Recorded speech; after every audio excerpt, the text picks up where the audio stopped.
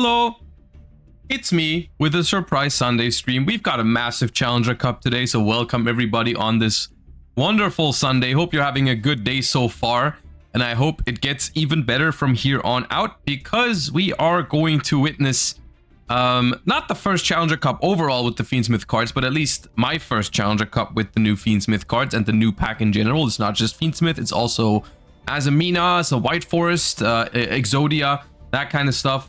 So I'm excited. It is a relatively big one. I think we had over 300 people signed up. I think some people didn't actually show up, but it is a pretty big one no matter what. We're in for a good time, I think, and we will be witnessing some tournament action. Yeah, my day's been going good so far. I've already played some games in the Legend Anthology Festival. I got some gems that we can spend on some packs. It's not many. It's just like I did want to try and hold up. Let me get that. I'm trying to pull a alternate artwork Ghost Bell right now. I have one already, so let's just I have 400 gems. So let's do that before we hop into the tournament.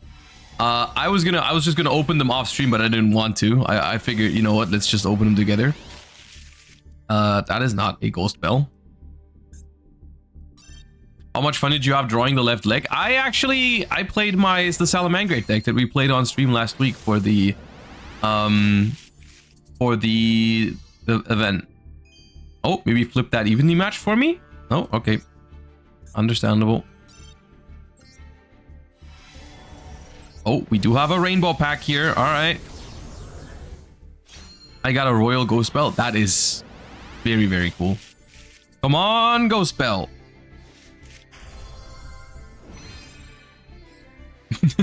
You know what? You know what? As an avid Paleozoic enjoyer, I will not complain about that in the slightest. That is very, very cool. You know, that is that. I definitely am. I take that. Yeah, okay. That's cool.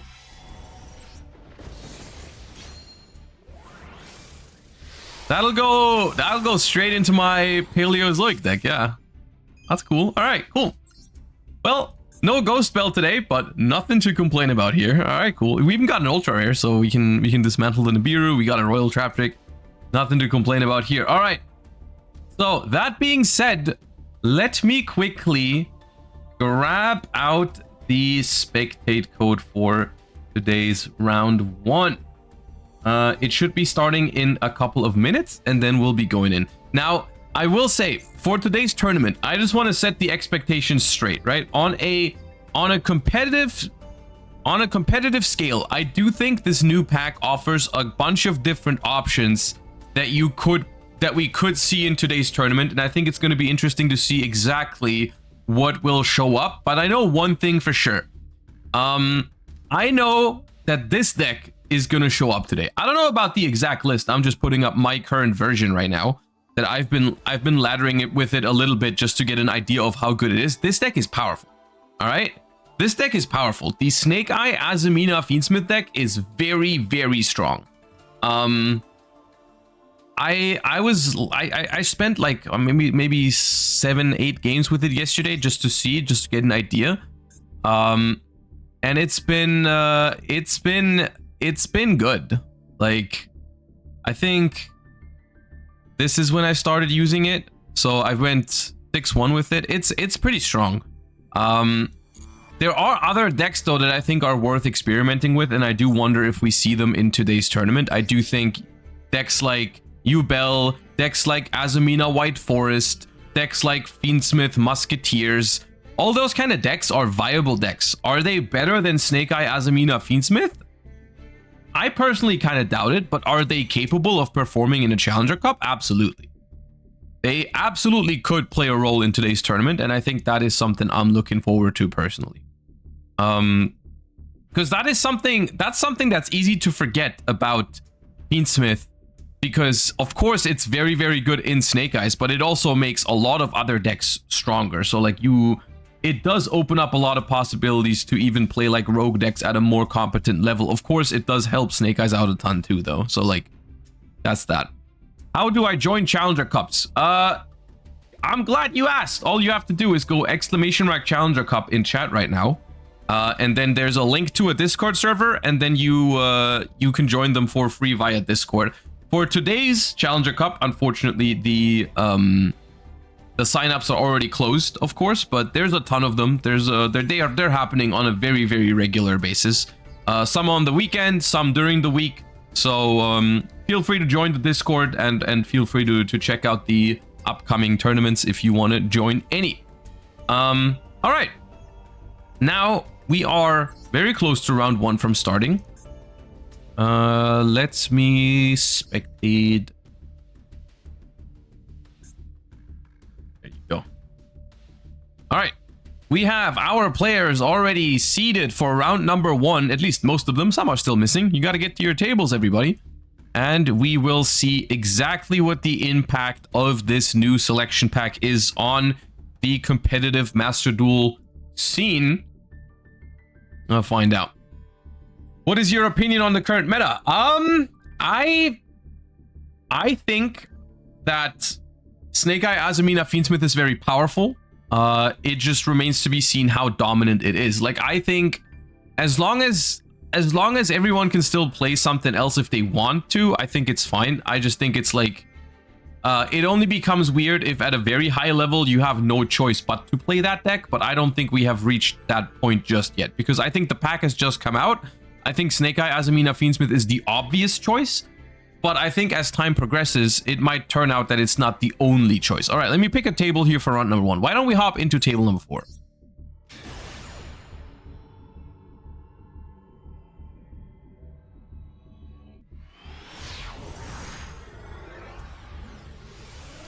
Okay. We are going first here on the blue side with a Deception of the Sinful Spoils. Okay, right out of the bat, we are seeing the new cards out of the new pack. We're reading a Max C from hand to search out the Hallowed Azamina. Now, will this be met with any kind of response? The Azamina engine is very powerful, but also has a decent amount of counterplay. I wonder if we're going to see any of those cards today. I'm mostly referring to cards like Ghost Ogre and Snow Rabbit, which is a phenomenal card versus Deception. Or also another card that is pretty good is Retaliating Sea. All right, we're going to Effect Veiler the Azamina Murcielago, which was trying to search probably Wanted from the deck to the hand, but will be stopped by this Effect Veiler. And now we're going to see if we can keep playing. Presumably, I would guess that we do have another play because we tributed a Max C. That's a pretty powerful card to tribute. So, like, I would guess the other cards in their hand are good, unless it's just no monster. Okay, we're going to use the Hallowed Azamina to put the Murcielago back into the extra deck to add itself back to the hand. Normally, you try to do this once the Murcielago is already in the graveyard, but here we apparently do not have a choice but to do it right now. And it doesn't appear... Okay, we don't have anything. We just pass to this Effect Veiler onto the Deception. And that is the one thing... That's the one thing you've got to realize about Azamina Snake Eyes. Is that while these cards are exceptionally powerful, they do trade relatively poorly into cards like Effect Veiler, Infinite Impermanence, Ghost Ogre, and Snow Rabbit, Retaliating Sea, and so on and so forth. So the power level of this deck is very high, but it does have counterplay, which of course does force you to play those kind of cards, but it is still pretty good. We see a Pot of Extravagance here into an Arvata. This looks like it's pure Fire King, maybe inspired by Dinkabui. A little bit of a difference, you know, is that in Master Duel, we've just drawn the one of Pot of Extravagance. Of course, in the TCG for Dinkabui's deck, there were 3 copies of this card. But it doesn't matter if you just open the one of, you know. But okay, I think just the presence of Pot of Extravagance shows us that this is not Fire King Snake Eye, because I think Fire King Snake Eye cannot afford to play Pot of Extravagance. Okay, we're popping a Barong with Fire King Avatar High Avatar Kirin, and we're going to the battle phase here with we're putting on a decent amount of pressure here, and I think I mean, from the Azamina side of things, we did not have a play last turn. We didn't have a normal summon or anything like that. So I wonder what they would like, would even be able to draw here to get out of this Arvata situation. But okay, we're going to the end phase and we've popped the Barong, so that's in the graveyard now, which means we can search a Garunix or Kirin, depending on what we feel like. Probably going to be Garunix, but it could also be another Kirin. They're both good here.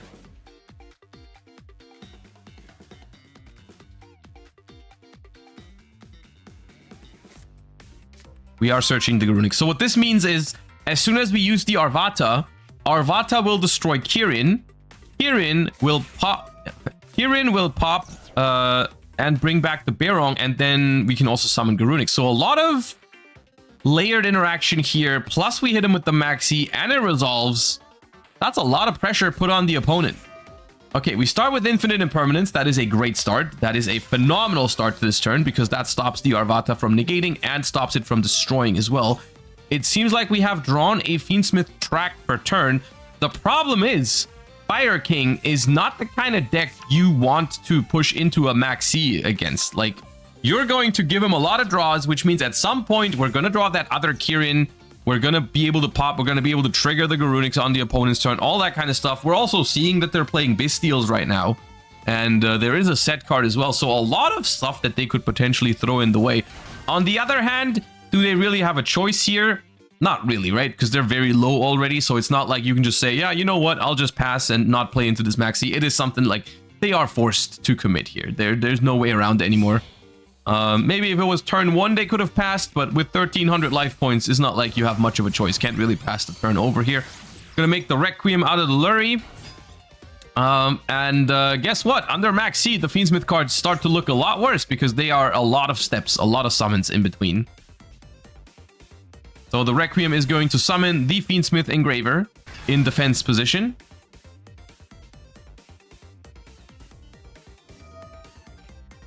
Gonna equip the Requiem to it, which is going to enable it to send a monster if we want to do that.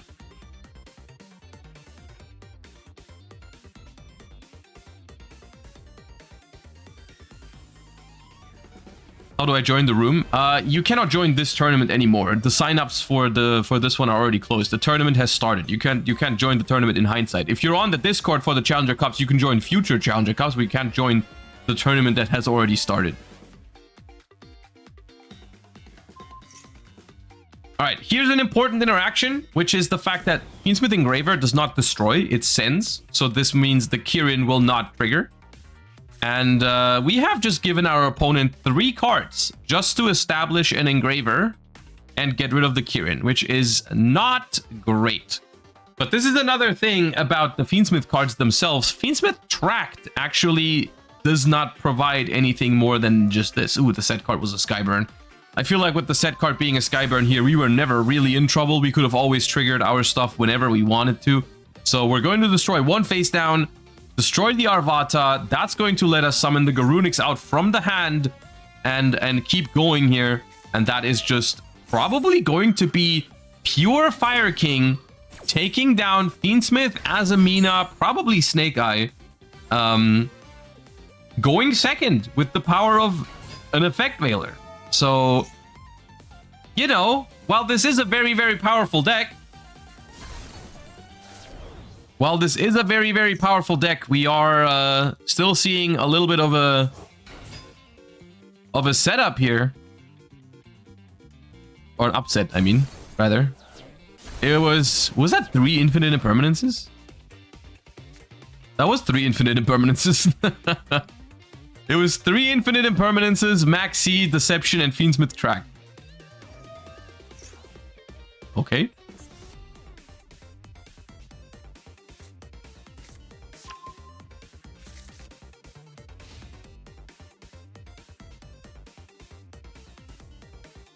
Alright.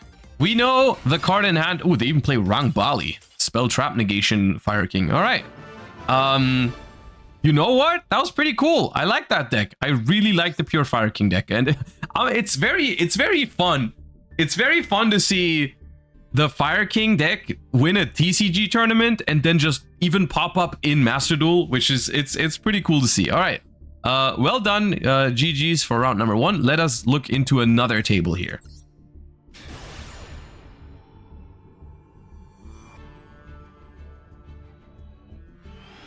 We are currently in round 1, yeah.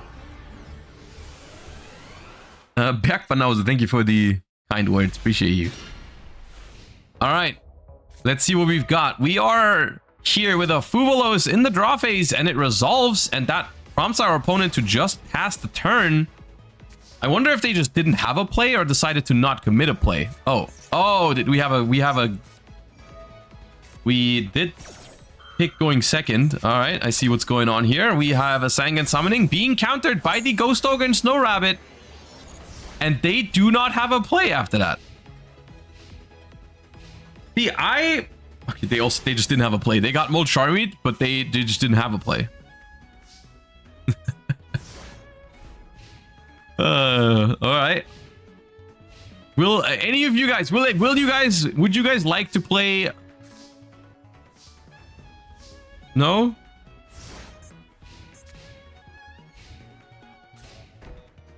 Okay.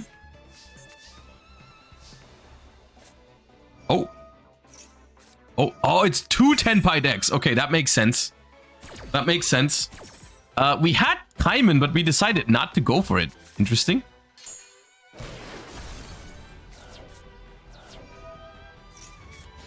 Ooh, they chained a Maxi on their own turn, giving them potentially more fodder. Chain Molcharmy.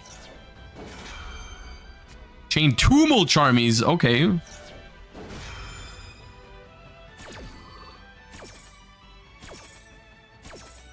Yeah, it may have been, maybe the Kaiman was their only play and they didn't want to like stop their Molcharmies from being usable. All right, we got the Pydra here for a set Kaiman.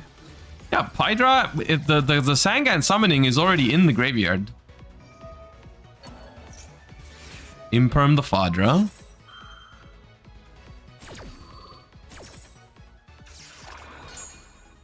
Which means we can destroy it by battle now.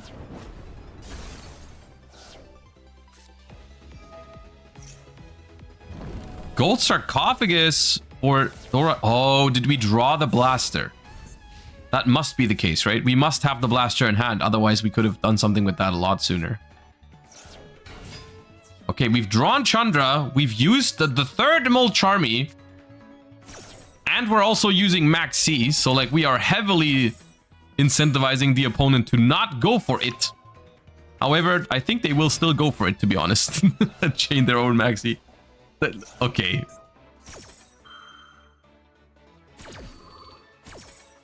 Now, what is happening with Tenpai and Yu-Gi-Oh! Master Duel right now?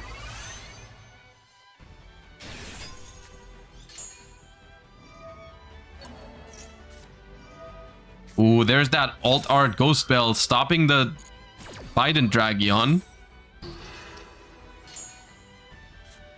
Now we've got the Magnamut. Okay, so real quick, who is under what lingering effect right now? Our opponent on the top here is under just Maxi, and our opponent, our player at the bottom here is under Maxi and Fuvolos. Click the button. Wait, there's a button for that? What's the button to show you? Oh. That's new, right? New button. Okay, I forgot about that. Or I didn't know about that. That's cool. So you can see the things that are active. Oh, that's neat.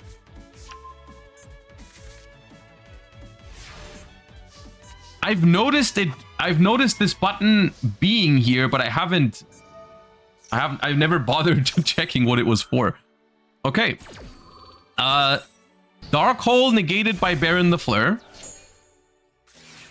Blaster effect, destroy the Baron. Normal summon Genroku, attack. Tag out, get ashed.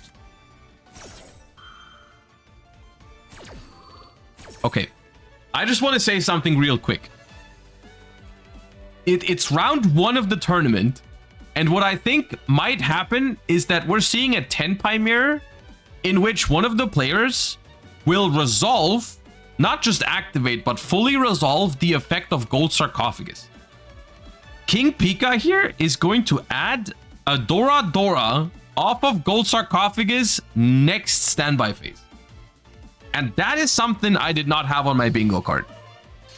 I'm just saying.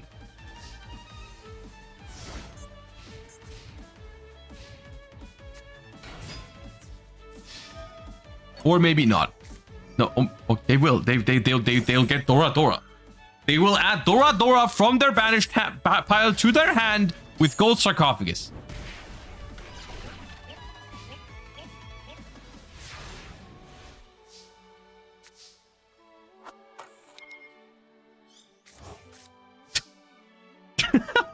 Blaster.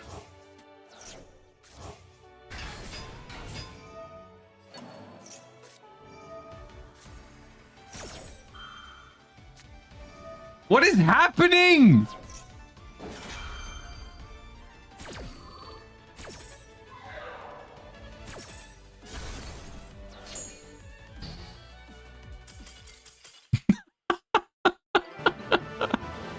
What was this game?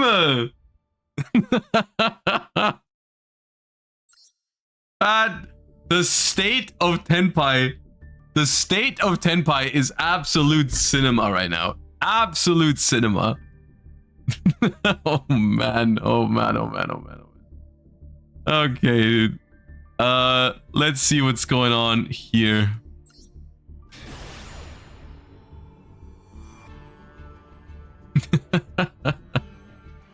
Not only did they resolve Gold Sarcophagus to its fullest effect, but they also used the discard effect of Blaster and the summon effect of Blaster on 2 separate turns. Alright. Pitching, Molcharmy, Fuvalos, 4 Dia Bellstar, the Black Witch, setting original Sinful Spoils. Activate original. Get Ash. Alright. And this is, once again, this deck is very powerful, but a lot of its plays start, like, they invest multiple cards for a play. Like here, we have invested 2 cards against 1 Ash Blossom. This is why cards like Ash, Veiler, Imperm, Ghost Ogre are really good against this deck. And we do pass afterwards, and we've just lost 2 cards versus 1. And it is a brand that we're up against.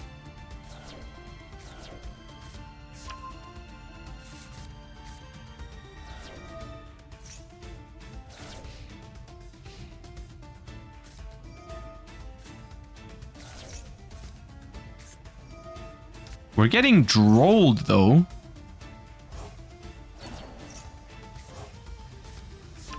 But they still have access to Branded Fusion. But we do have Ash Blossom, like a good branded opponent.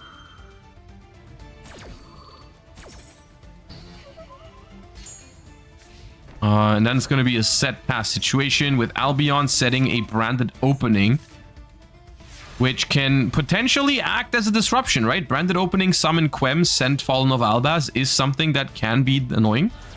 We have a second Dia Bellstar here for follow-up to set the Deception this time around and activate the Deception, tributing the Dia Bellstar to grab the Hallowed Azamina. This is where we could have gone opening for Quem, but we do have Maxi here. That is annoying.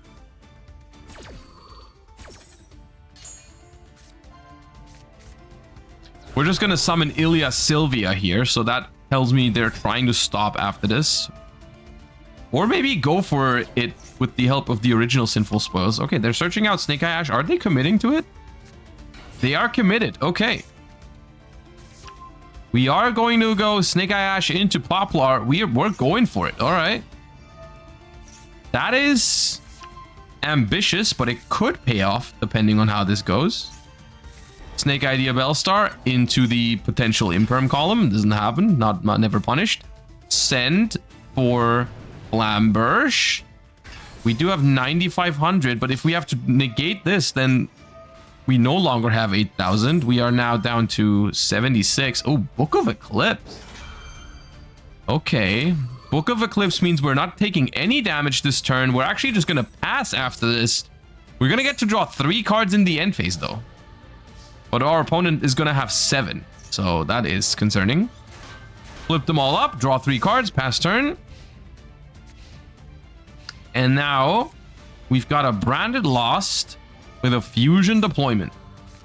Going to summon out the Cartesia. Going to try the special Spring Gans kit. This might add back Branded Fusion, as it does.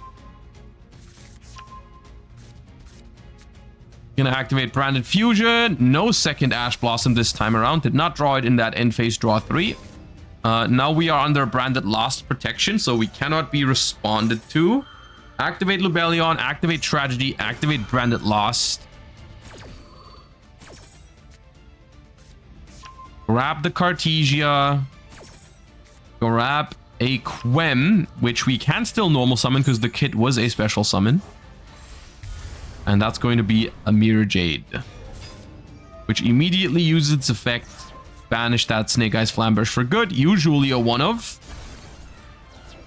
Poplar is going to place the Snake Eye Ash. We attack this to put the Mirror Jade into the spell trap zone.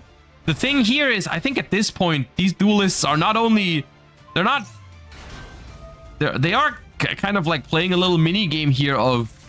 You gotta be aware that this tournament does operate on a timer, right? So even a little bit of damage here could spell the end for this duel. The fact that the Mirror Jade is in the spell and trap zone is really annoying for Branded. Because of Mirror Jade's restriction of you can only control one Mirror Jade, the Ice Blade Dragon. The way this works, the Mirror Jade in the spell trap zone still counts as you controlling a Mirror Jade, the Ice Blade Dragon, because you are controlling a card with that name. Which means you are not able to summon another Mirror Jade while this is in the spell and trap zone, which is a very niche and funny interaction with Branded versus Snake Eyes. All right, so here we are. Now, once again, we are watching a replay, so I do not know how much time they had left at the time, like in this game. There could be 5 minutes, there could be 2, it could be 30 seconds away from it. I have no idea. We're just gonna have to wait and see how this game ends. We're going to fuse 3 for a Guardian Chimera here.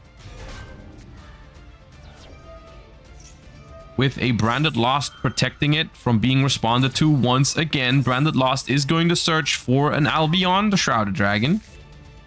And the Chimera is going to draw 1 and destroy 2. We're going to pitch for the Bellstar, the Black Witch once again. That's going to set Wanted. And we're going to activate the Hallowed Azamina. We're going to summon Ilia Sylvia by sending that Wanted. And we're going to activate Quem to bring back Fallen of Albaz. They're going to summon the opponent's Mirror Jade. And that's going to negate the Albaz. So we're going to get this Mirror Jade. We negate Albaz trying to fuse with. And then we're going to get this Mirror Jade. Wanted is going to add back Original to the deck and draw a card. Normal summon Snake Eye Oak. Special Poplar. Search out that Original that we just put there. We can't use it. Can we use it this turn? I don't know. Link 4 into a massive Appaloosa. Put the Snake Idea Bellstar back into the spell trap zone so we can summon it out because we haven't done that yet. The Quem attempts to perform a fusion summon. That is stopped by the Appaloosa. I think this damage that we're about to... Oh, it can't be negated. Because the Branded Lost was up. Ooh, now we're going for Moon.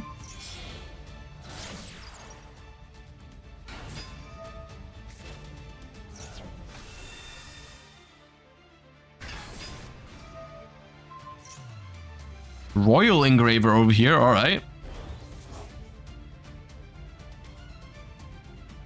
We are alive now. Ooh, we are alive. They're both at 8,000 life points. Snake Eyes Doomed Dragon. Oh, do you know what this means? This means they are in time. Both at 8,000, which I think first damage wins here. They're basically in sudden death. The whoever gets to gain life points or inflict damage here first will win, which means that we could potentially be seeing a Lacrima burn. Fiendsmith sequence, and if we can't stop that, if we cannot stop that, this is giving me TCG flashbacks. Yup, there it is. The sequence resolves. Fiendsmith's Lacrima hits the field, reviving the Fiendsmith Engraver. And once this Lacrima hits the graveyard, it'll have the ability to inflict 1200 damage.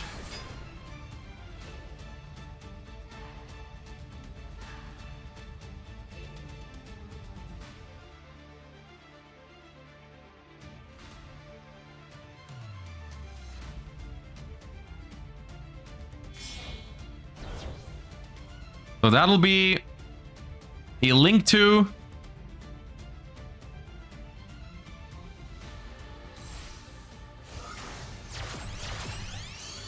into IP Masquerena, and Fiendsmith Lacrima is going to shuffle the Engraver. You cannot even prevent this with a Bestial because it shuffles for cost, and that 1200 is going to be enough. Or that's just going to be it. We do win here in a very long-winded game. Both of them on 8,000 life points until the very end, playing very, very carefully. And at the end, that is just one of the things that the Fiendsmith engine can do so well with that Lacrima. All right, that is the end of round number 1, everybody. We're going to be back with round number 2 in just a moment.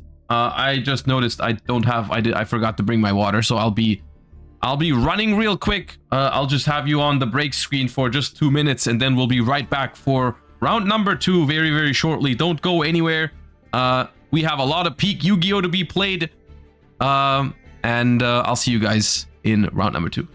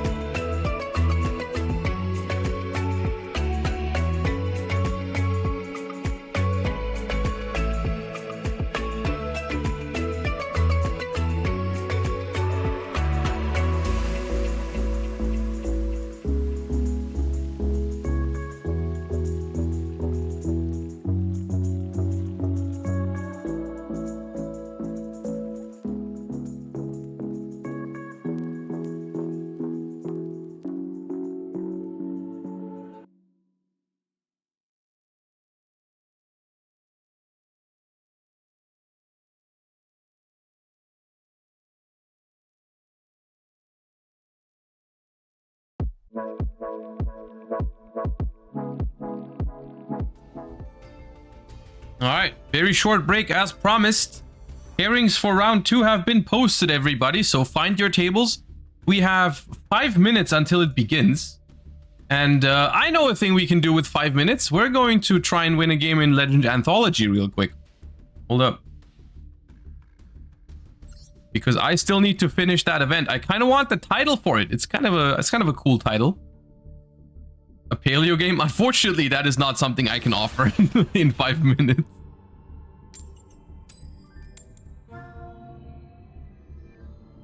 Alright, see what we got.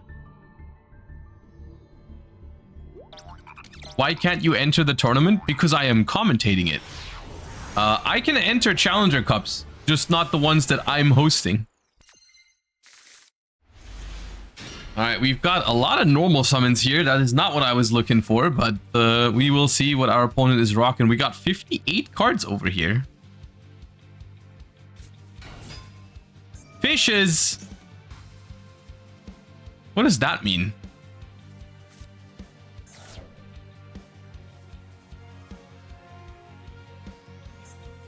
Sharks.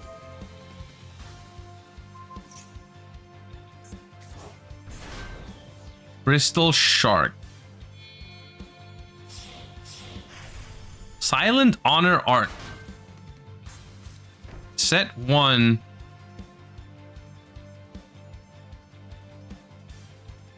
You done? You done over there?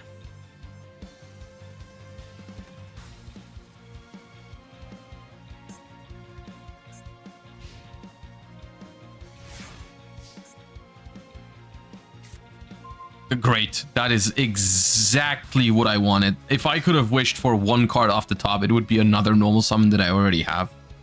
Okay, so that is probably still what I'm gonna do.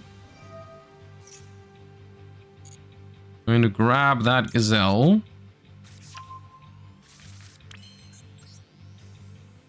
And make my bailing.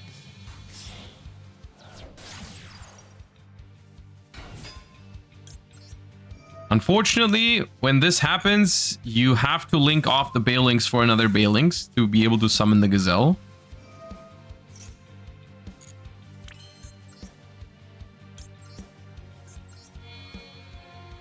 Unfortunately, the only way to get a Salamangreat to hit the graveyard to trigger gazelle in hand. And apparently that means honestly, I think they overestimate what I could have done here, but well, I guess we'll take it. Mission accomplished.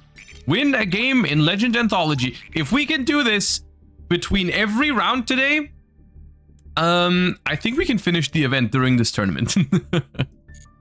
I think that'll work out.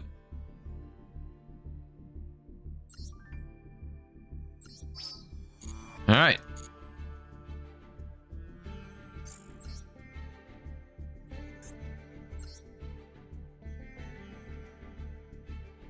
Okay.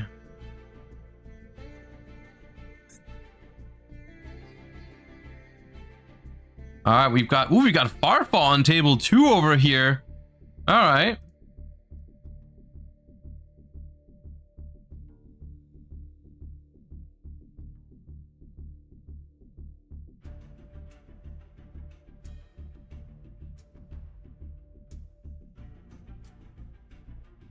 All right, so someone in chat was also saying I'm on table 5 playing Salamangreat. Okay, I'd be down to watch some Salamangreat gameplay.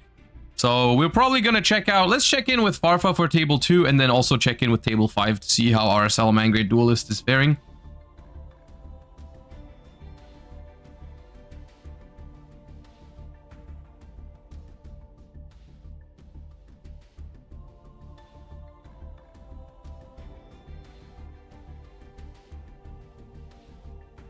Jordanian and Link, appreciate you guys. Thank you.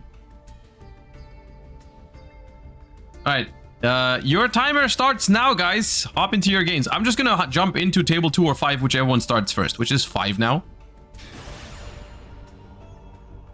Farfa playing stun. We will find out. We will find out. It'll be the next replay we watch after this one. All right, round number 2. Here we go. Selected going second. Uh-oh. I know what that means. I know what that means. Oh, that's my favorite Salamangreat card. Salamangreat Fiendsmith? Really?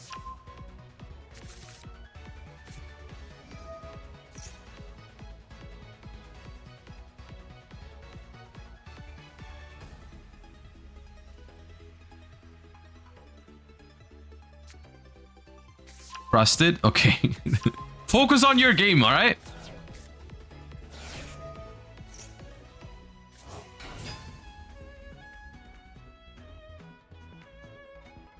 I mean, technically, you can go sequence, summon Lacrima, revive Engraver, make Beatrice, send Salamangreat Gazelle, revive it with Promethean Princess. Theoretically, one Engraver is Salamangreat combo. You know? It's not even wrong.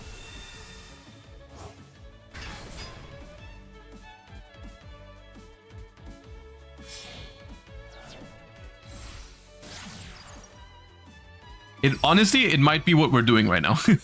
That might be what we're doing. Maybe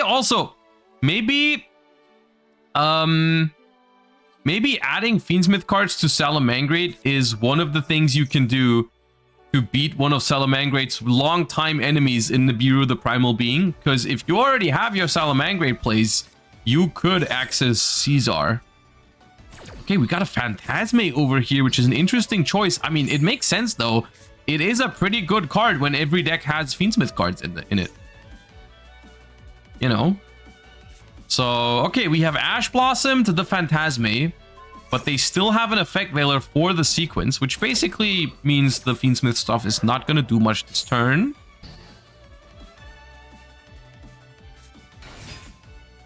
Normal summon, Salamangreat Gazelle. Not your favorite normal summon, but it works.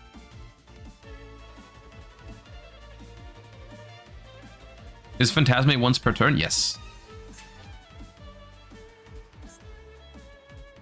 Each effect of Phantasme is once per turn.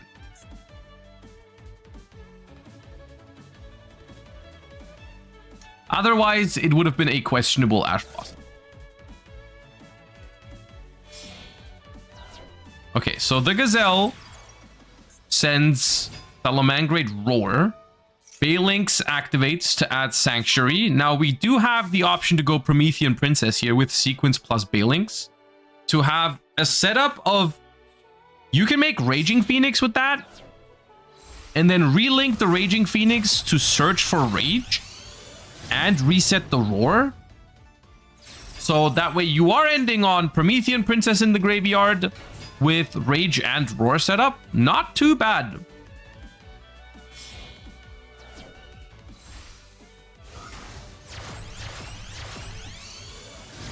All right, there's the Raging Phoenix number 1. Activate field spell, relink the Raging Phoenix.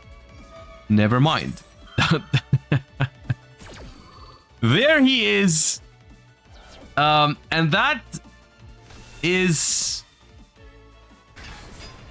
this. Yeah, I mean, we have achieved everything we've ever wanted. We have achieved the most iconic Salamangreat combo with the Primal Being token. So here we are. Now here's to hoping they don't have a Tenpai card, I suppose.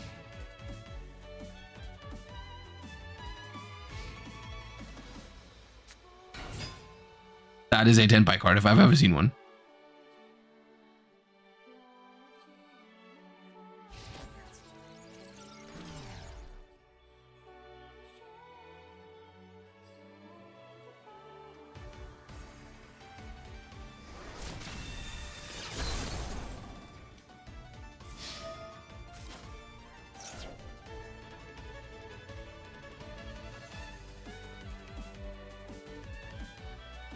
I mean, I'm guessing the set card is an infinite impermanence. So there is at least a chance that you don't lose this turn. Yep. Unless they also have the Kaimin, which is semi-limited now, I think. Wait, was Sangan Kaimin semi-limited on the recent update? Because I don't think I've dismantled mine yet. Maybe I have. I'm gonna have to check after this round.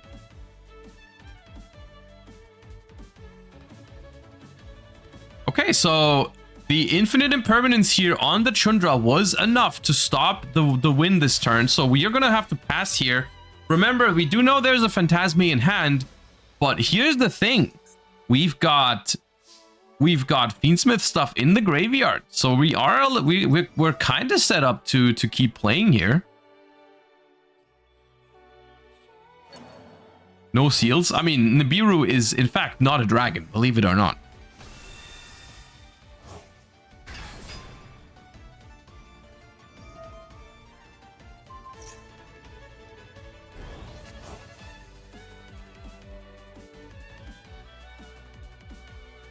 Maxi and Throne as well. Yeah, Maxi and Nightmare Throne, I remember dismantling. I think I did that. Maybe I did the Kaimin too. I have to check.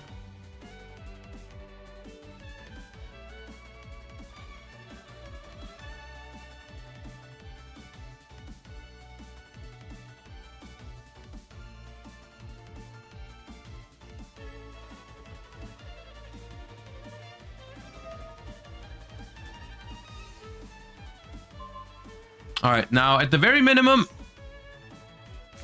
I was about to say at the very minimum, we're gonna out the Chundra here with the Engraver, but we're leaving the Chundra around. That's kind of scary, isn't it? That feels very scary. Like imagine there like another effect veiler on the sequence, and the Chundra just lives here.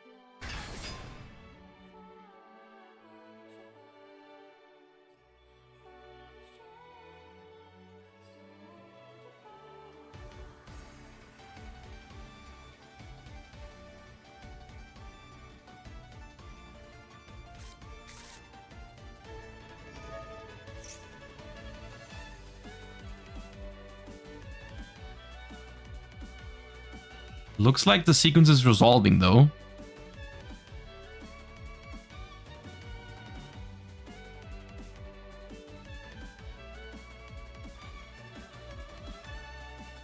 Desiree is a lot worse now. I mean, Desiree does not target, so the Phantasme does not actually do much about the Desiree.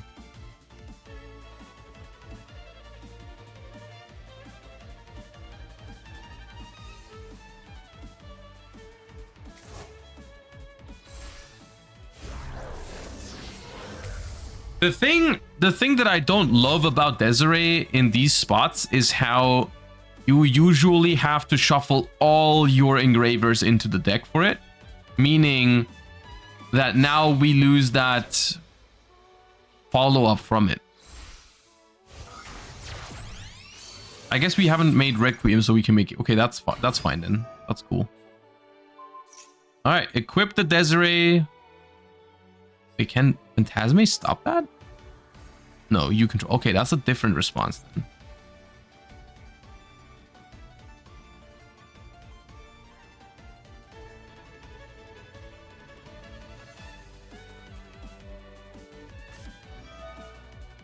Magnamood. But why didn't they Magnamood on the sequence attempt to fuse?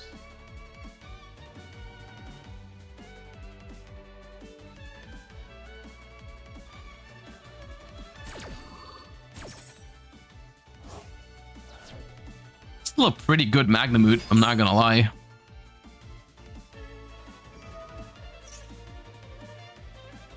And the problem is the Fiendsmith's Requiem has already attempted to equip. Which means that the Desiree will not have an equip spell. So it won't be able to do anything, really.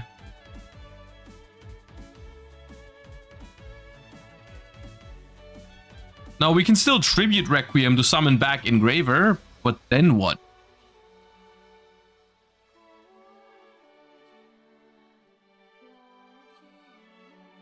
I guess at this point, it's hard for me to see where this could go, because I don't know exactly what their extra deck is. Because like Salamangreat is usually pretty tight, with their extra deck? Okay, Ash plus. Never mind. This Phantasmate just... I think this Phantasmate just drew Bestial plus Ash.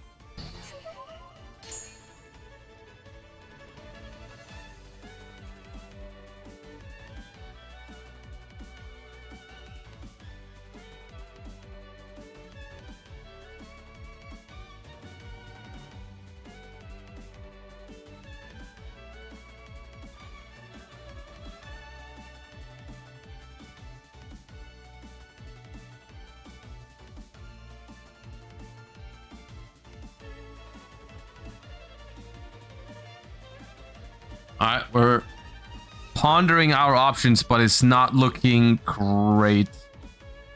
We're going to the end phase. And this is exactly what I mean. Targeting the Nibiru with the Engraver was super risky, I feel like. Because with the Chandra staying on the field, they've just got infinite ways they can end this game now. I mean, to be fair, they probably would still be fine with that Magnamut draw, even if it was a... even if it was the Nibiru instead, but...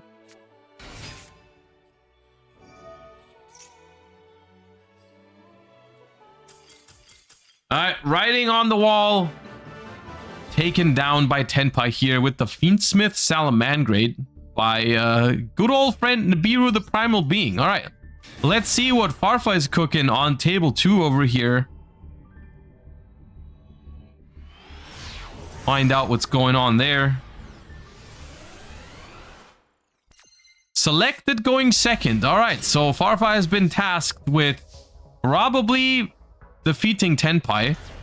Dia Bellstar pitches Molcharmy Fuvalos here, setting Deception of the Sinful Spoils. Okay, I see what you're up to.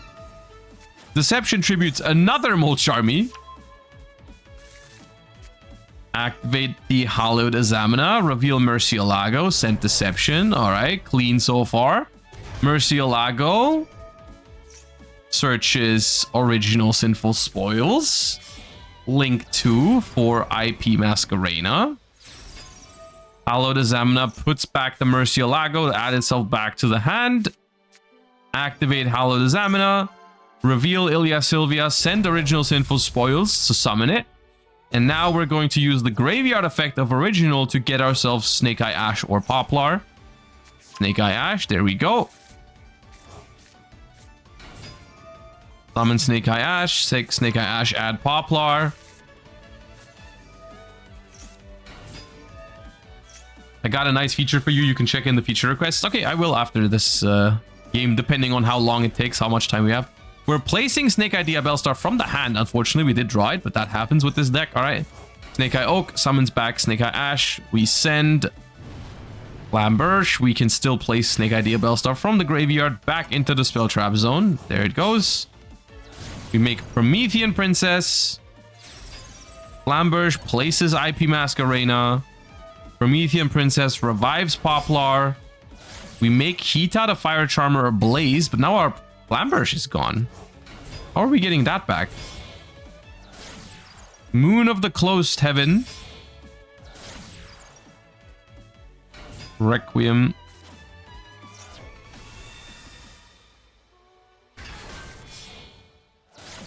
Link into sequence. Make Lacrima. Revive Engraver. Probably... Oh, wait, we add... Ah, we can add it? Because we haven't used its effect to search yet. That's fine.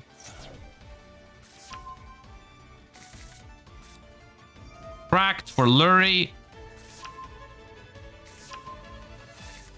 Pitch Lurie. Summon out Snake Eye Dia Bellstar. Placing the Flamberge. Ah, we're going to leave it in the spell trap zone. Okay.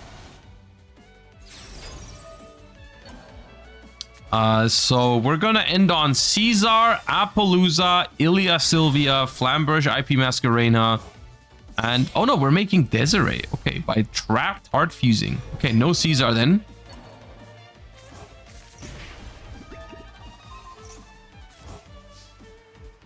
All right, reasonable. Don't do that. Oh, the super poly though.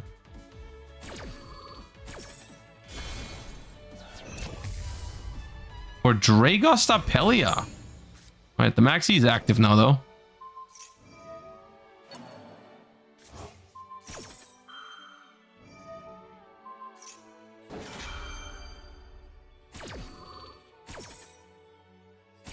All right, placing a counter on Appaloosa will not have any effect on the game unless the Dragos Apelia comes back somehow. Ultimate Slayer sending Kagari. Okay, is this Sky Striker? Nope. No, it's just... Oh, I forgot. Yeah, they send him first. And it's Tenpai. Promethean on Shundra. Genroku activates. Lambert summons IP Masquerena, but we are in the battle phase. We are in the battle phase.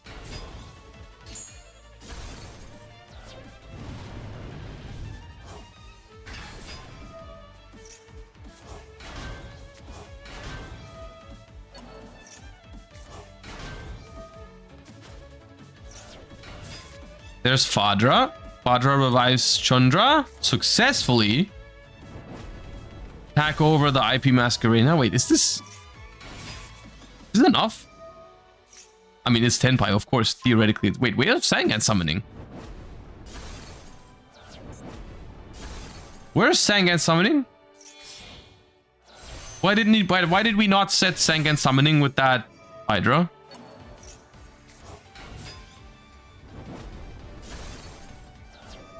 It's probably still enough, though.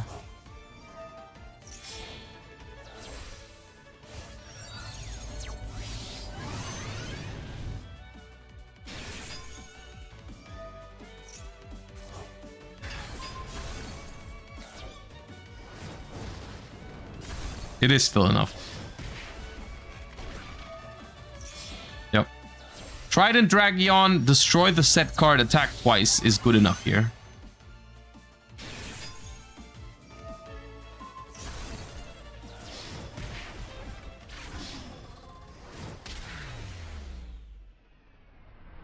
It is always enough.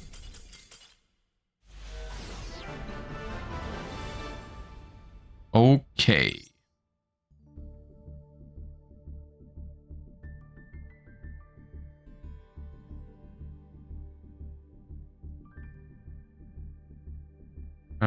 We have a feature request. Let me quickly grab it for you guys.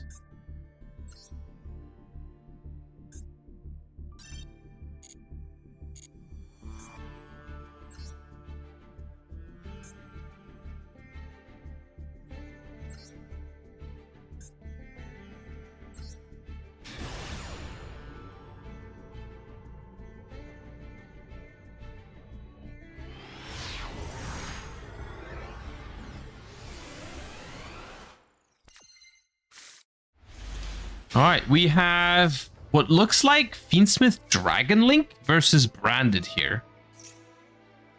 And that's a lot of Bestials, which is typically pretty good versus Branded. We'll see if they're able to use them to good extent here. Foolish Burial is going to send Albion. Cartesia is going to fuse Tragedy into a Gran. Tragedy activates to search, and Gran activates to send. We search for Aluber, and we send Titaniclad. All right, Aluber activates, rather. Grabs Branded in High Spirits. Activates Branded in Red as well onto the Albion. That's a nice Truist Worm. That is a nice Truist Worm. Gets rid of not only does it stop the Branded in Red, but it also stops the Albion in the graveyard. We're gonna tag out into Quem though here, and Retribution will add back Branded in Red. And to Titaniclad gets banished by the Serenir. Okay. This feels like a very winning position here for the Dragon Link deck, but I guess we'll see. Quem revives the Cartesia in the end phase, and now we pass it over. Okay. We draw another Bestial. Okay.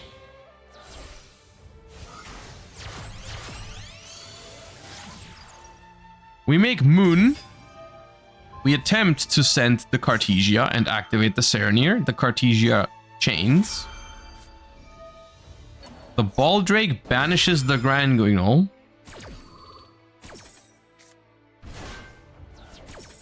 And we are fusing into probably a Lubellion. Yep.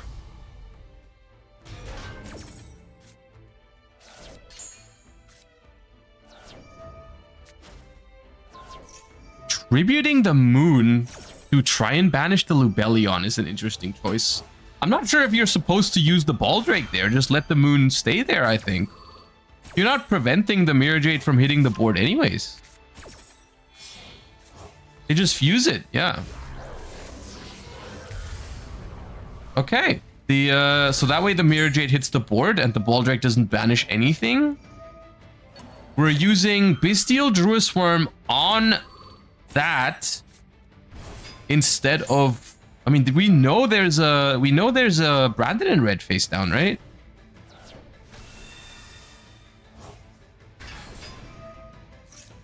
Mercurier stops Lubellion, and now we just have Fiendsmith tracked. 4 Bestials might carry. See, the thing is, we had all of the Bestials except the one that would have really carried on its own, which is Magnamood. But it's obviously still fine. But here's the thing. Yeah, now we just get Guardian Chimera, right? Yeah.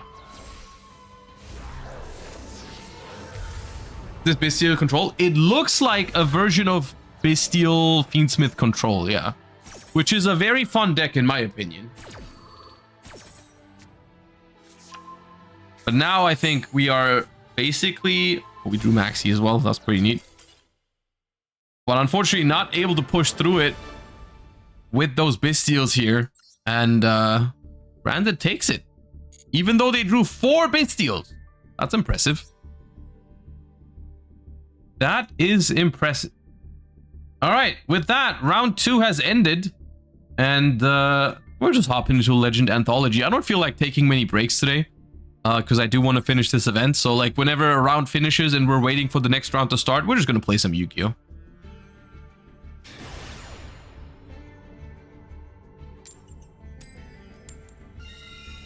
All right.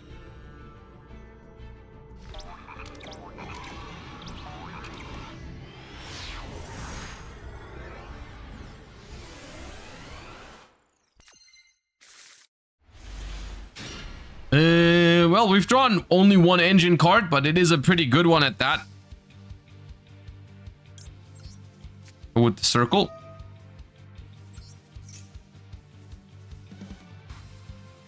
If I have just circle, I think I'm supposed to go Salamangreat of Fire.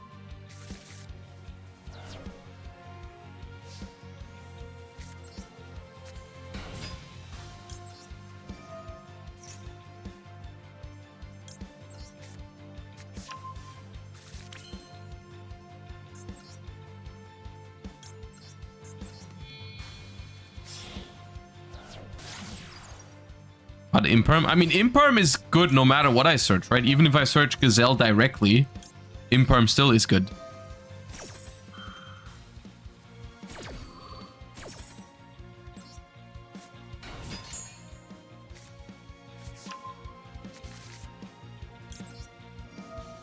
The only thing here is, do I set up for more plays or do I try to get a trap card? I think it's Spinny here. I have a lot of defensive cards. I don't want to get another trap card. I want to make sure I have good follow-up.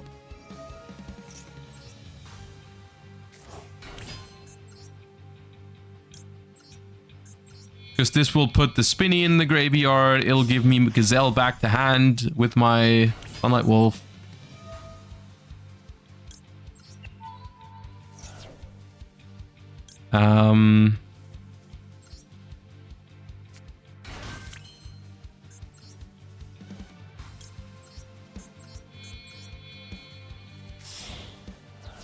You don't have to choose. You have Phoenix access. Oh yeah, right. I keep forgetting that card is a thing now. I keep playing this deck like it's 2019. But yeah, technically I can just make Phoenix and relink it to search the trap card as well. Yeah. That's neat.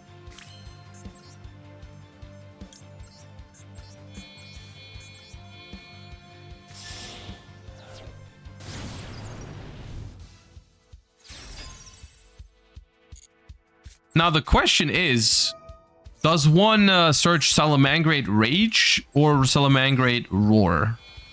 If you can only have one of the two. I think it's Roar.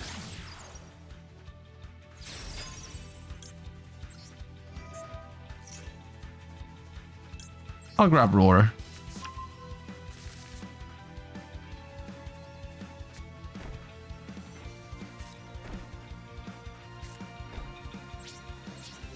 Not Promethean. This is the Legend Anthology event. You can't play Promethean in this one. Normally you would make Promethean somewhere in this combo, of course, but not here.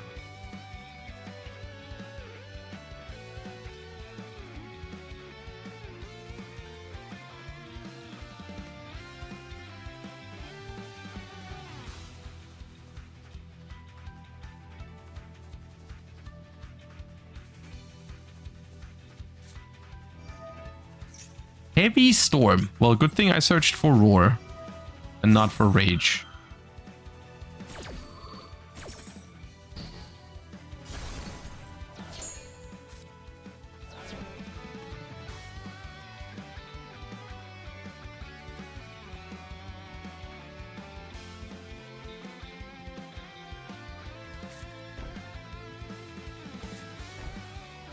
Oh, okay. That's not what I was expecting.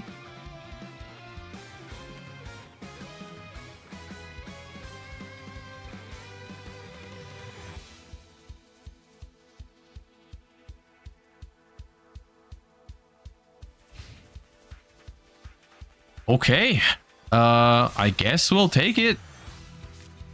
Signet mining off the top, not bad. We don't really need it right now, but let me go and bring back Jaguar. Shuffling back the Stalio. I think I only play one of that. Yep.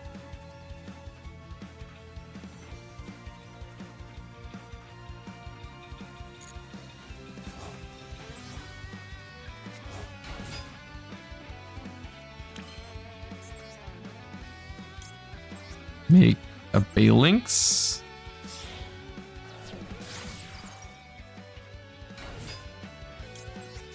And summon out Gazelle.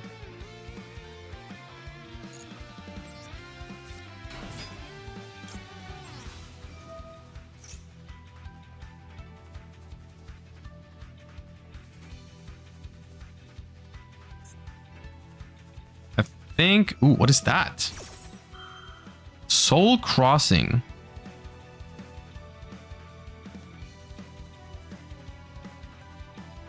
Wait, they're gonna tribute my entire field?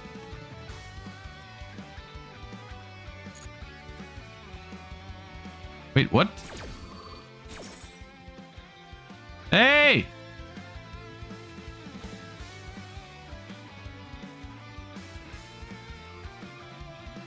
What is happening?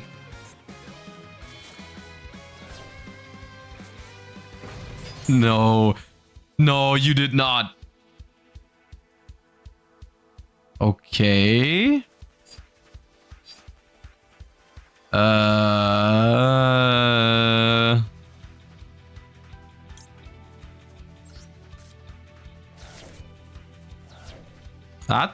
That was very annoying. Okay, I guess we will find it mining.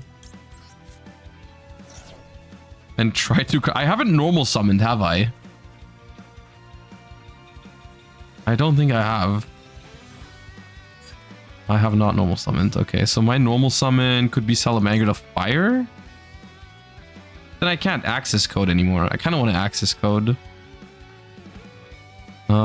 I could normal summon Lady Debug, but then if they negate that, I don't have any Salamangreats in rotation. But I could make a Balinx out of it. That's probably fine.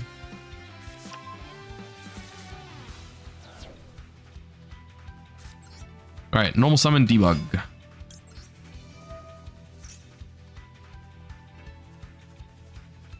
And search Weasel. Because I can pitch that for Salamangreat block.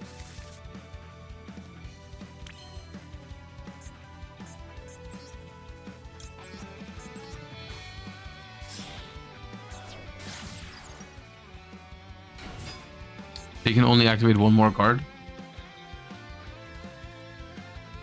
Until the end of the next turn, you can only activate one card or effect per turn. Okay.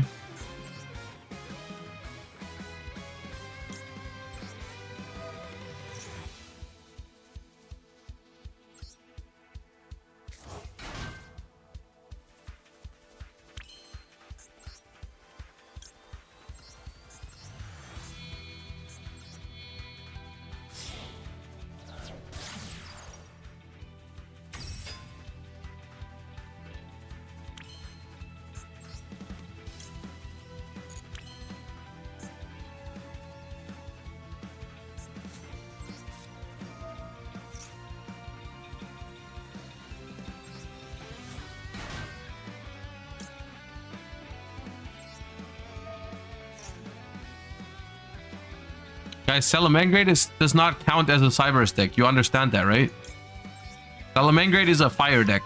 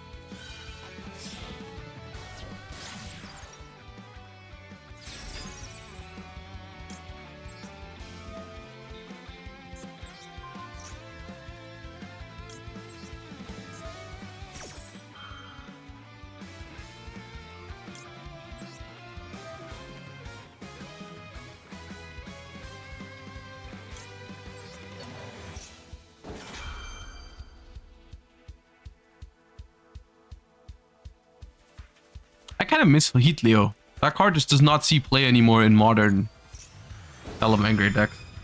It's a cool thing to do into like 2 back row though.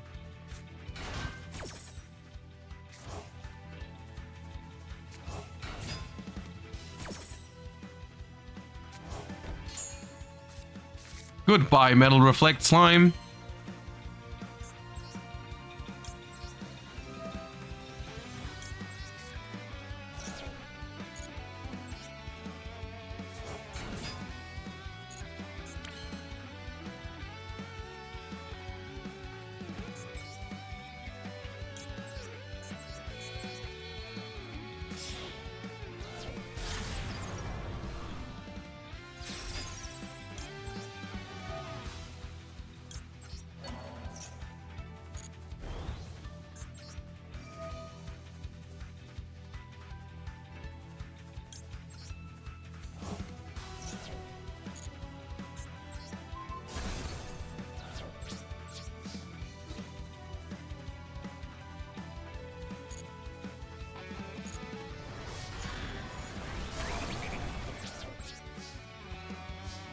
I have a question. Is access code also a fire monster? No, access code is not a fire monster.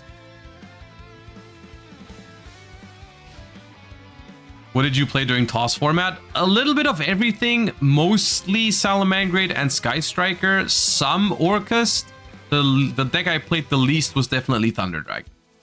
But I did play a decent amount of all of the decks, but mostly I think in order it goes Salamangreat, then Sky Striker, then Orcust, then Thunder Dragon.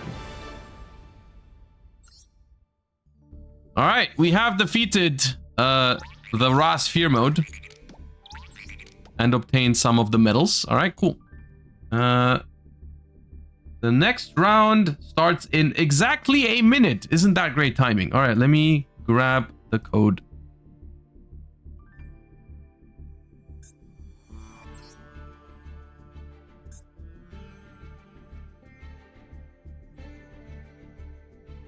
All right.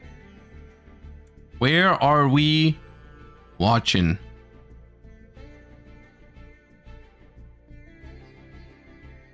Hop into this one. Just because they started.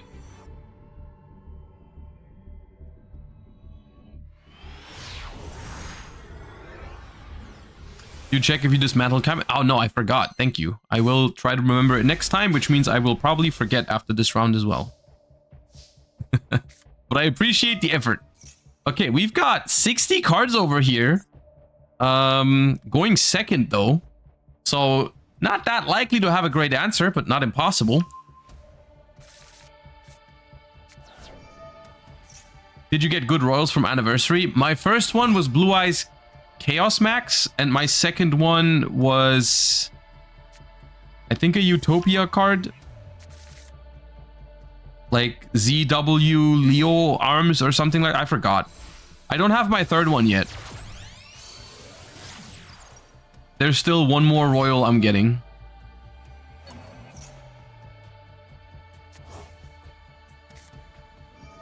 Because I missed the login on a couple days last week.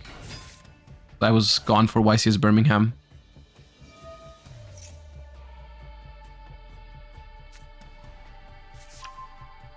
Snake Eyes Birch? What does that mean?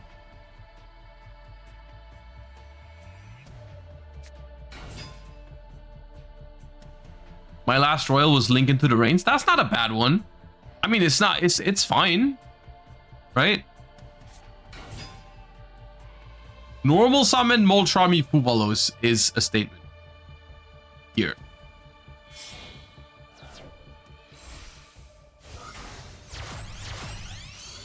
Moon. This is like just asking to get Nibiru, right? You're just asking to get Nibiru.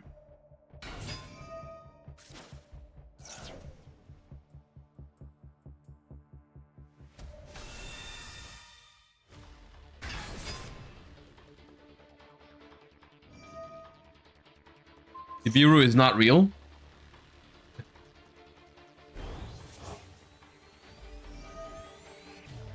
I mean, yeah, clearly it's not.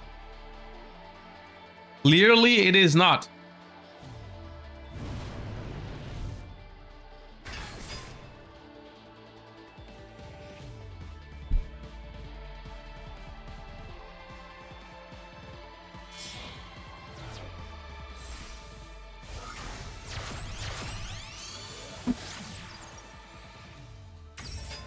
All right, sequence is going to make a Lacrima here, most likely, and then we're going to see where they want to take it from there.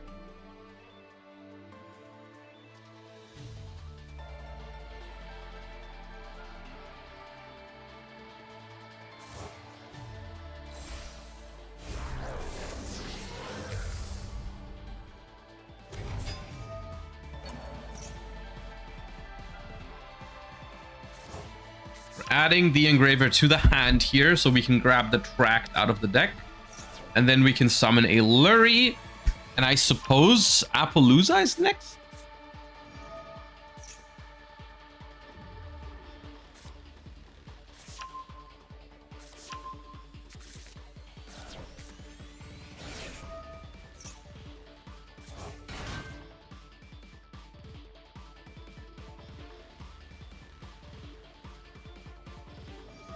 Can Desiree negate Nibiru? No. Desiree can only negate face-up cards on the field.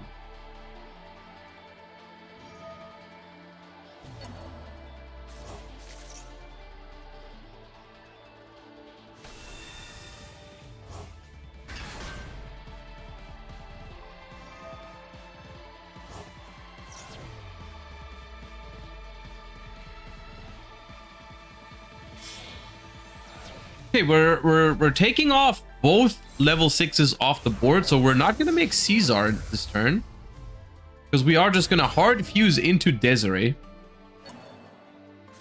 Engraver shuffled back to inflict 1200. Sequence equipped to Desiree. Still has not revived with Flamberge.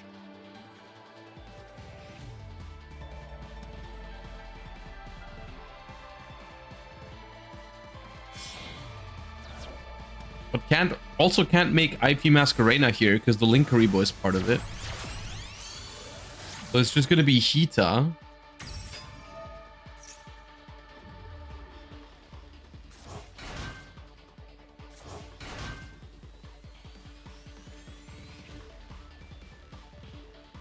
I lost again to Tenpai. Yeah, that's a skill issue, Farfan.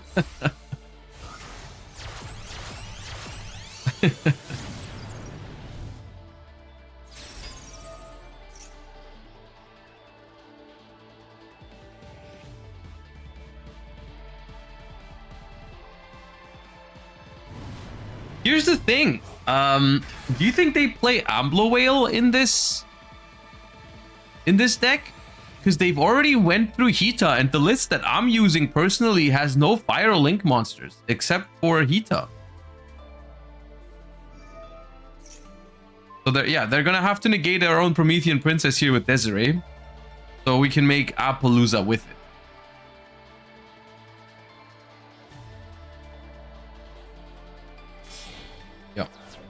So we are ending on Appaloosa, Flamberge, and Desiree. However, we don't have an IP Masquerena in the spell trap zone with this Flamberge. So we just sequenced it in a way where there was no IP Masquerena here. Okay, it is still a powerful end board.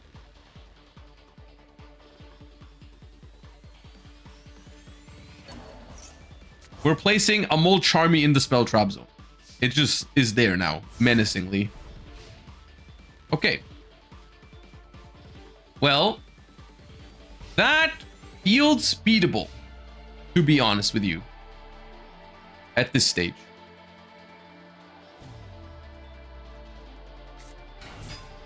Fairy Tail Snow is our normal summon. That's going to try and set the Flamberge face down. Unfortunately cannot target the Desiree because it's equipped with sequence, but can attack over the Appaloosa, so that's neat. It's not about setting the Flamberge face down, I think. It's more so about being able to attack the Appaloosa. I'm pretty sure that's the main point of this. It does also turn off the Promethean Princess, yes.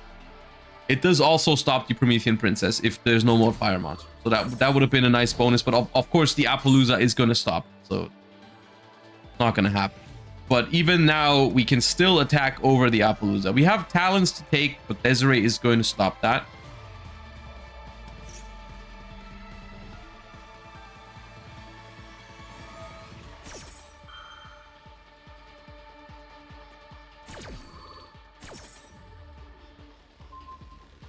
All right, that's going to stop the snow.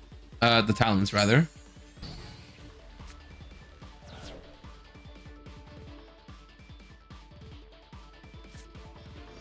Left arm off. Okay, we're going all in versus Ash Blossom. Do they have it? Not yet. Not yet. I mean, oh, the Royal Grass. Okay, the Royal Grass never misses. Did you know? That's going to be 22 cards. The Droll and Lockbird is a little annoying, but not that bad, honestly. 22 card grass. Okay. Oh, the Droll and Lockbird hurts a lot, though. We hit Rainbow Bridge. Can't use that. We hit Salic. Can't use that. We hit Original Sinful Spoils. Can't use that either. Okay, that's a very, very annoying Droll and Lockbird, actually, but we still have some things. You know, we've got a Poplar that can place something. We've got a Chiron and a Havness. Did we use both? No, we only used Havness. Okay. So we can summon Hit Kalos, but that can just be negated by Appaloosa. We didn't attack the Appaloosa first. We did not attack the Appaloosa first, so it could just stop this if they want to. Now, the other thing is you don't even have the option to add anyways. You have to send.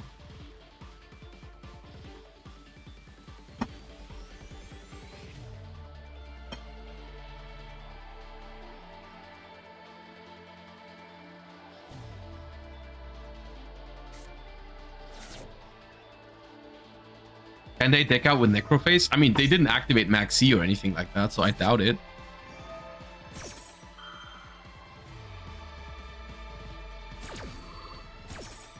Okay, Appaloosa doesn't stop the Piccolos. Instead, it stops the share in the graveyard, which I think is smart. I think that is a smart move, because that's a once per turn effect. Now, the Piccolos can still tag out and mill 5 more. The question is, at this point, what can you really hit? Because we've gone through all of our fusion effects. But I mean, the one thing that's like really the one thing that's really good here is the fact that this snow can basically come back like 3 times.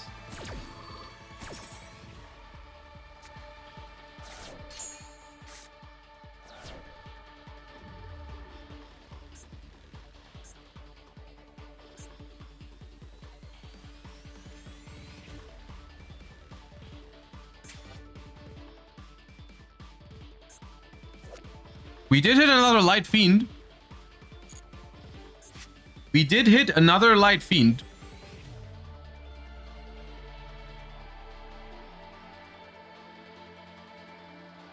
And we do have Engraver in there.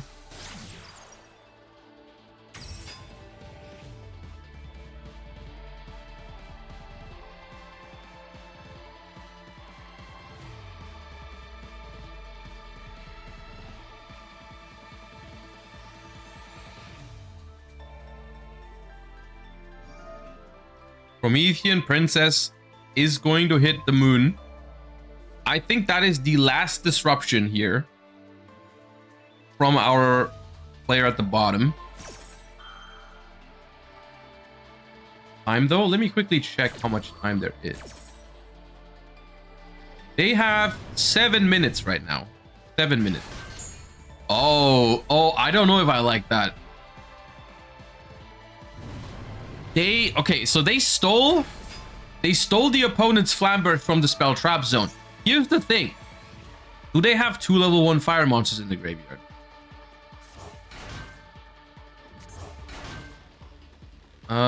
They do. 1, 2, they do. Here's the thing. Getting the Flamberth out of your own spell trap zone seemed pretty hard for them. However, getting the Flamberge out of the opponent's field is a lot easier, right? You can just go Engraver, equip Requiem, and send it. So I don't know if I like this summoning the opponent's Flamberge. Because now they can just send it and revive 2 monsters.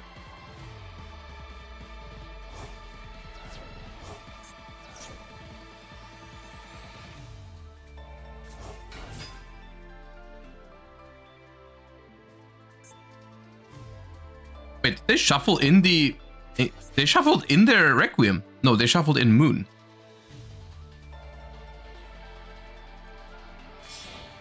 Yeah, they make Requiem now and summon out Engraver. And then they can send it. Yeah.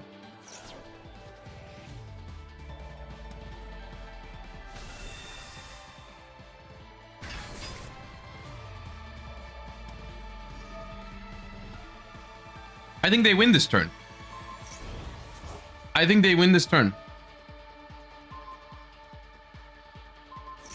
There goes the Flamberge.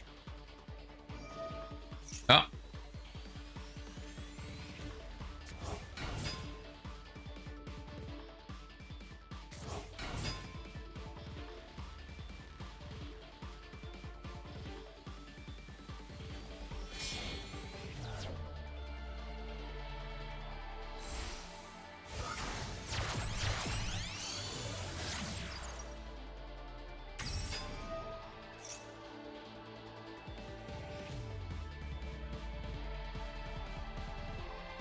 So this is an instance where I do think there's a chance they get punished here for not achieving the optimal end board here, because normally there would have been or could have been an IP Masquerena somewhere which could have dealt with this, I'm pretty sure.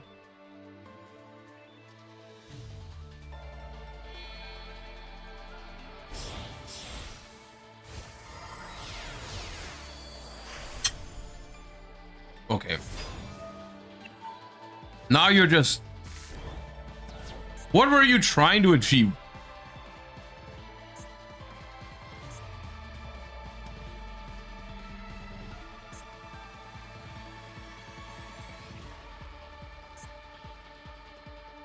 Pilgrim Reaper? Really?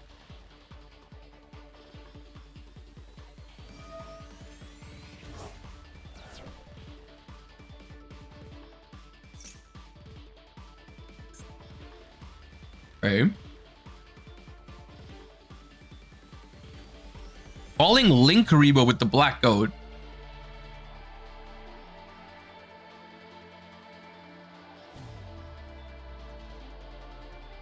Do you guys think... Give me a yes or no. Do you guys think we're playing the Topologic Zero Boros? Do you guys think we're going for a huge Zero Boros per game? Let me hear your guesses. Because if they play that card, they win with it. Here. With the snow. Oh, that's a cool play. Zephyros, bounce Poplar, trigger Poplar to summon, because we haven't done it yet, because it was added to the hand. 4 link materials. No, that's Appaloosa. That's Appaloosa, okay. But they got more. They got more coming.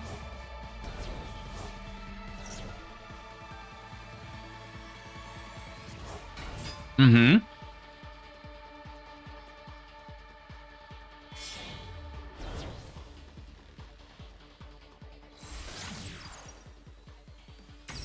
Snow one more time. Snow one more time.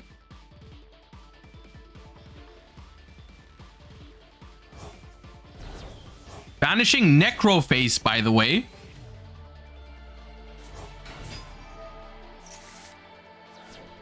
That banishes 5 more for each duelist.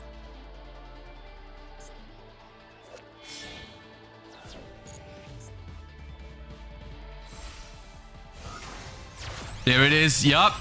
That's the one. How big is it? 10,200. Oh, God. Oh, God. All right. All right. That was fun. Okay. I like that. I like that. Cool, cool, cool, cool.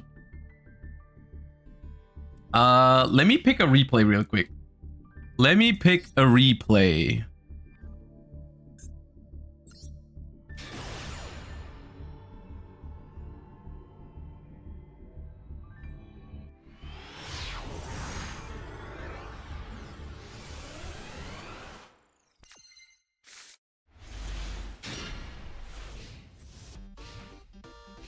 Mm-hmm. Surely we have that for cross out, right? No. You're playing Fiendsmith Life Twin and you're not playing at least one Molcharmy for cross out? Your deck is so weak to Molcharmy Fuvalos. Oh, the Royal Kissy Kill though.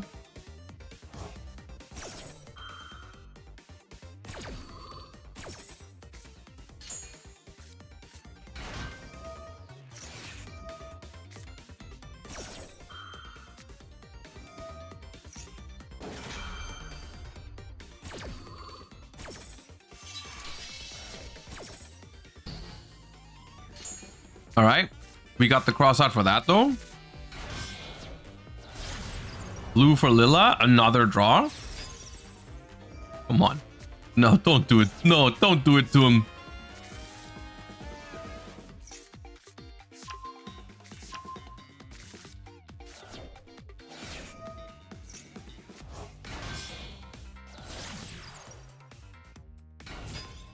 Oh my God. Oh no.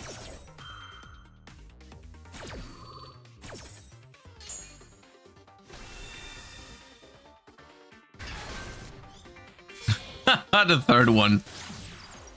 Oh, come on. You can't possibly go for a sequence. You just gave him 4 cards to make Desiree to stop like 1 card.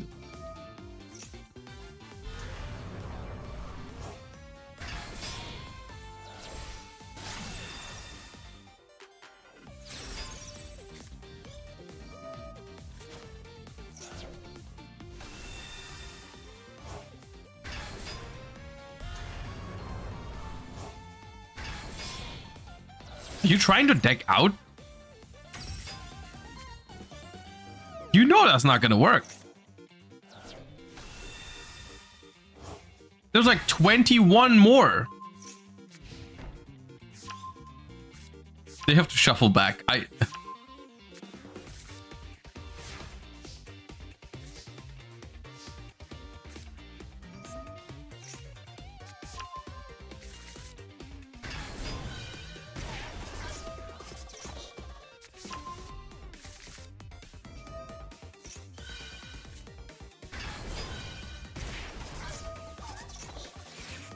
Imperm the Fenrir.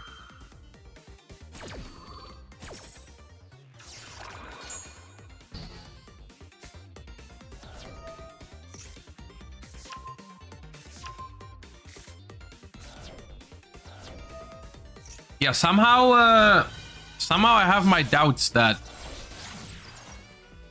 this board is good enough against 13 cards in hand.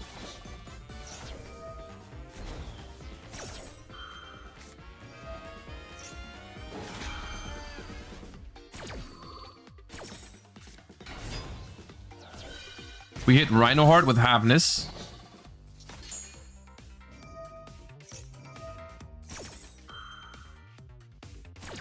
Unicorn to look at extra as well, just for good measure. Get the Requiem out of there.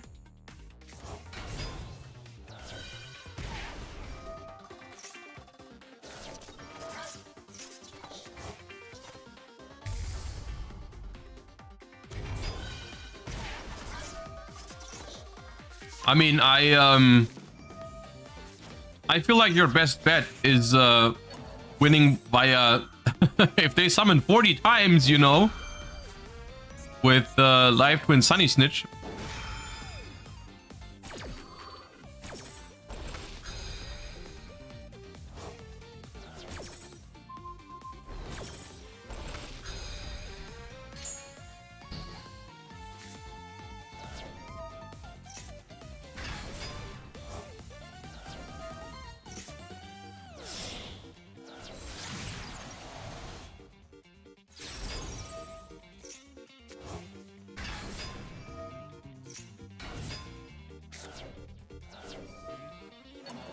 I mean, at this point, it's just a matter of, you know.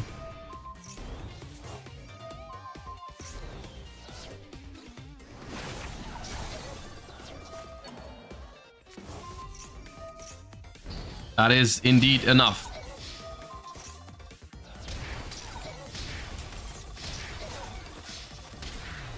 Why are people on Retaliating Sea? Retaliating Sea is a relatively niche card, but it is very good against the Azamina cards. Specifically, the Azamina engine is very, very weak to Retaliating Sea, which is why it's so popular. Let me check real quick if I dismantled my Sangan Kaiman.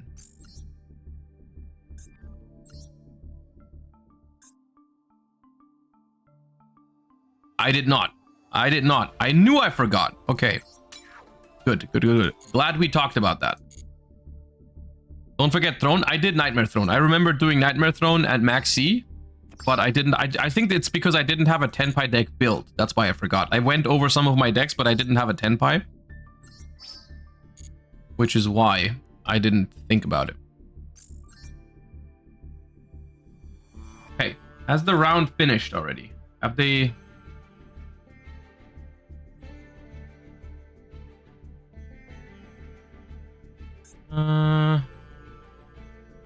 Yes, round 3 has ended.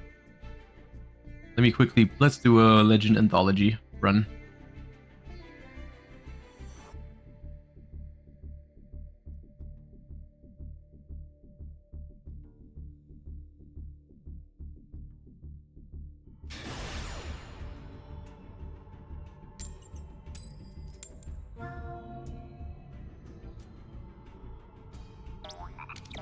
How did it feel dismantling Maxi? So good that I would like to do it 2 more times.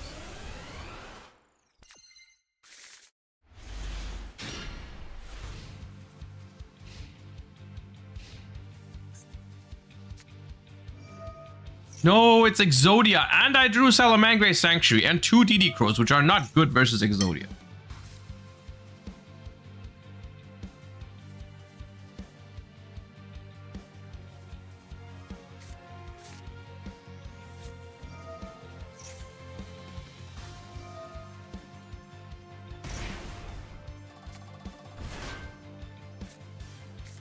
Turns off the blue eyes. It does, but the blue eyes is not good against my deck, so I don't really mind that.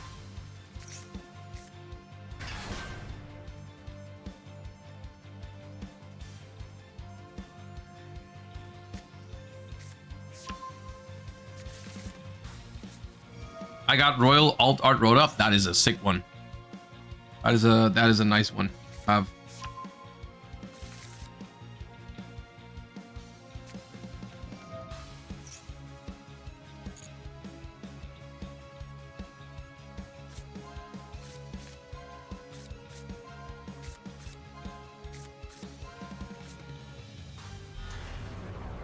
They drew no Exodia pieces.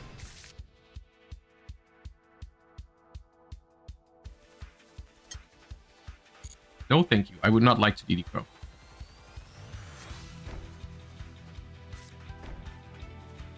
I think we're taking an L here.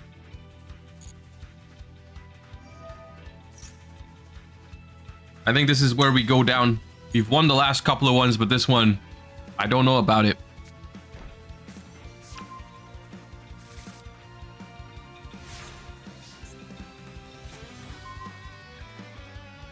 That technically helps. However, my hand is not great. Let's...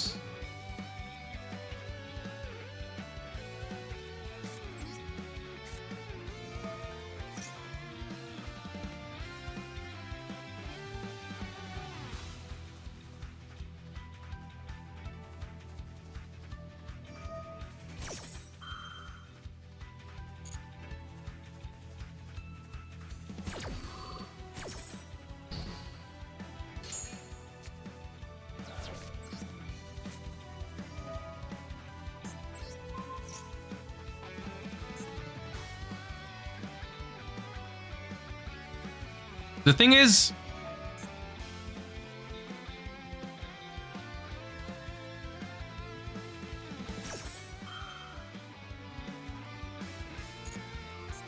target a monster on the field, send a Forbidden One or Exodia, and if you do, return the target to the hand. Oh. That's like a once per turn compulsory. That's pretty good against Salamangreat.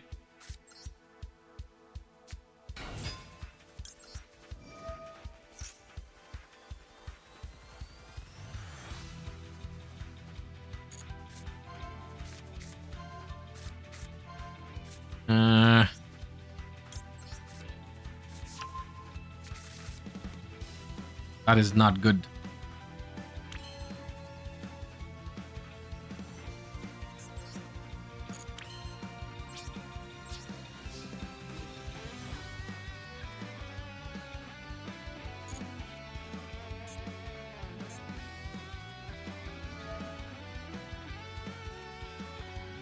Okay, we lose this one. We lose this one. We tried.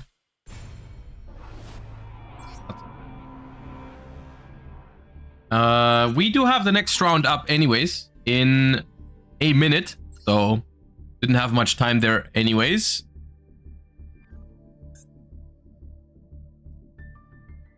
All right, yeah, players are already trying to find their seats. Let me try and see if we can find some matches at undefeated. That is what I'm trying to see. Let's see. We've got a bunch of duelists still undefeated. Surely we can find one here at the top tables. Let me see. Who do we have?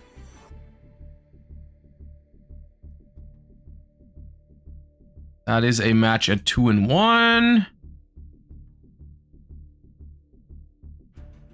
That is also a 2-in-1 match. That is also a 2-in-1 match.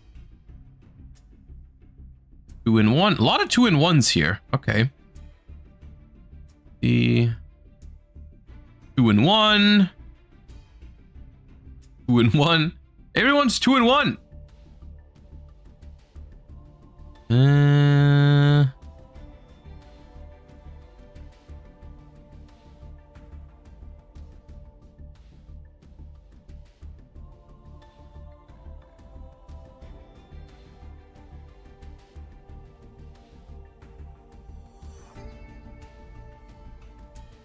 2-in-1. Everyone here is 2-in-1. Okay, they've started. Okay, they've started. Let me just pick a 2-in-1 match then. Go here.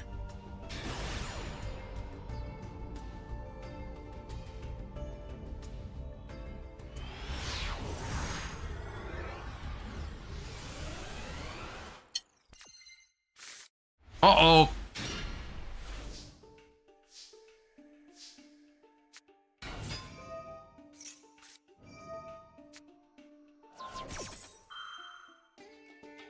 Oh, was this the Fire King duelist?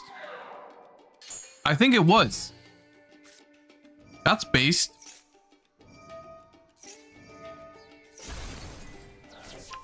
I think this was our round 1 Fire King duelist. All right. Garunix effect, destroy Barong. I love this deck, man.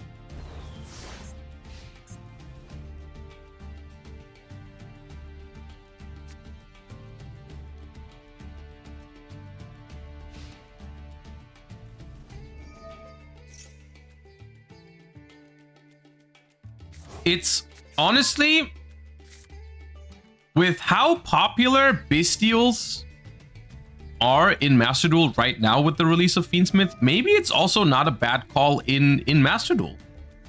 Like, it worked in the TCG because everyone's playing Bestials. Maybe it works here too.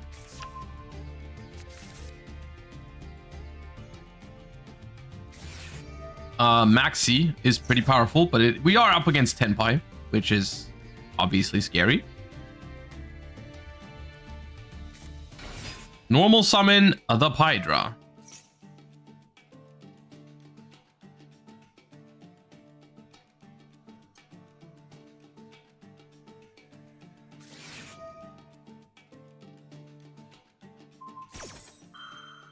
Get hit with infinite impermanence.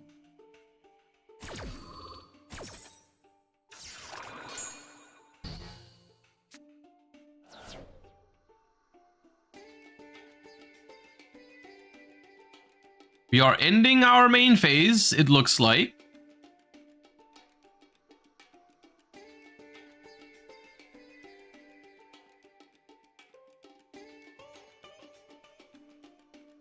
We gotta make the decision here if we want to fire off the Kirin, because Kirin is main phase only.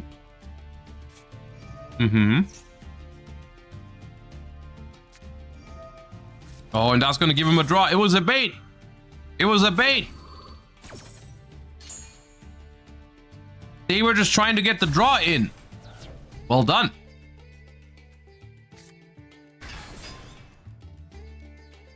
Let's see if they get rewarded for it.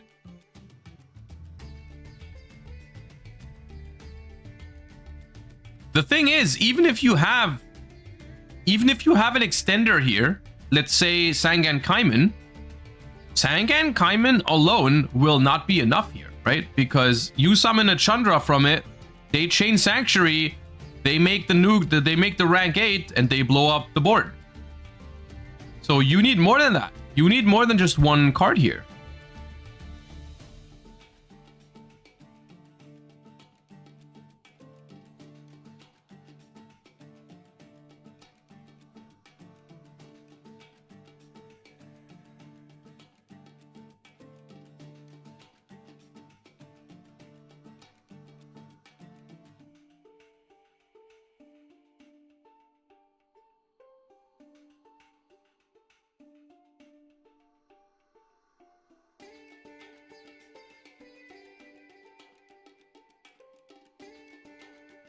There, waiting.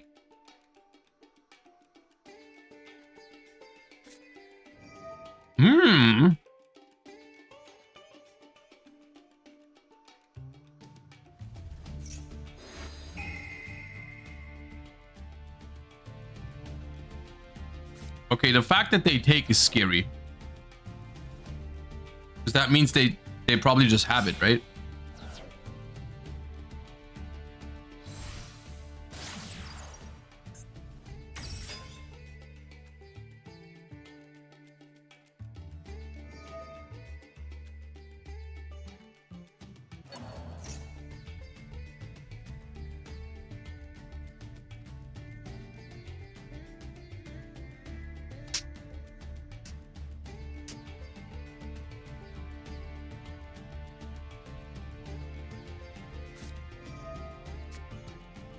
Oh, I don't know about this effect failure. Because what's going on right now is their way to win is probably Crash Sheeta, Search Genroku. Which, at that point, you are losing to unless you find an Ash Blossom relatively quickly. So letting them summon here to get another draw is probably good for you.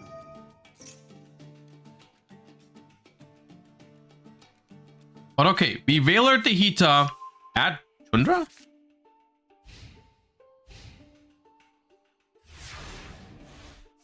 You're passing. Okay.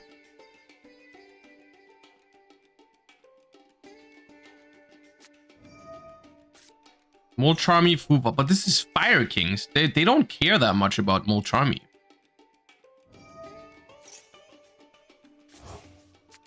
This is just game in like 2 steps or something with no Charmy draws.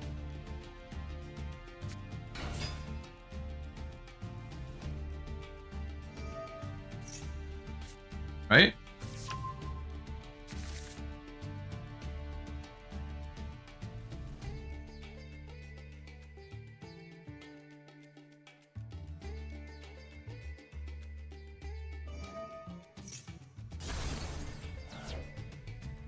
Assuming they play multiple Fire King Garunix, there you go. Summon Garunix, destroy Kirin in the deck, revive 1, attack.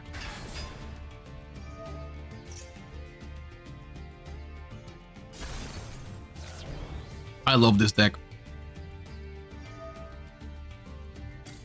I love this deck so much.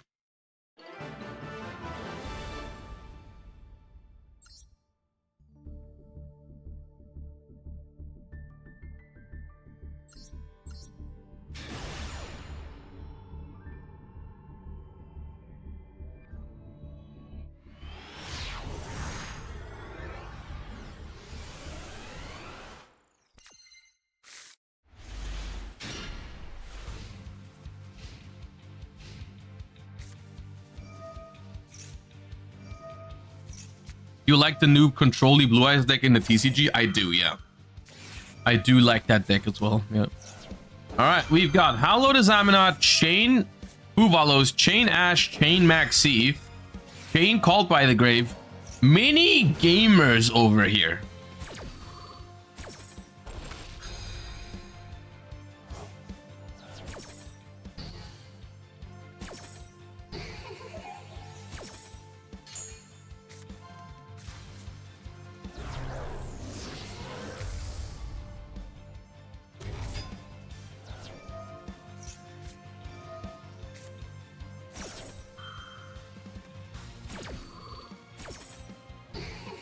But then they got ashed on Murcielago and passed. Bro, all this minigaming.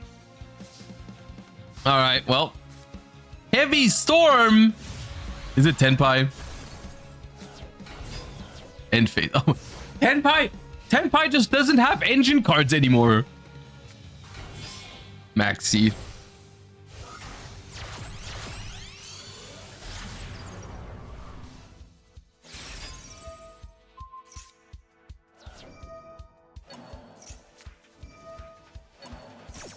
Oh, that Baldrake is good.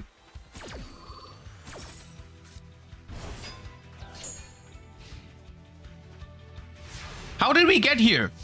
You're both out of cards. You haven't done anything.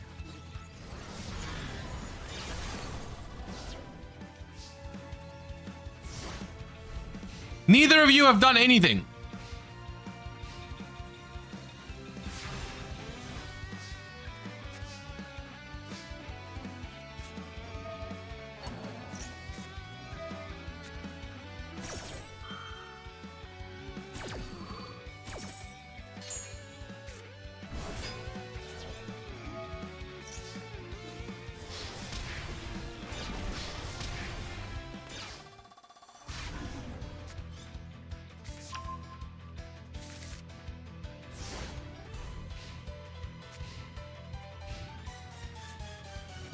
Okay.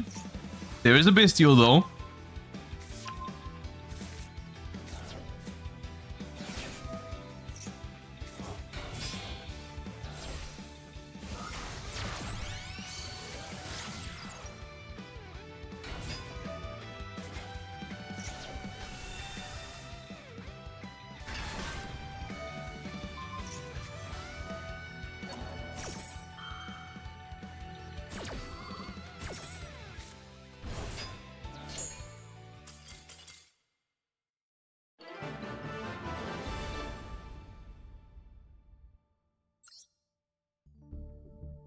What is an engine card?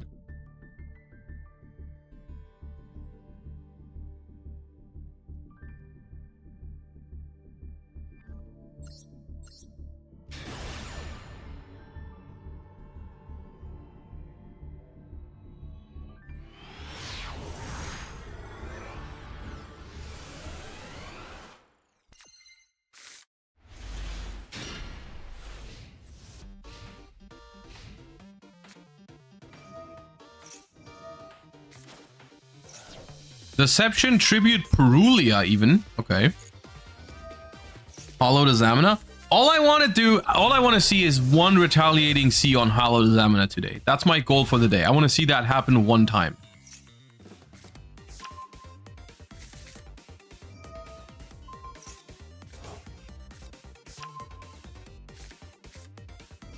Tenpai's been playing striker stuff and minimum Tenpai cards. Don't act like they have a choice, all right? Don't act like they are playing minimal Tenpai because they want that. It's because they're all like at 1-1-2 in terms of the good starters. It's not something that you're like, I'm gonna build a Tenpai deck and I'm gonna have the choice to do that. No, you're forced to do that.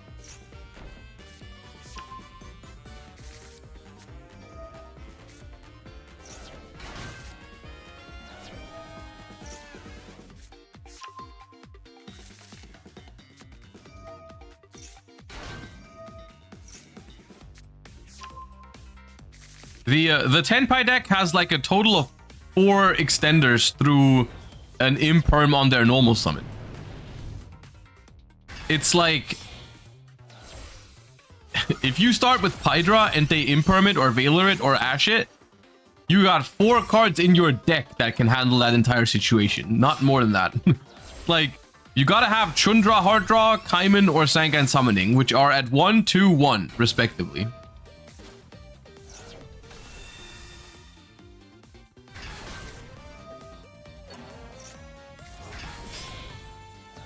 Yeah, okay, maybe more if you play Gold Sarcophagus, which most people are, yeah, I suppose.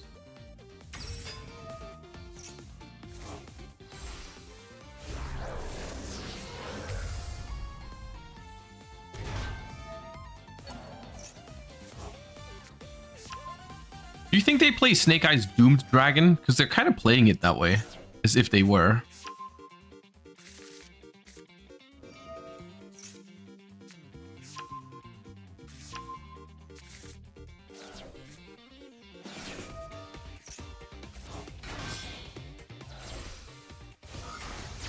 I want to show the Doomed Dragon Goo. Check my feature request. Okay, I will.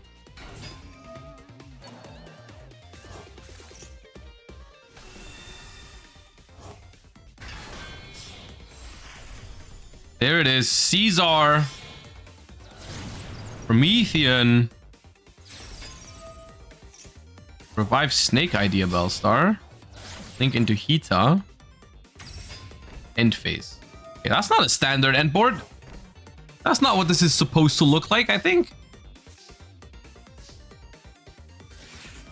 Maxi for turn. Love when that happens. Normal summon Hydra.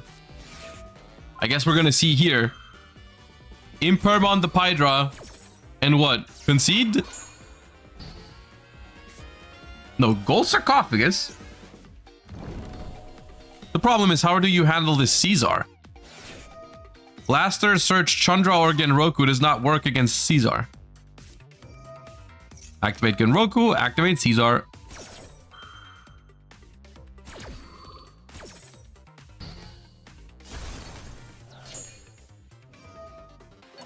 Get burned. Battle phase, activate Kaiman, get Caesar again. Caesar is so good against this deck. I also like how I just said they have a very limited amount of extenders through Imperm. And the very next game I watch, it's Hydra plus 2 of those extenders.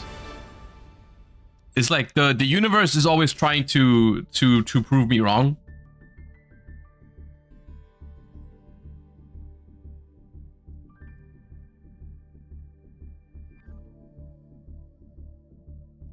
Player code. How do I check a replay from a player code, Abo? How do I do that?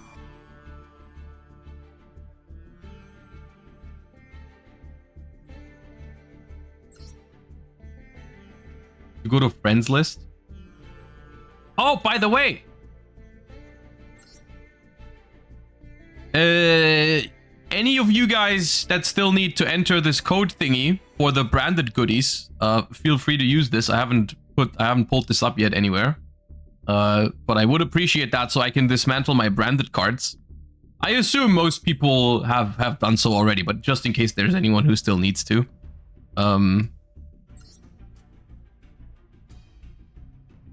I'll pin the code. We're not new players. No, I figured maybe if someone's watching, you know, who can still enter the code, you could do it. Anyways, how do I... So, what? Do I just add you or what? ID lookup. Well, now I copied my code. Okay, hold up. Pop.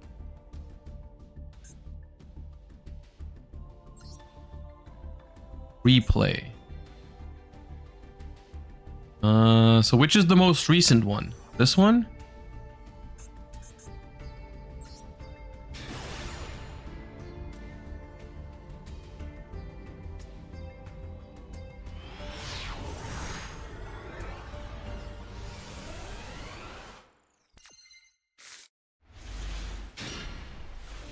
Okay, so what's going on here? We're playing Fiendsmith Kashtira? It looks like. Now, once again, Lurie is not that good of a combo on its own in Master Duel.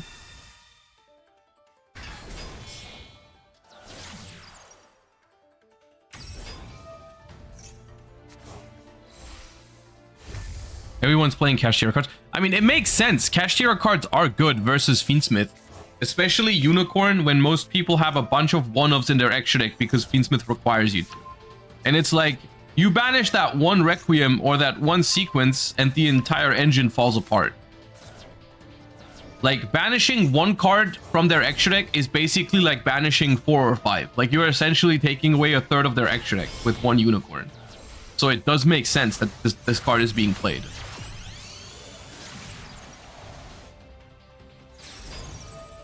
Because the cards in a Fiendsmith extra deck are not independent of each other. They all belong together.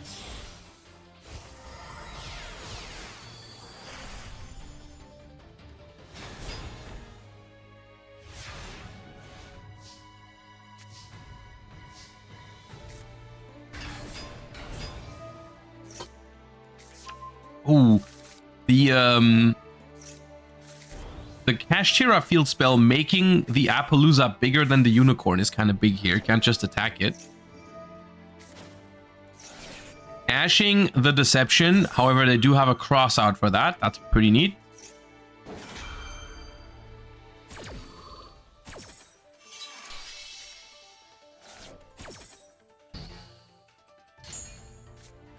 Search Hollowed. Activate Unicorn as well. Take a little look.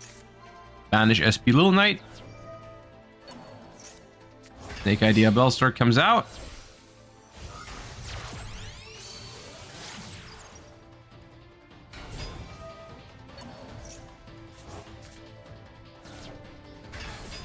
Ooh, there's the Doomed Dragon outing the Caesar, or at least attempting to out the Caesar.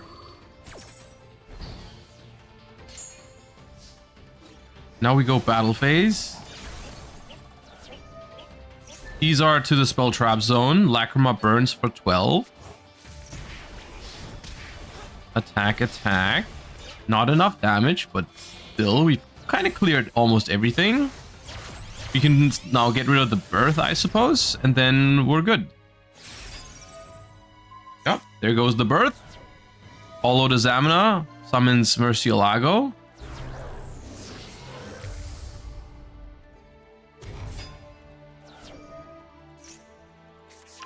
Go for Wanted.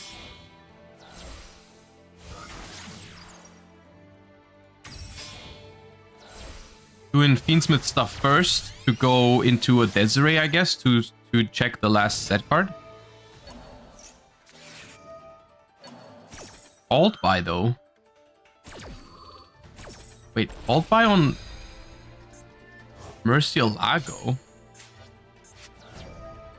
Okay, not on Requiem, I suppose, but that's... I mean, they're both pretty threatening, so it makes sense.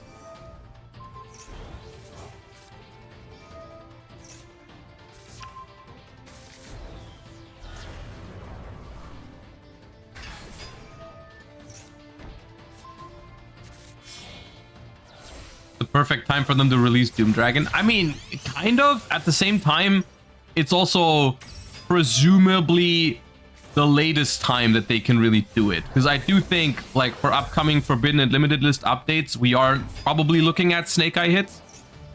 So if they released it any later, it would probably just be at the risk of not being that good anymore.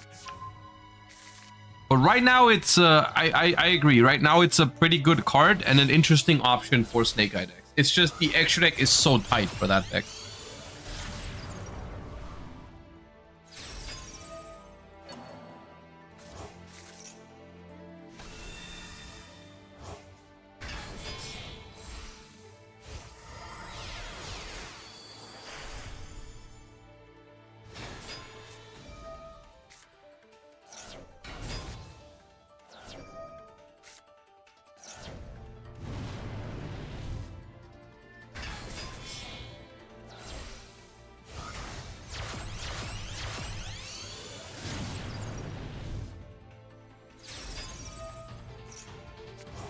Yeah, this deck has a lot of this deck has a lot of gas in the tank.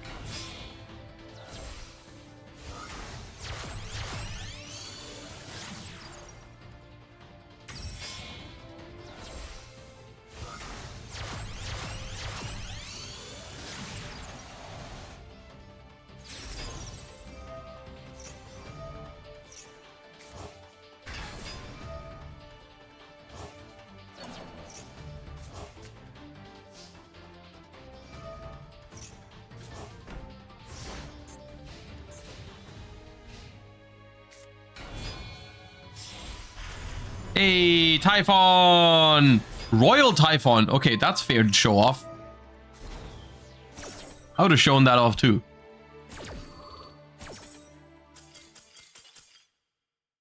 But it's of course not enough here. Another one for the Typhon win rate.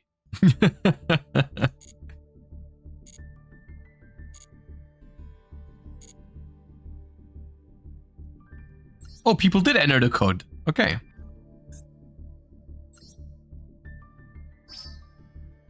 We got some branded cards. Okay, appreciate that. Thank you.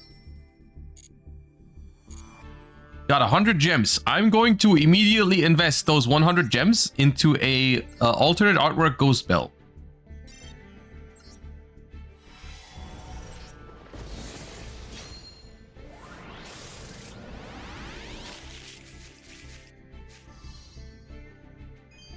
Or not. What I meant to say was a glossy dimensional barrier.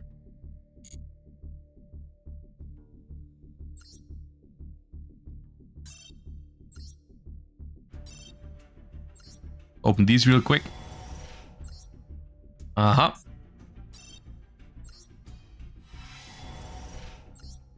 Uh-huh. Okay.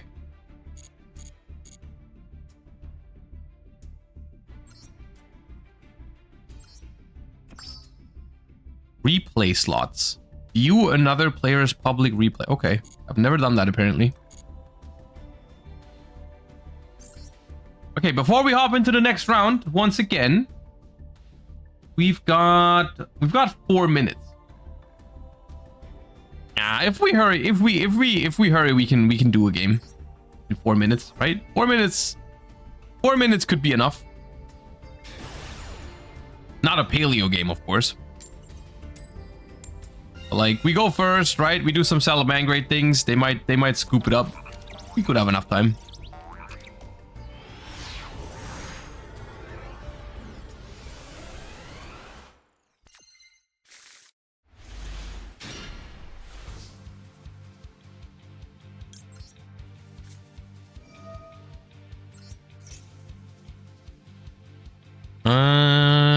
Let's grab Spinny. We have Signet Mining. And there's no Ash Blossom in the event, so I don't have to worry about that.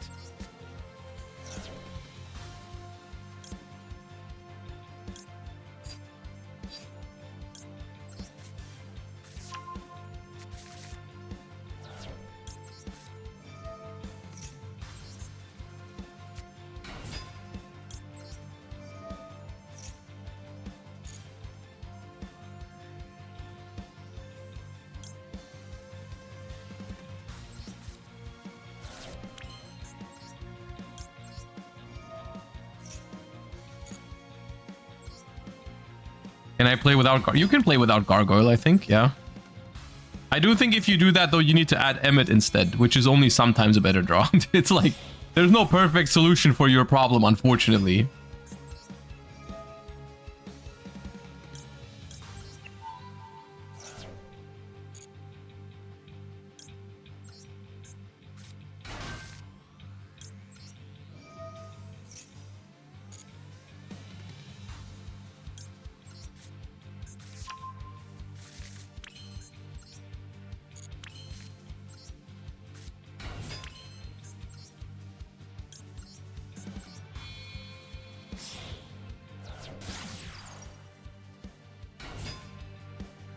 How does the code entry work? It only works if you are a returning or new player. I think the way it works, if you're a returning or new player, you can go to the section that I was just in, and then you can enter someone else's code, and then you both get rewards for it.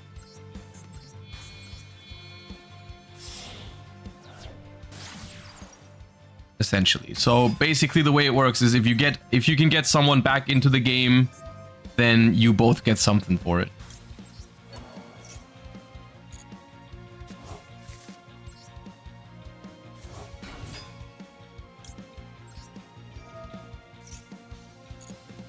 And then the more I think the more people do it, or the more they play, you get better rewards. Correct me if I'm wrong.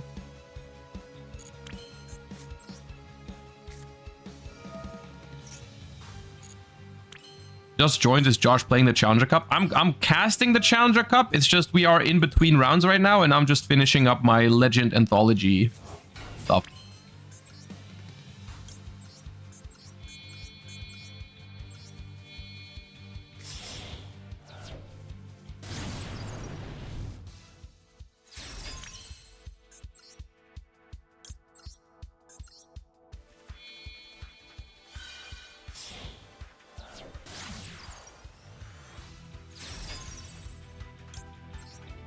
I don't think I've pulled off Salamangreat Rage to pop 4 cards off of a relinked Raging Phoenix yet. Even though I've played a bit of Salamangreat since those cards are out, it's just never happened.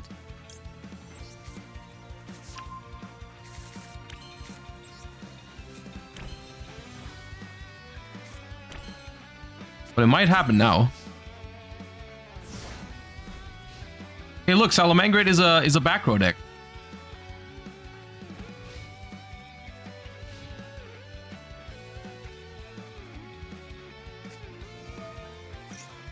think that is the Exodia loner. That should not have a good time against this.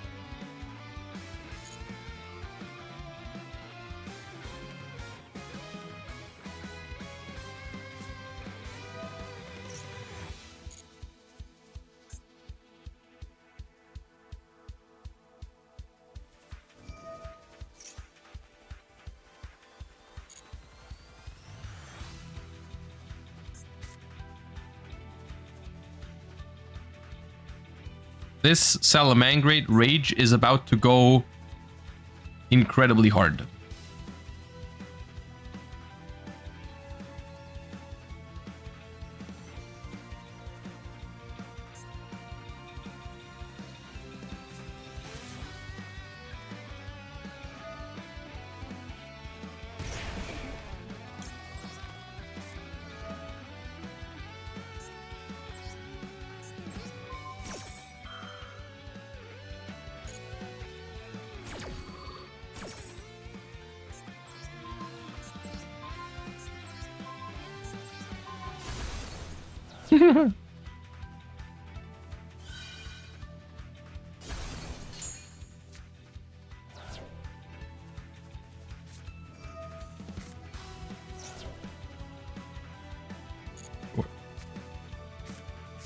Get your Millennium Unk.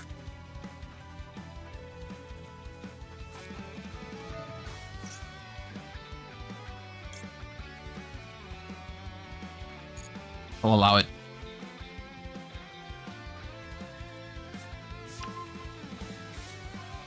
They drew the head. That's not fair.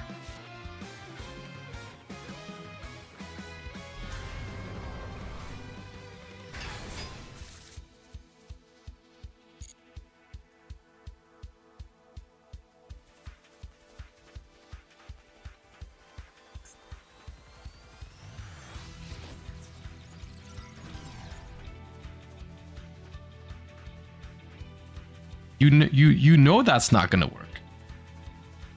You know that's not a good idea what you're doing right now.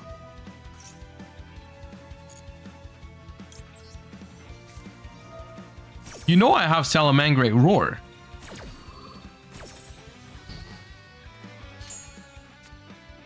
No attack points for you. Why are you hitting yourself, Exodia? Okay. Okay.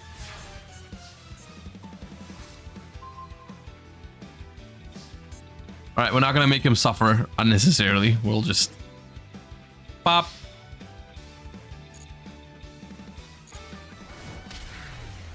Alright. Another win down. How many more do I need for the rewards? I'm on 7,000. We need 11. That is 8 more wins. Okay. Sure. All right, let me grab my spectate code for the next round because it has started.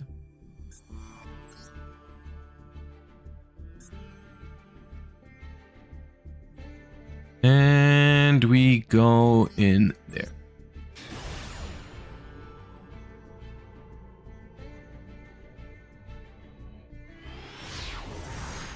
Do not react to the trap because of spell speed 3. It's just you can't respond to a counter trap with a monster effect.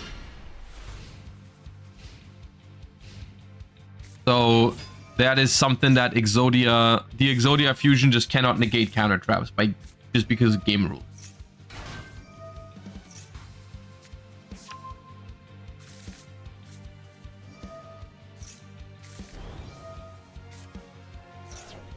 All right, we have gotten a hard draw Snake Eye Ash here. That's a rare sight. That card is limited to 1 for good reason. So we are going into Moon of the Closed Heaven here. Poplar placing Snake Eye Bellstar in the spell trap zone, and then we're going for Requiem into Engrave.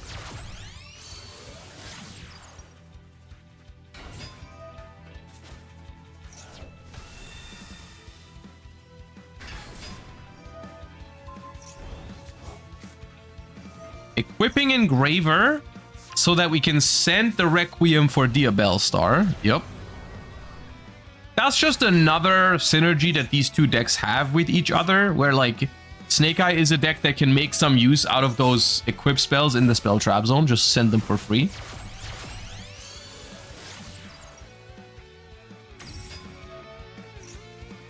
The frame on their icon is dope. That is from, I think, the Xyz Festival.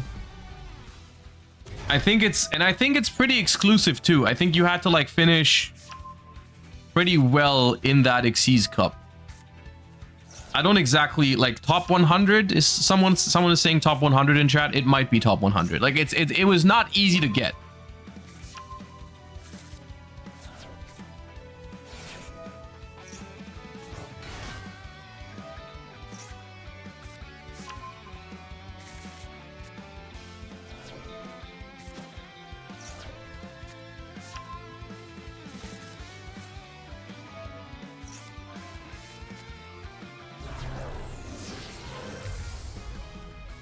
All right, there's Ilya Sylvia.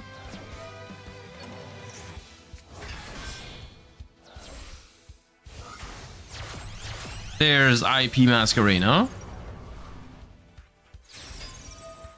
Wanted to draw a card. Bring back Engraver. Probably still make Promethean Princess, right? At some point. First we make a Caesar. Or Beatrice. Caesar.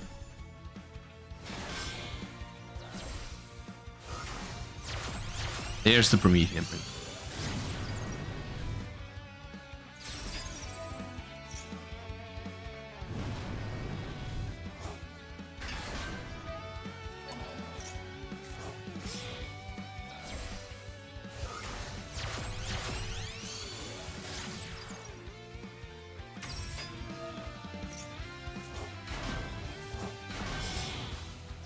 We do get to make Appaloosa here. The only thing is we haven't managed to leave the Flamberge on the board here.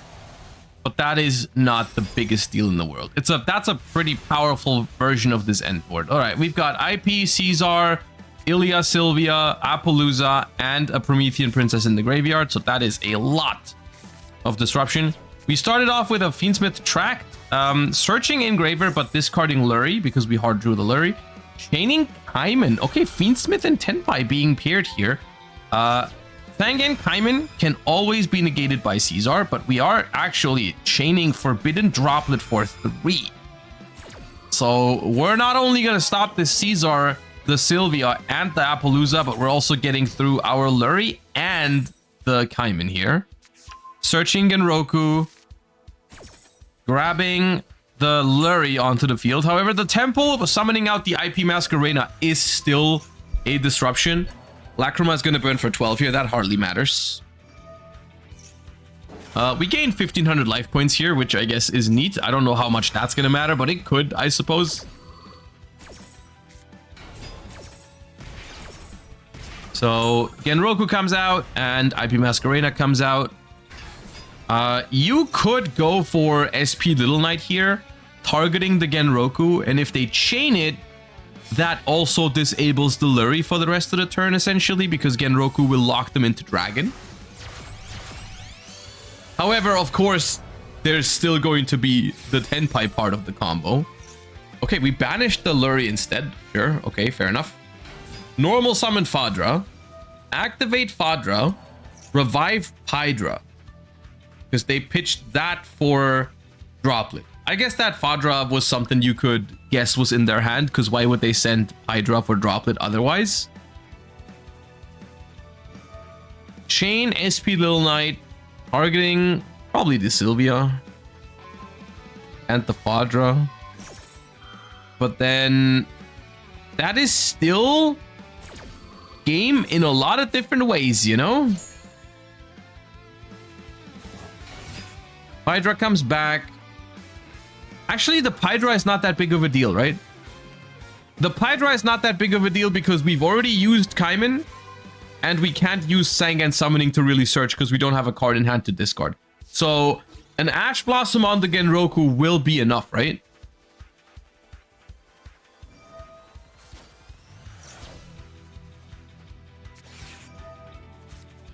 That is probably game. And I think generally these games outline quite well how I feel about Tenpai in Master Duel right now. The deck is still scary and definitely capable of winning, but I feel like there's so many games where you can deal with their end board, you can deal with their engine, quote unquote, but you can't deal with their non-engine, right? I feel like it's too hard to deal with the Ash Blossoms and the Infinite Impermanences with this deck because you're just not super likely to draw multiple pushes with Tenpai now. And presumably, I mean, I do think there's going to be another step towards hitting Tenpai because the deck is still being played and still powerful. So like, eventually it might get even a little bit worse.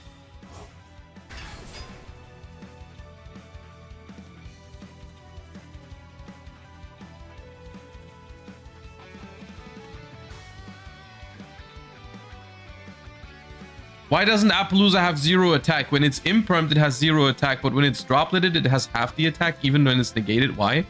Because droplet has the effect to half the monster's attack.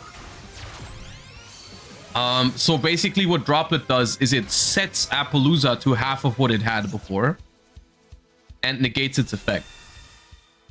But it still is basically frozen at 1200 while it's affected by droplet. In the end phase, as we see here, it drops down to 0 because then it's no longer modified by droplet.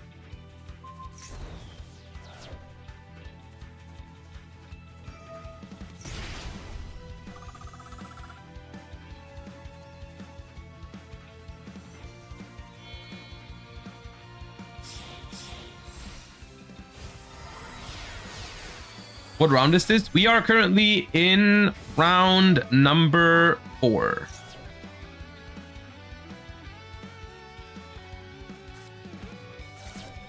All right, this is the first Beatrice of the day that we're seeing, I think. Sending Hallowed Azamina from the deck to the graveyard to add it back from the graveyard to the hand.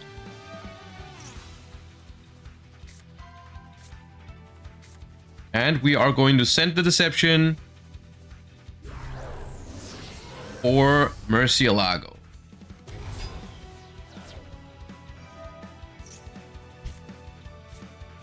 How many people? It was over 300 that signed up. I'm not entirely sure how many checked in because there is a check-in for these, and sometimes people sign up and then don't actually show up because it's free.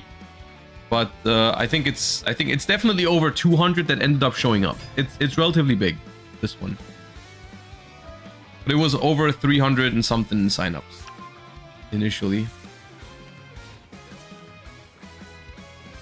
All right, Fenrir banishes the Hydra face down, and that is enough damage. Yeah, that's 24 plus 25, and that'll do it. The Snake Eyes take down the Tenpais.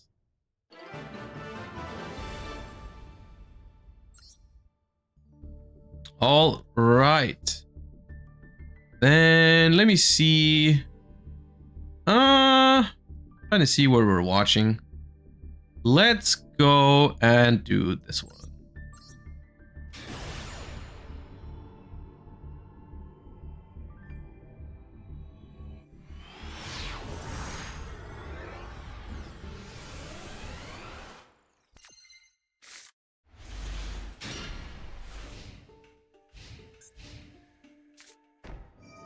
Pot of Duality, Dinomorphia. Dinomorphia? Okay. Well.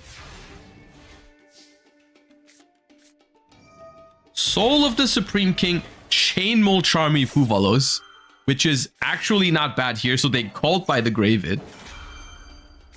Another one. Lady. Okay, it's Labyrinth, Dinomorphia, Supreme King. Your deck. Why is your deck so getting hit by Maxi and Fuvalos that actually cares about it right now? They're just drawing 3 cards right now off of this stuff. And presumably more later if you use the other Dinomorphia trap card. Why is your trap deck so weak to these cards? It should not be. All right.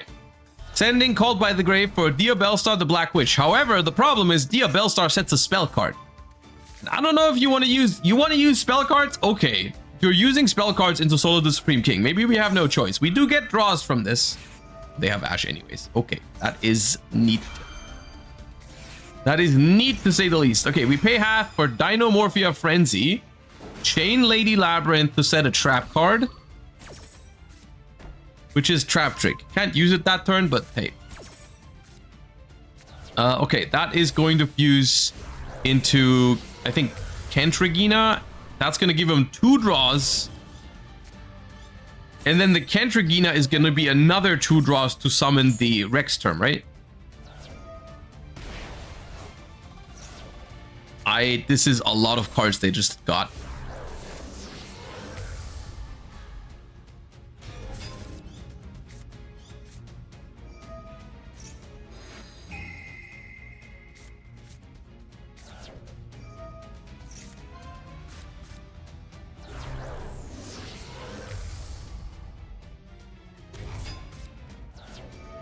Ooh, we play the new LZ as well.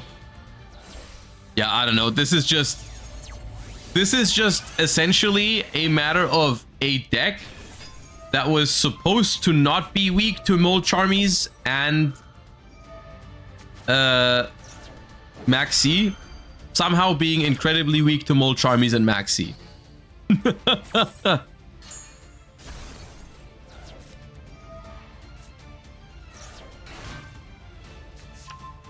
Why not summon Rex Term immediately? Frenzy. You could, yeah. With Frenzy, you can.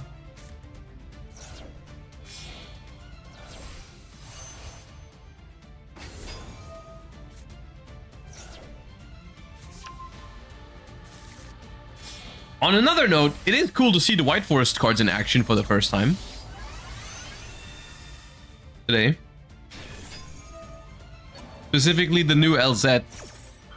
Triggering here to add a Sinful Spoils, which is the Wanted. Add back Called by the Grave with Diabell. Activate Wanted.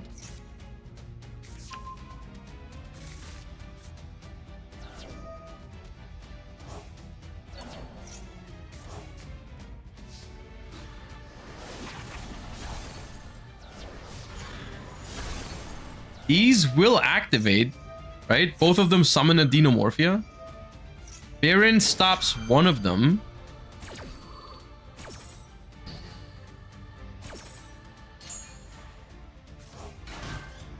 That's another draw, by the way. Set Dinomorphia alert.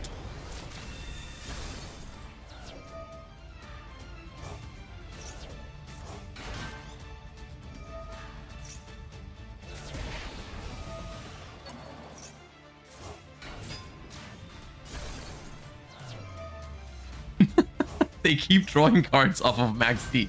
You're playing a trap deck. Why did your opponent just draw like 10 cards off of Maxi?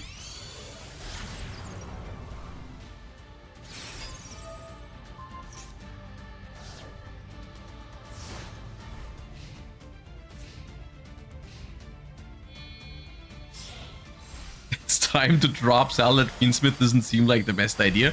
I don't know. You were very convinced like a while ago. I mean, it's not the worst idea, but I don't think it's like a crazy solution to the format or anything.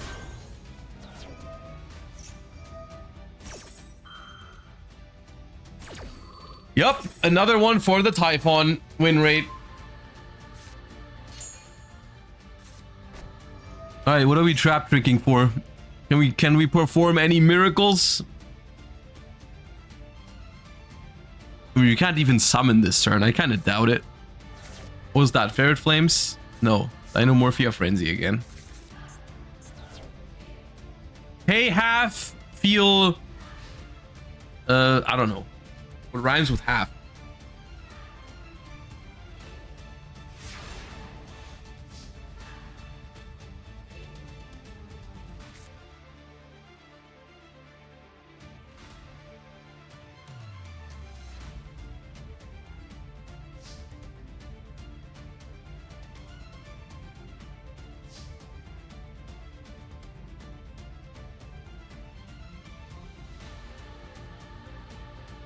Laugh? Pay half and laugh? That's kind of...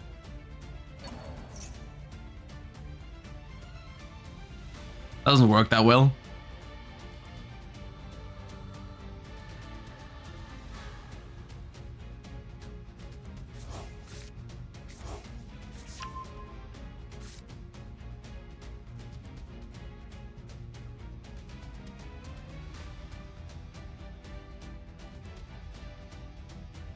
Isn't time over?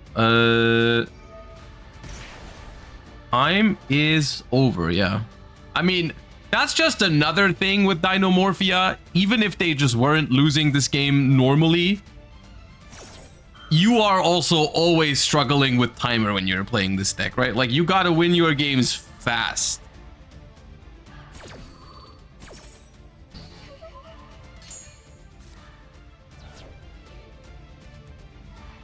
In this one, I don't think it matters much because I'm pretty convinced that they lose either way here. So it is kind of whatever. But yeah.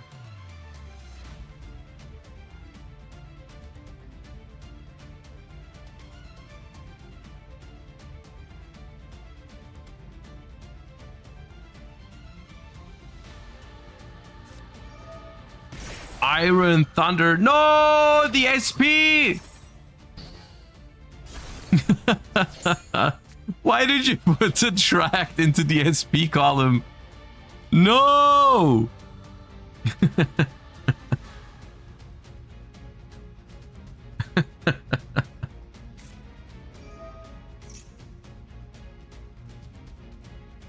How much is Typhon's defense? Typhon is 2929.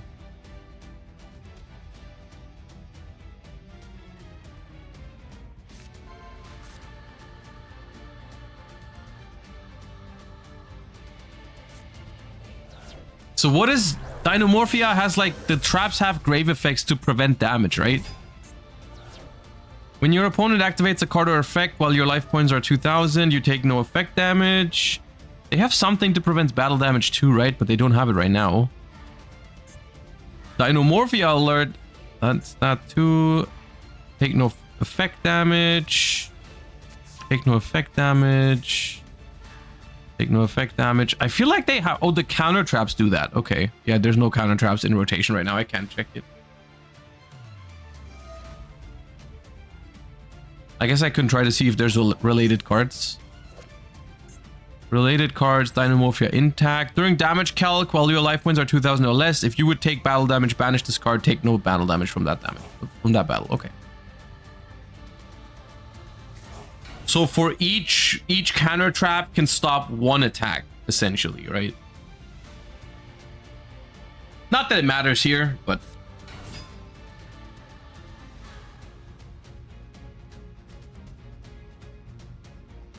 I do think Dinomorphia is one of those unfortunate examples of a deck that's, like, not bad, but does have some other problems just based on tournament structure, right? Like, I mean, a deck that's completely focused around being on, like, 7 life points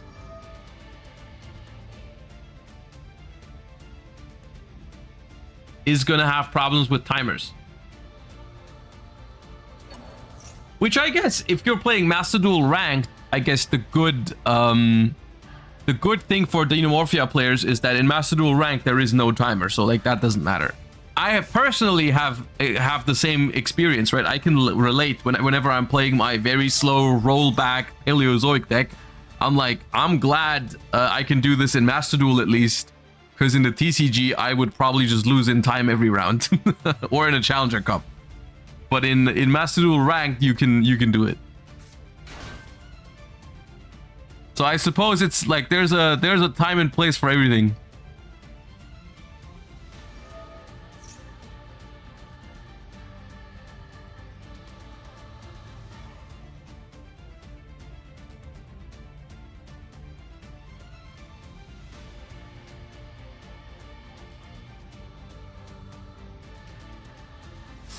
I am not sure exactly what we are trying to figure out here.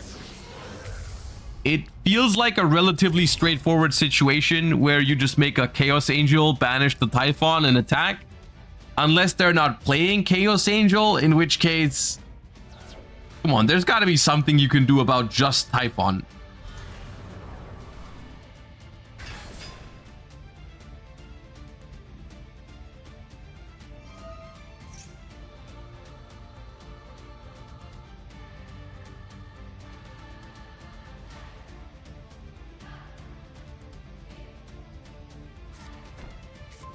Typhon is 1900 right now. Yeah, monsters your opponent controls lose 500 attack for each Azamina you control. They didn't think about that. They forgot that Typhon is 1900. They thought they couldn't beat it.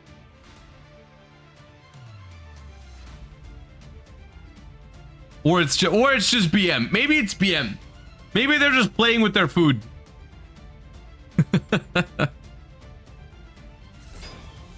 Look at tiny Typhon over there.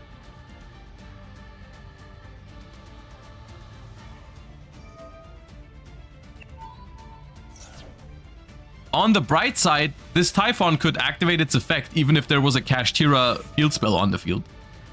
You ever thought about it that way?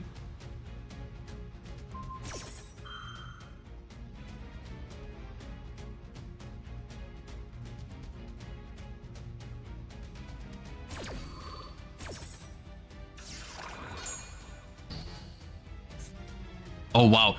There's even the button here for lingering effects. It even shows you imperm.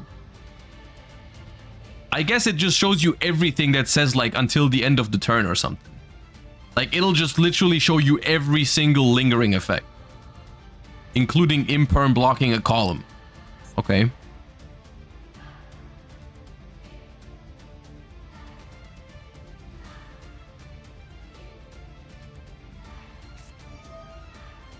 What is happening?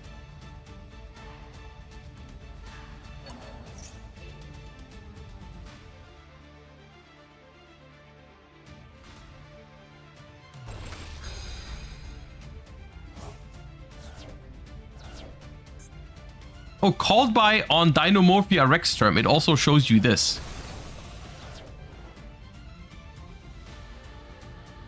Called by on Dinomorphia Rex term.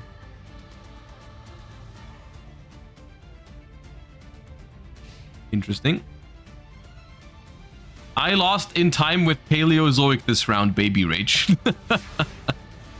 That story checks out, you know?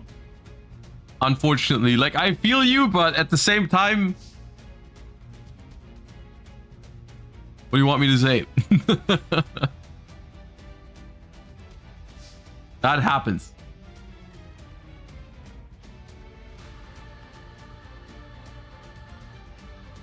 Oh, does it end here?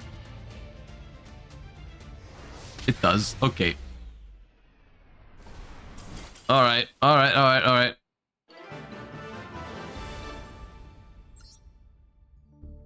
Good. And that is the end of round number 5. And that means we're waiting for round number 6. And we're relaxing with some Salamangreat gameplay in Legend Anthology.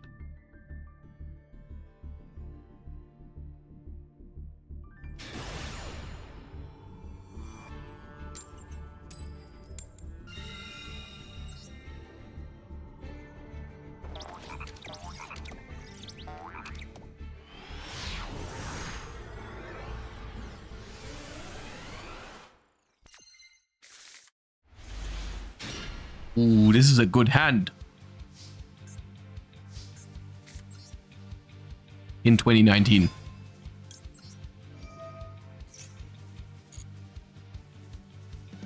We want Spinny here.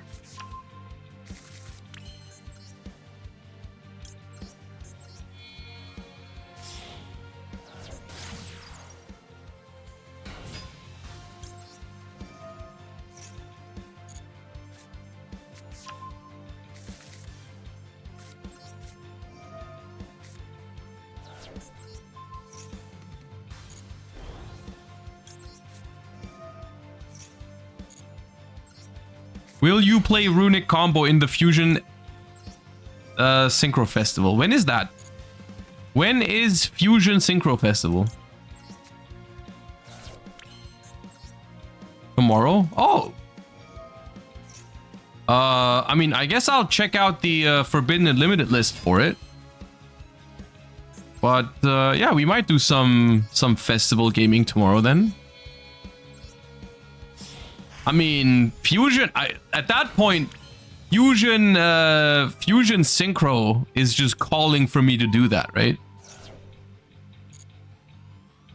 They probably want me to use Azamina White Forest. But they can't tell me what to do.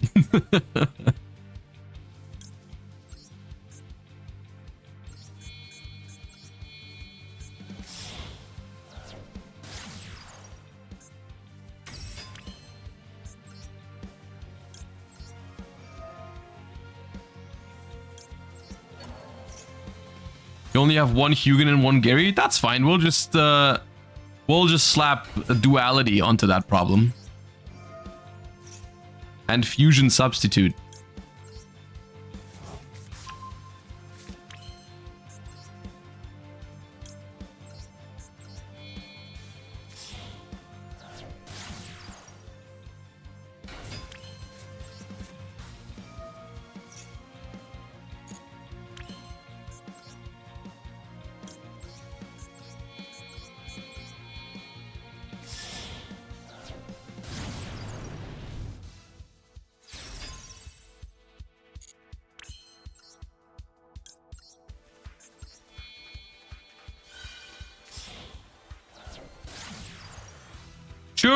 Surely fusion substitute is not banned in a fusion festival. Ain't no way.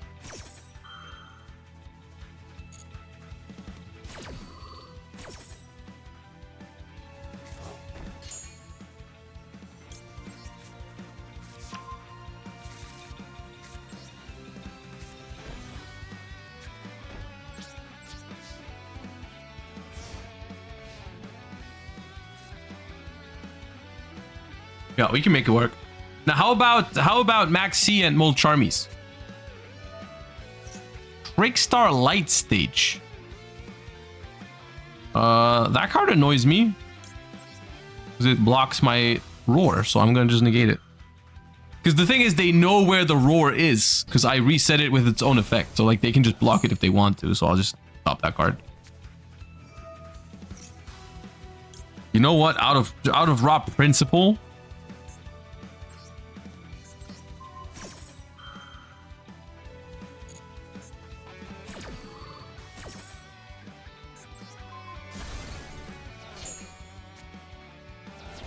Don't you dare.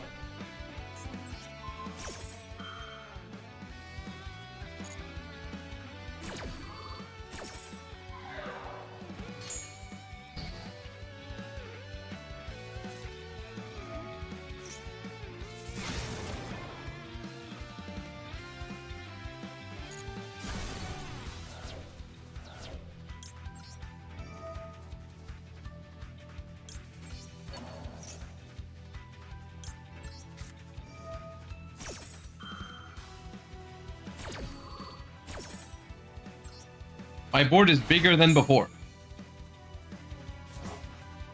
My Raging Phoenix is also bigger than before.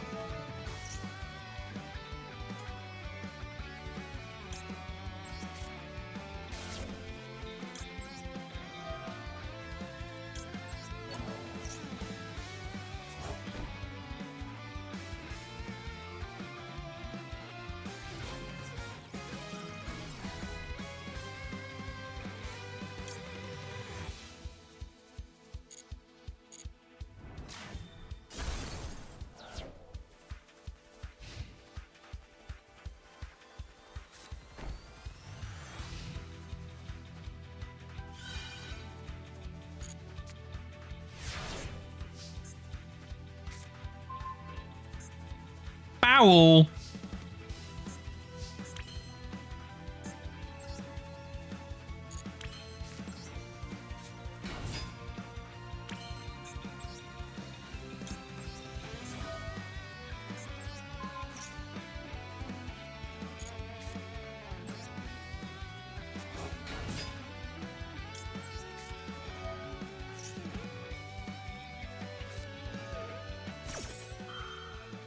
Sure.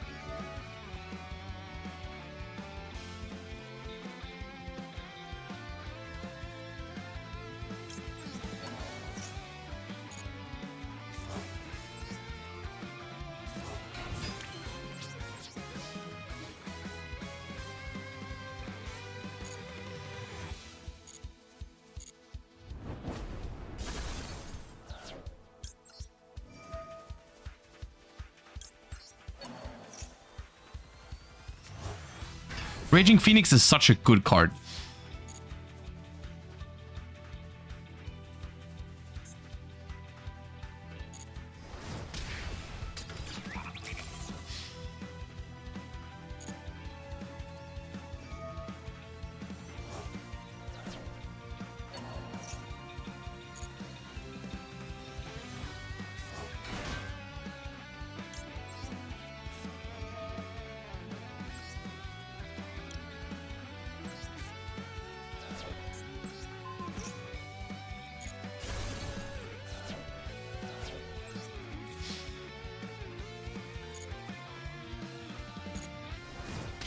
Pop.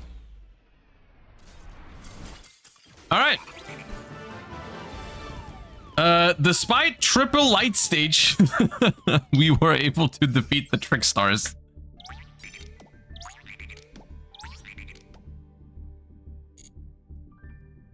All right. We have round number 6.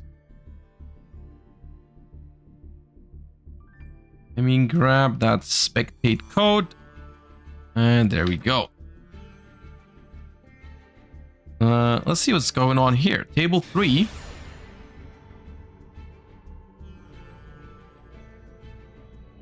The feature match. All right, let me see.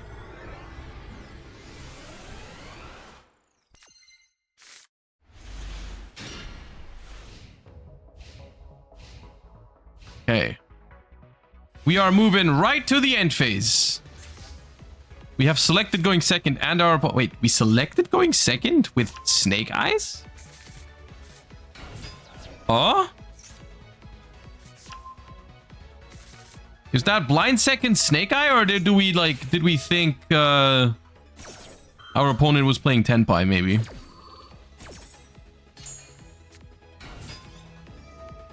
Okay, the Maxi resolved, though. Are they gonna go for it? No. Not going for it. Instead, just passing on just Poplar and Ash. That's not a great board. Again, Roku. Uh-oh. Uh-oh. Wait, that resolves? No imperm? Okay, there's no way. If you just lose to one Genroku, there's no way you can pass. You gotta try to go for it. Okay, Droplet is good. Droplet is very good.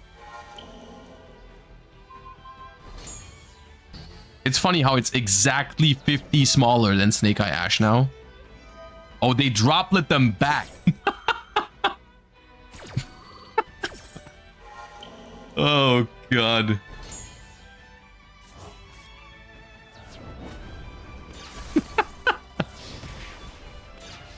Oh, man.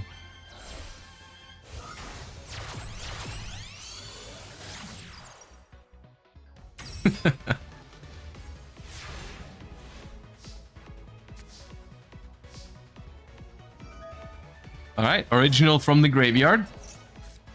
Ghost Bell. The alt art. Alt by the grave. Oh, Called by the grave on that is good. However, it also means you won't have Called by for the seals unless you drew both things. Alt Art Bell. Oh, I like Alt Art Bell. I think Alt Art Bell is pretty cool.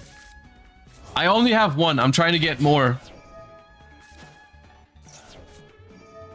Ooh, the Seal's Fuvalos technology. The Seal's double Fuvalos technology. Uh-oh.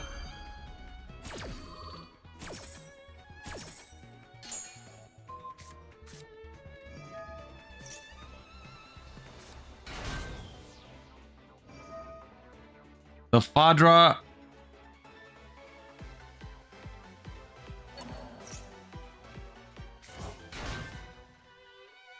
Yeah, now what?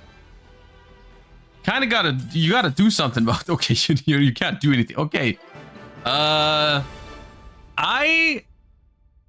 feel like maybe we should have just gone for it on that Max C turn.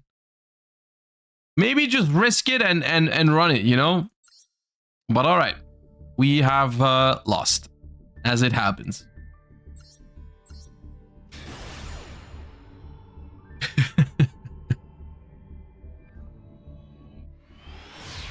You having fun there over there, Skippy Goober, with your emotes?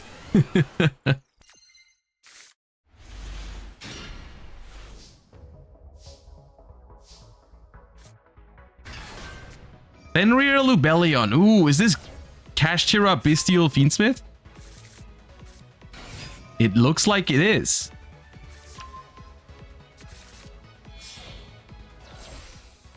That's a pretty good hand too. Fenrir Lurie Lubellion. The 6-0 guaranteed top. It should be, yeah, because there's only one more round of Swiss after this, and I'm usually all the 6-1s make it.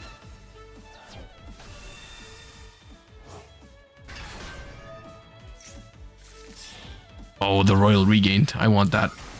I like that card.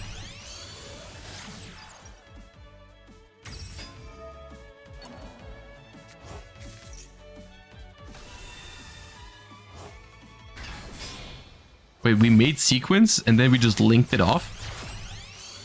For SP.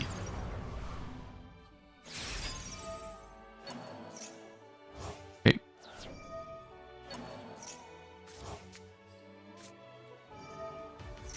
A lot of Kashira cards, can't summon all of them. Nibiru does nothing here. 0. Never mind, it's pretty good now.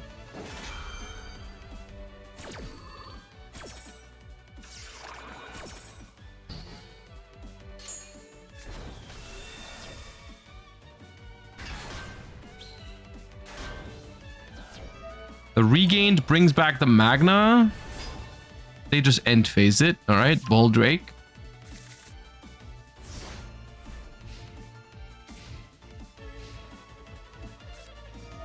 Ooh. Chimera. The first one today. Searching for a Gazelle and then summoning Mirror Sword Knight, getting hard punished by Called by the Grave.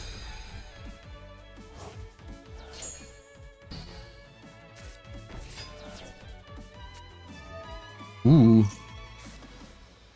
Sinful Spoils of Slumber Morion. Target a face-up special summon monster on the field. Change it to defense position. Face down. If you control a level 5 or higher illusion monster while this card's in your grave, you can set this card but banish it when it leaves the field. You can only use one effect per turn, only once that turn. Okay. So I think that means there is Azamina in there somewhere, right? Azamina, Bestial, Kashtira, Fiendsmith?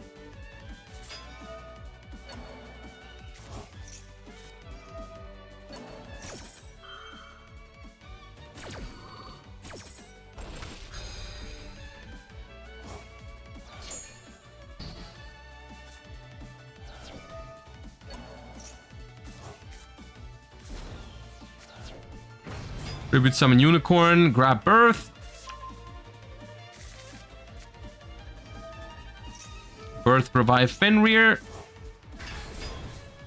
Special Druid Worm. Battle phase. Unicorn, look at their extra deck, take out the Chimera. And that is more than enough because that's a big token. That's a big token, and the Kashtira, Bestial, Fiendsmith, Azamina takes down Chimera. All right.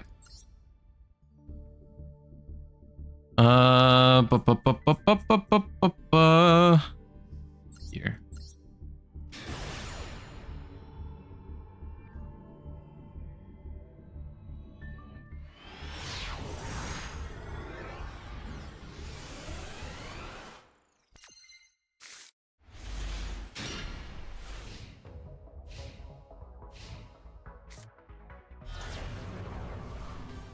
I don't know how many times I've seen Diabellstar discard Fuvalos today.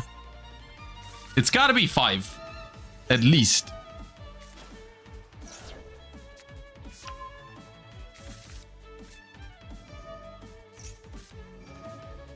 We got a Fuva on the opponent's end, though. Chaining Wanted is not going to stop that. Oh, that will, though. Baited.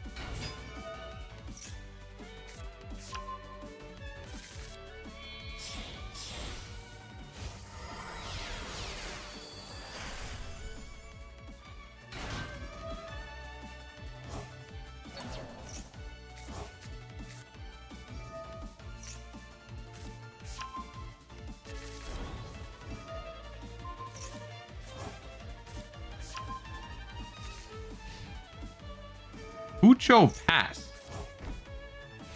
Really?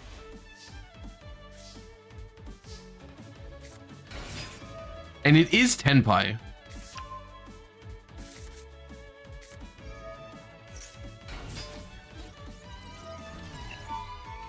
Okay, so we're not going to lose this turn.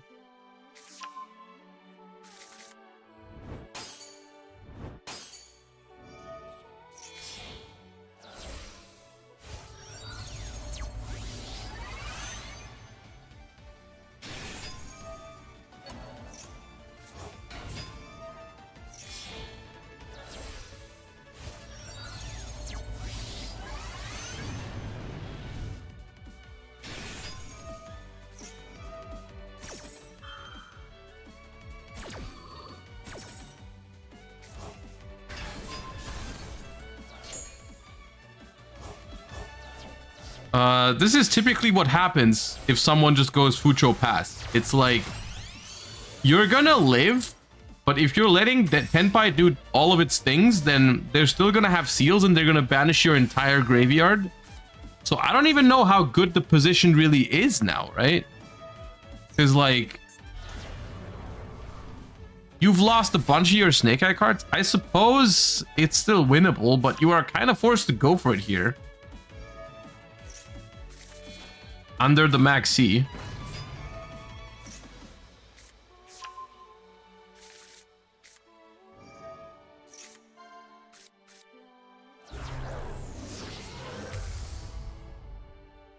This could have been a decent spot to use the seals, right? To bounce the Fenrir, maybe?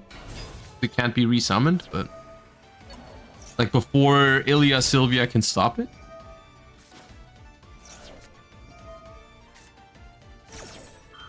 Chain our own Max C to get another draw. Unlikely to really matter, though, I feel like. The Sylvia gets bounced. The Biru gets... ah, okay, dude. Disaster. Disaster struck. Yeah, the Fucho was not it. You're getting a couple of cards, though.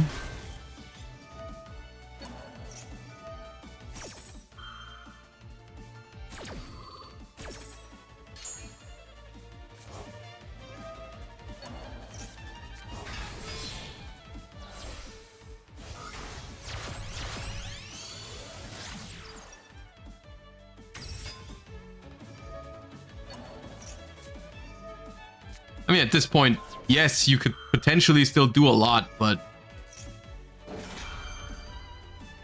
are they really not going to draw anything to stop you? I guess Valor being cross-outed now helps, and the Biru already having been used this turn is also pretty good. So maybe there's a world where this can be enough? 6,500 life points?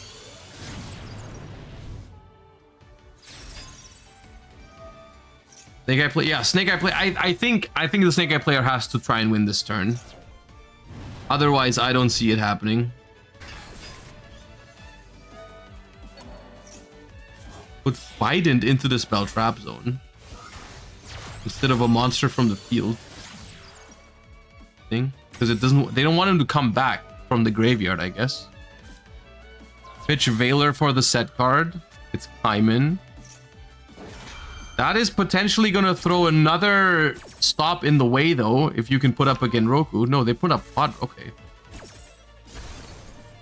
Sure.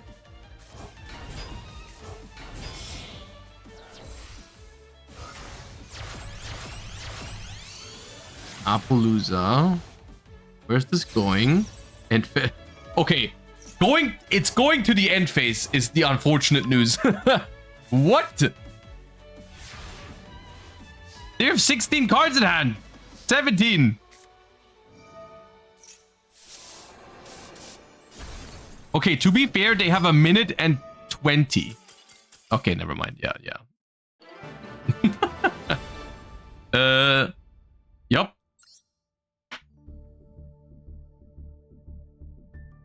They don't have space. That's another thing. That is a genuine thing about Snake Eye, Azamina, Fiendsmith.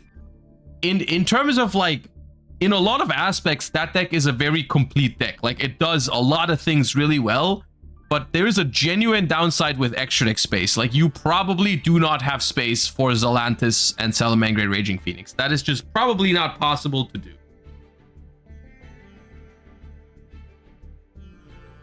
Yeah. All right. We have gotten most of our games out of the way for this round, so... we're gonna... we have a feature request real quick. Let me check the feature request. And then we can still play a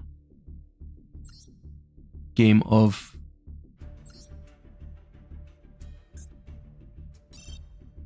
failed to enter room. Oh, I think it's a friend code.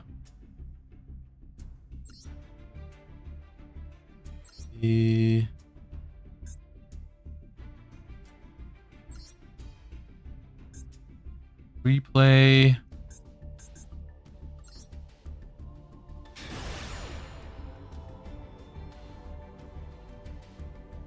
All right, let's see what we have here.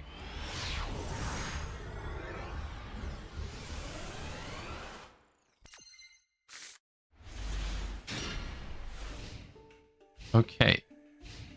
Magician Souls in 60 card Fire King. Okay. Interesting. And opponent is going full combo with Snake Eyes, plus Stolen Lockbird, plus Cult by the Grave. Are you telling me you're winning this game?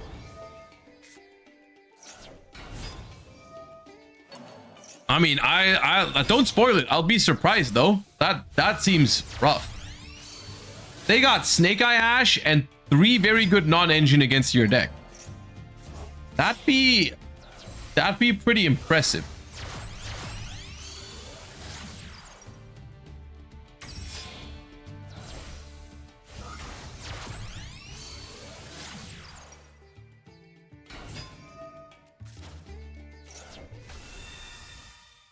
Yeah, we can speed up the first turn combo. Hold up. Tag out, Flamberge, bring out Snake Eye Bellstar, make Sequence. Sequence makes Lacrima. No, Desiree, okay. Link off into Promethean. Revive 2. Revive Flamberge. Equip the Sequence. Negate your own Promethean. So you can make IP Masquerena, so you can make Appaloosa. Put the thing in the spell trap zone. Set 2, pass. Alright. Draws Imperm for turn. That's good. That's gonna help. Negates the Appaloosa, puts it to 0. They let it happen. Activate Bonfire for Poplar. Get rolled here, presumably. That's an annoying Drollin Lockbird with the thrust in hand as well. And how are you winning this?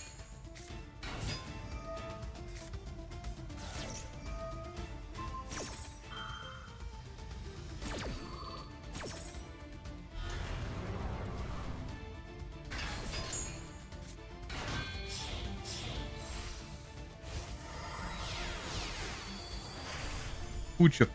Fucho? You're outlasting the Droll with a Fucho?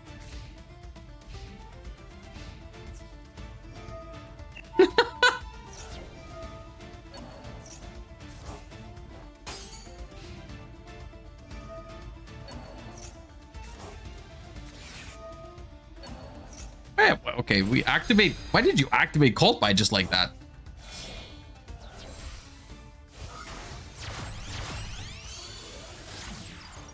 Okay, we make Moon again. Flamberge Revive. Poplar Search Original. Activate Hollowed. For Murcielago. Murcielago. Grab Wanted. Dark. No zones pointing. Get back this. Send for Ilya Sylvia. They should still be winning this. Wanted. Draw another Droll and Lockbird.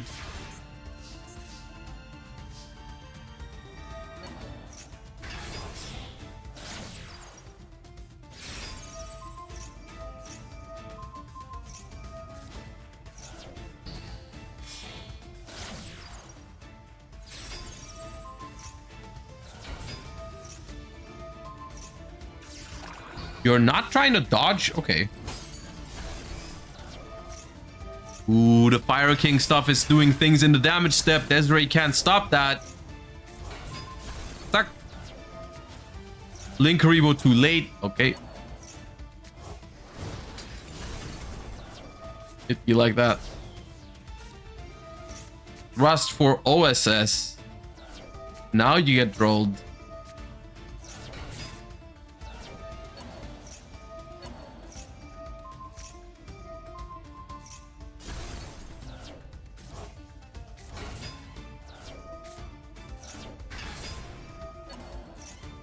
The Fucho. Ooh, Doom Dragon.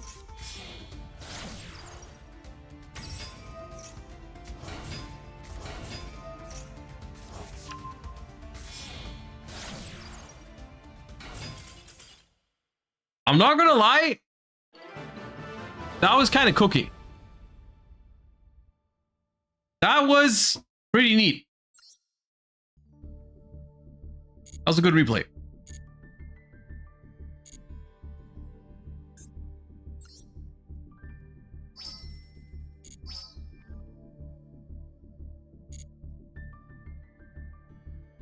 We got all the things. Thank you. Okay.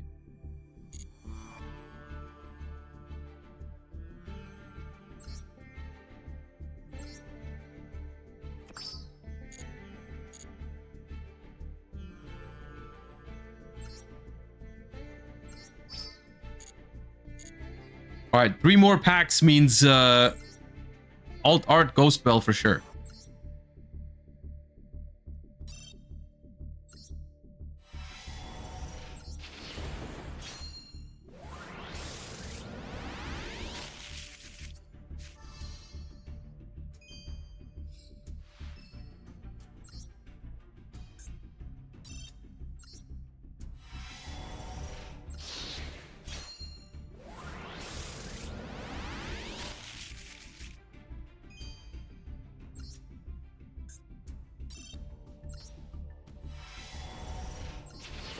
Here for good luck. Ah.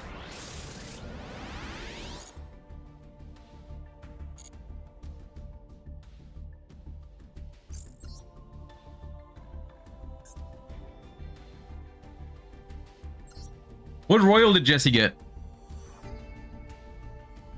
out of that pack?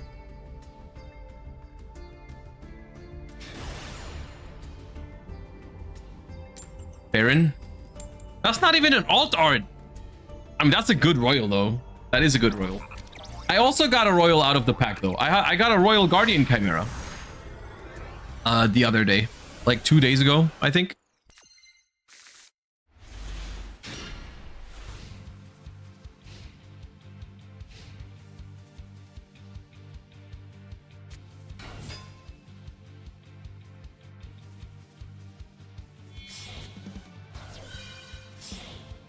Altergeist.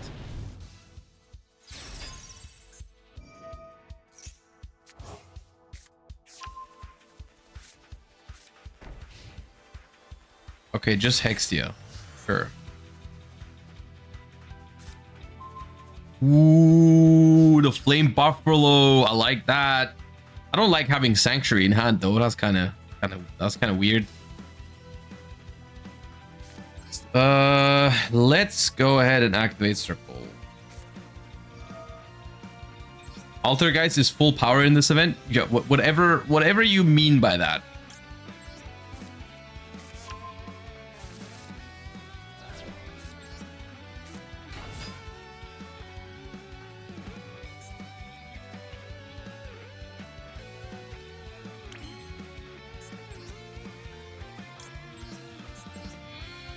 All right. Chain Link 1, Flame Buffalo, Chain Link 2, nothing. Because I'm not very good at not drawing Sanctuary.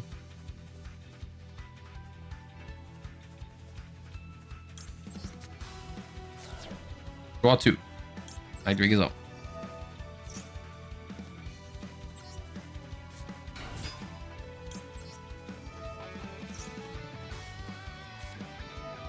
Imperm the Gazelle.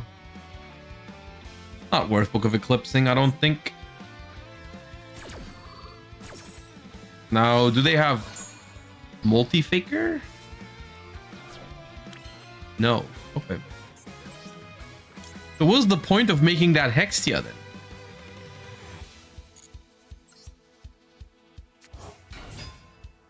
Am I missing some new Altergeist interactions right now, or...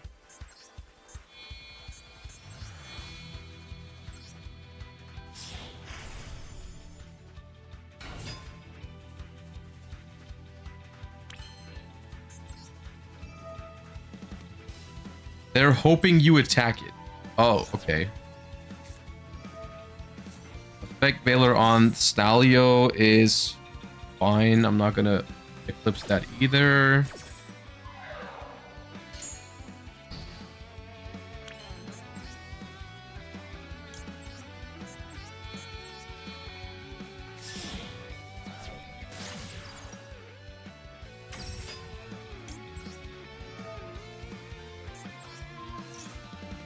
All right, nice Hexia.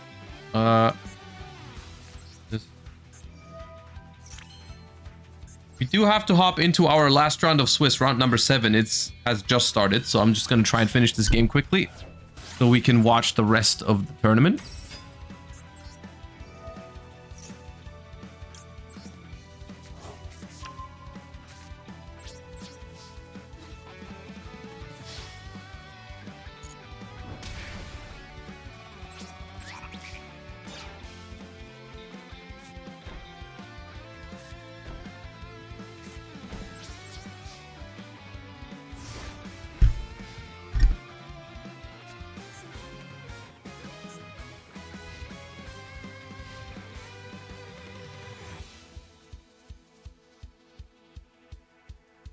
despite how combo heavy the best deck is, I think we had a lot of good games. I think it's a little bit of both worlds. I do think there is good counterplay to Snake Eyes, which makes it better.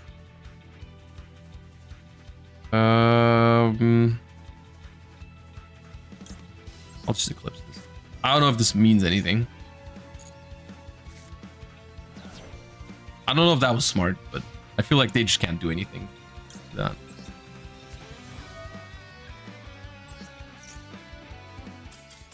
We got it. We got it. All right. Also, I feel like I have been sitting at exactly this much missing towards level 38 for such a long time now. This bar just ain't moving.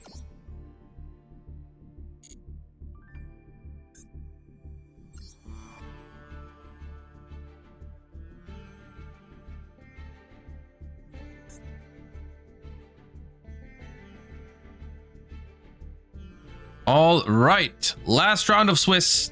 Let's get some good feature matches here.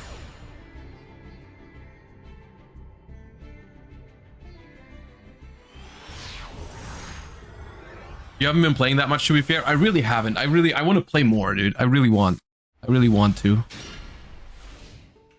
We should really be out here playing more Master Ladder after hitting Master 1. And like trying to get high ranks in the thing. It's, I don't know, time just flies. And it's the end of the month again, and I haven't done it.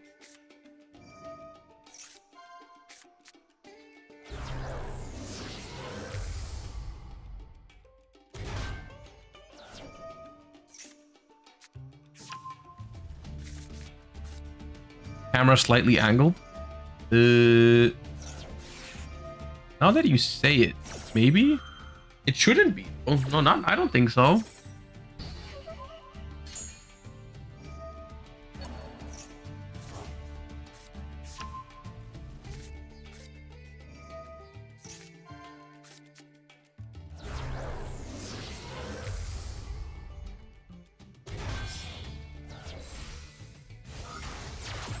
I think there's a slight tilt, maybe.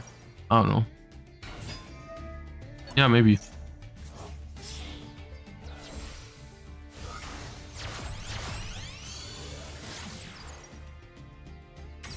All right, what was the card we used? Ash. Okay.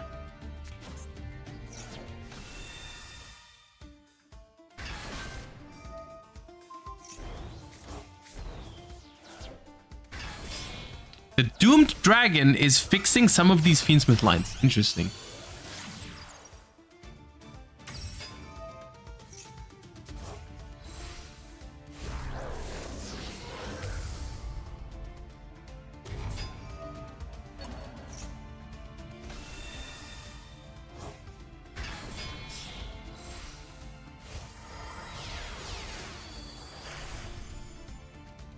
If we're going for Beatrice or Snake Eye Oak,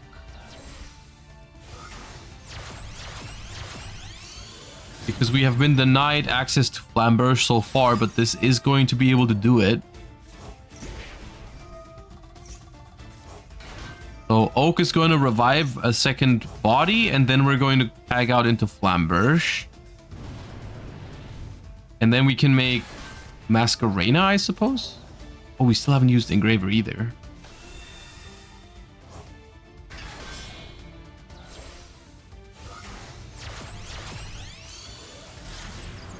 But if we do link off the Flamberge this turn, we wouldn't be able to get it back. So we're not going to link it off. Instead, we're going to put Ilya Sylvia into the spell trap zone to summon it out. That's good. Normal summon low. That's the first time I'm seeing that deck today. Okay. Voiceless Voice still in the game, I guess. That's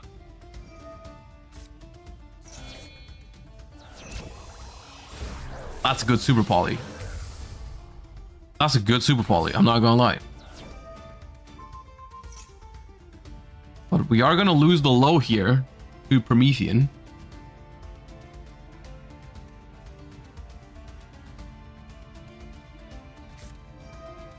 Got Saravis for it though. Okay. Wait, hold up. Hold up. This is winnable? The problem that I see is that Voice is not winning the game this turn, I don't think. And the follow-up for the Snake Eye deck is going to be pretty strong. I don't know if just one Skull Guardian negate is going to be enough to stop the stuff that's happening next turn. But I guess we'll have to wait and see.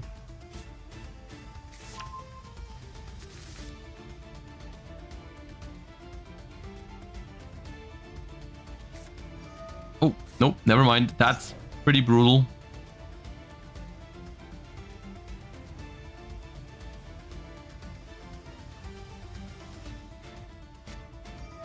You can still use Saphira because it doesn't have to add from the deck. It can also add from graveyard, and I'm pretty sure it can also add nothing. Yeah, so we just add back Saravis, but like we cannot unless we hard drew Skull Guardian, I guess. There's a chance there's a Skull Guardian in hand. Otherwise, you would just be summoning Saravis right now.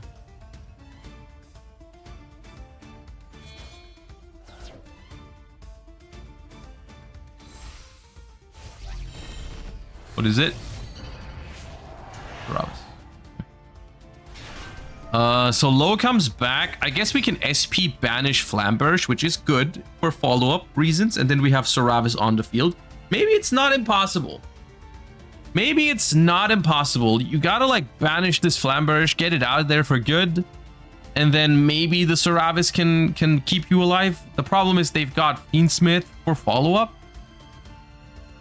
Actually, they don't have a Light Fiend in the graveyard as of now. Only Engraver, nothing else to shuffle back. So that's not the worst.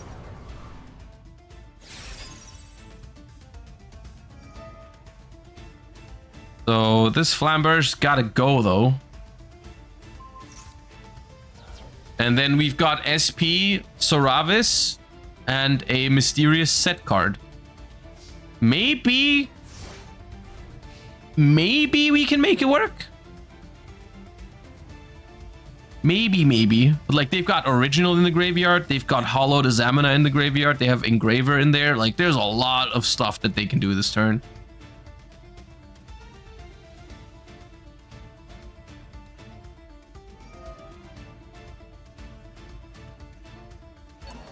Dude, finally someone's using the Charlie emotes again.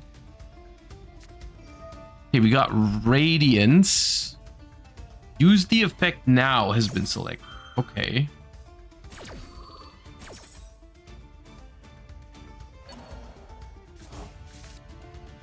Shuffle in to do that.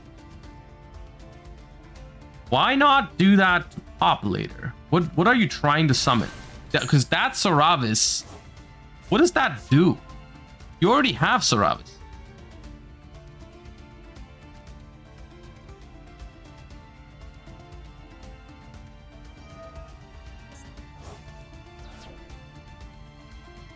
But I guess it can give you Skull Guardian. And then bring back Low, and that brings you the other. You know what? Maybe this is good enough. No, maybe this just works. Because there's the Skull Guardian. Low is gonna come back and gonna place the other continuous spell. And once we get to use the Saravis to bounce it back to the hand, we can use the other continuous spell to summon it again if they keep playing. So overall, this ends up being Saravis, SP Banish, Skull Guardian negate, and then potentially another Saravis.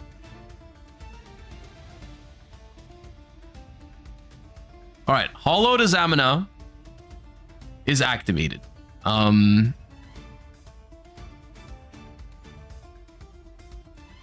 They're thinking about it. They're thinking about whether they have to do anything about that. I'm not sure if you do have to do anything about this. I feel like you can let that happen. But it does give them Ilia Sylvia, probably.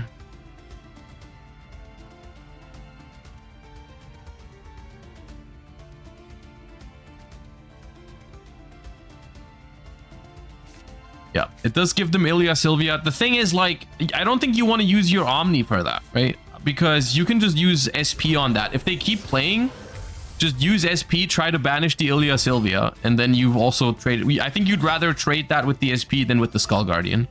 This is something you could consider Skull Guardianing, but not right now because the Ilya is still there.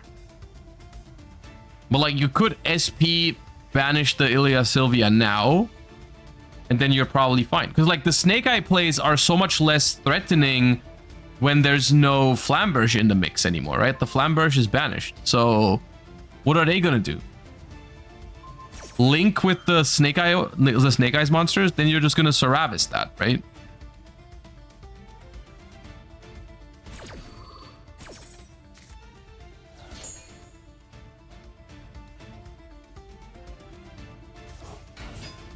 Maybe they can do something like ag out into Snake Eyes Diabellstar. Does that do anything?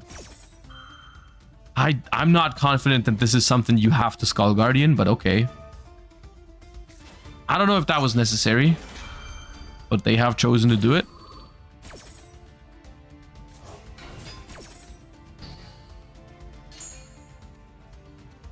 Okay.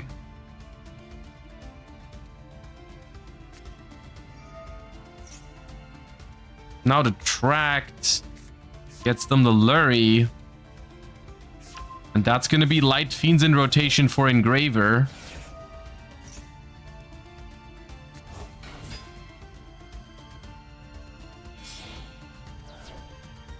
Make Requiem is a nice opportunity to use Saravis, I think. Because that'll banish it. And then you can resummon the Saravis using the blessings, right? If they keep summoning. Like, Engraver is going to summon here. And then you're going to use Blessing to resummon the Saravis. And because Saravis is an old card, it's not once per turn. Hard once per turn. So you can summon it out here. And if they attempt another Link summon, you can just negate that again. How much do they have left? I think they're running low on options here. Like, after the Saravis will have negated another like Link summon, I think they're pretty much out of things to do. Because I mean, Requiem is banished, Ilya Sylvia is banished, Snake Eyes Flamberge is banished. They're running their stuff is pretty low on cards. And like, Promethean is gone. We'll see. Does this target? No. But they could attack the Saravis and place it in the spell trap zone. That's what they're trying to do, I think. Yeah. That's a good play.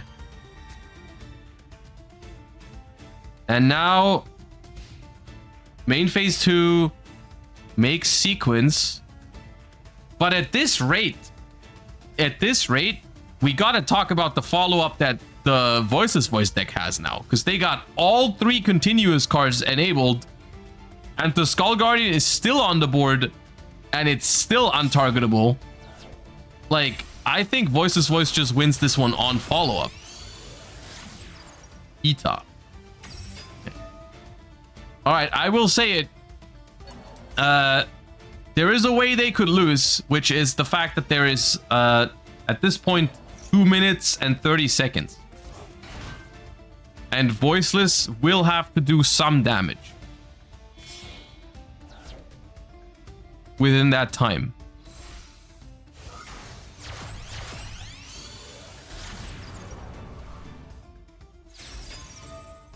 Lacrima, let's go. Okay, banishing that blessing is huge. However, there's nothing stopping the Skull Guardian from eating that SP Little Knight alive right now. Just go battle phase, attack it for 25. Oh, they also get Little Knight back. And they get Sylvia, though.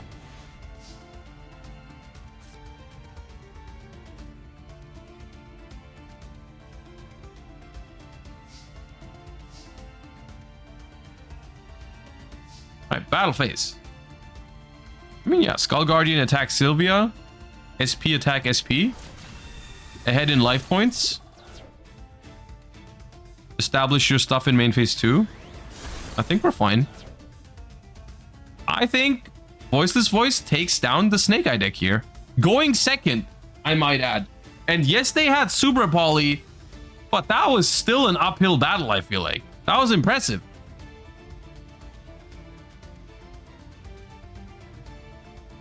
I mean, it's not over yet either, but they're gonna run very close to time right now. There's only a minute left.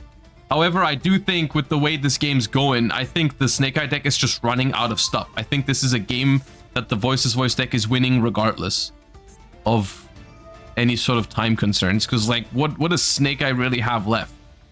Flamberge banished. Requiem banished. No real graveyard setup. Like, there is an Engraver in here, but no other Light Fiend. There's a Hollowed, I guess.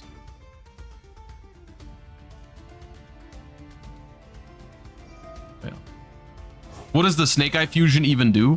The effect of it is kind of irrelevant. I mean, it's got a solid effect. Like when it's summoned, you can put a monster into the spell trap zone. It's mostly about the fact that you can like summon it for free, quote unquote, if you have stuff in your spell trap zone. All right, Odd Eyes Pendulum Graph Dragon hits the board as we're approaching 0 seconds left, which is exactly now. Time on the round. And Voiceless Voice is indeed ahead in life points just slightly, but they are also in a commanding position to win the match, and that means they will win this last round of Swiss. Let me check exactly what their score was to see if they have a chance at making top cut. They were at 4-2, so now they are in 5-2. Which means a small chance at making top... we have top 16, I think. Hold on, let me double check. We will have...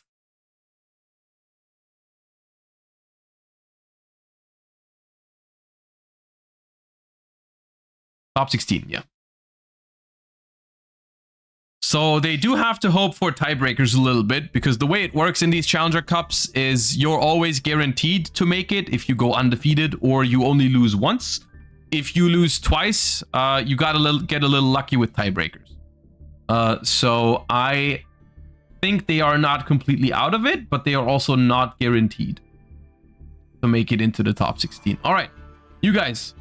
That will be our Swiss portion of the tournament. I will be going on a very, very short break. I hope you're enjoying the stream so far. I'm having a good time. I think we're having good games today. I like that. We're just gonna see what our top 16 is and have the mods figure out who exactly makes it in top 16. So I will go on a very, very short break, like probably not more than 5 minutes, and then we will begin our journey through our best of 3 matches in the top 16. So once again, hope you're enjoying the cup so far, and we will be right back.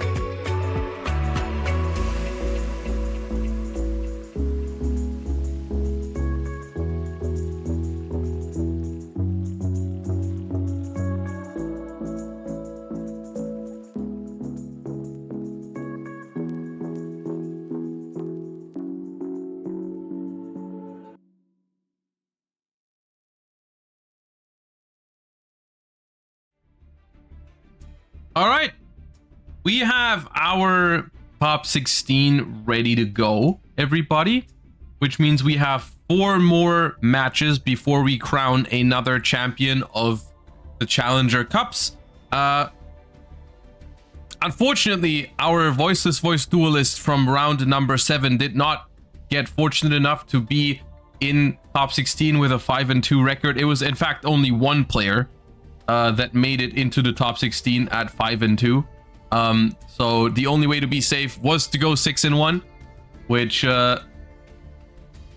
is what it is sometimes. And yeah, so here we have our duelists assembling for their matches in top 16, because that's going to start in less than 3 minutes. Just a reminder, for the top 16, we are now going to play best of 3 instead of just best of 1, where the winner slash the loser of the previous game gets to decide whether they want to go first or second in the next game after both players are back at the table. So yeah,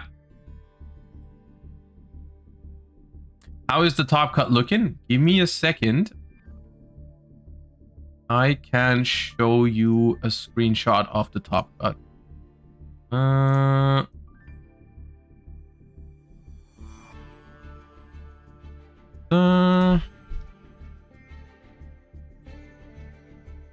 There you go. That is our top 16 here. As you can see, in 16th place, we've got Gold X123, the only lucky 5-2 that made it into the top 16. We'll see if they can carry that momentum over into actually winning the tournament. But these are our 16 duelists. We got 2 undefeated duelists. We got first and second place here on 7-0. So that is, I think, what I want to see in top 16 first, is I want to give some spotlight to the 2 players that have gone undefeated. And then we have obviously a lot of people also doing well at 6-1 over here. Yeah, so that being said, we are a minute away from our top 16. So we're going to start very shortly.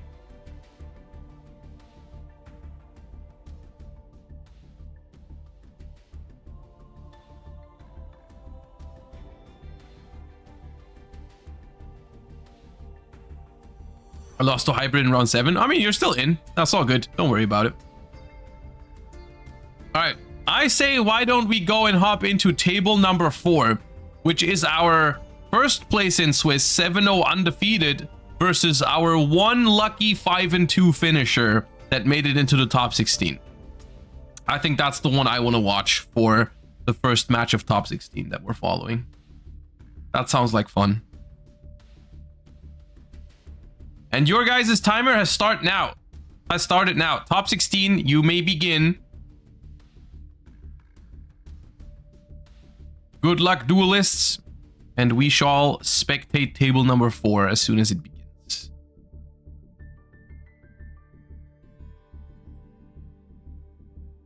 We're standing by.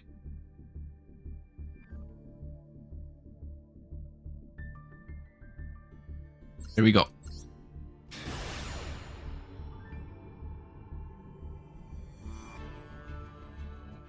All right. Game 1, top 16. Let me see it. Selected going first. All right. We have got 42 versus 41. We started off with a wanted Seeker of Sinful Spoils. That's a good one to have.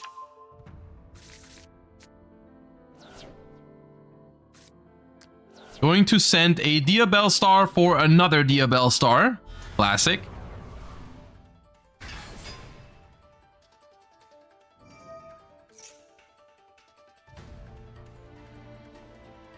Are we letting this Diabell Star go through? No, we impermanent. Okay, understandable. That'll resolve, and that'll stop the Diabell Star from setting either Deception or Original Sinful Spoils. Now, how are we continuing? We normal summon Snake Eye Oak, which is a play, I guess. Not the most robust play you can have, but it does work, kind of. That will convert into a Snake Eye Ash, so if that resolves, it's probably all worth it. And it does resolve. Okay, so that Snake Eyes Poplar is going to be huge.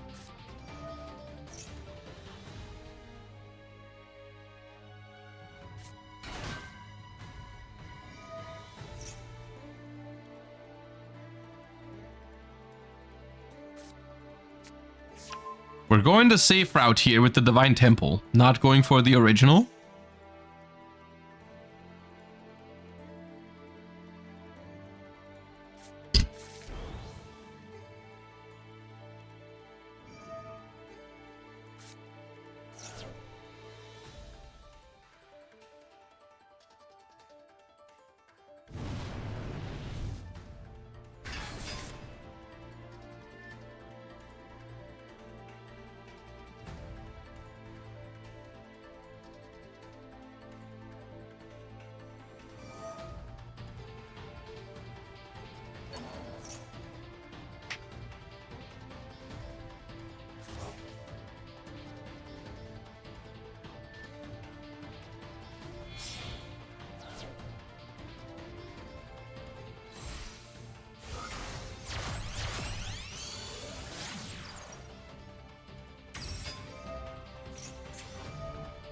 Okay, we've activated Flamberge to place the Diabell Star into the spell trap zone, which is interesting.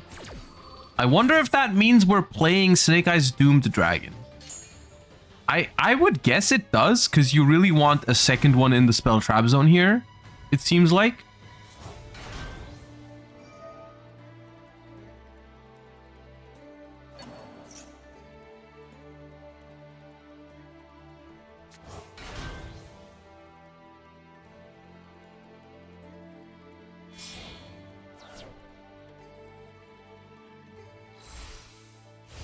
Can you just send Fiendsmith? You could send Fiendsmith equipped too, yeah. If you assume it works out that way, yeah.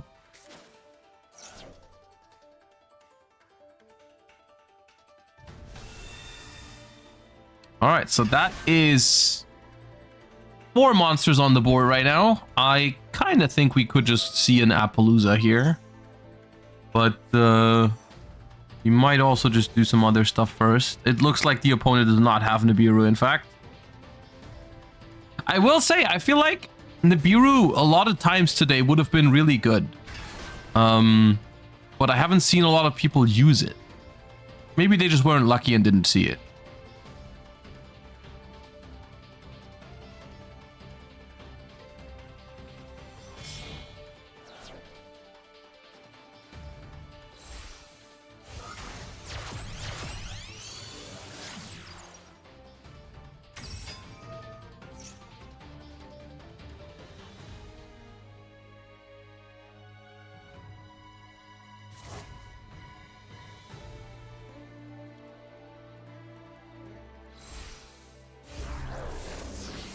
Alright, we're fusing into Desiree. Then we're linking off the sequence and equipping it to Desiree, presumably. That's gonna be a Promethean princess. I wonder if people are considering running a rank 8 in this deck. I know space is tight, but I remember people doing that in the TCG for a short period of time in Snake Eyes because of like the Snake Idea Bellstar being a level 8. In Master Duel, I feel like you got even more reason to do that because the Snake Eyes Doomed Dragon is also a level 8. So in this instance, for example, we could be using the Snake Eyes Doomed and the Snake Eyes Dia Bellstar to make like a Hope Harbinger at the end of all this. It would be pretty nice. Wasn't that before? It was before, yeah. Maybe the extra deck is just too tight for that right now. But I'm just saying, like, that would be pretty neat here.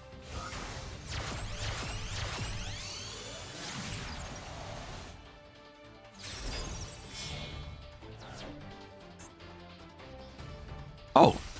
Wait, we're linking off the Flamberge? Why not bring up the Snake Idea Bellstar?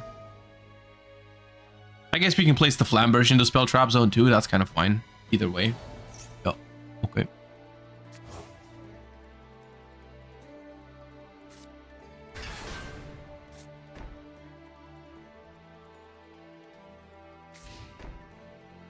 All right, 2 sets, 5 cards in hand to try and win this. I feel like that is a tough ask depending on the deck you're using here, but we will see.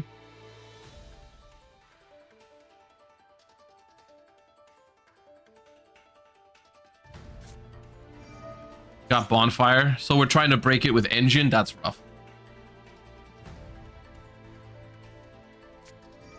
Cross out for that too. Uh-oh.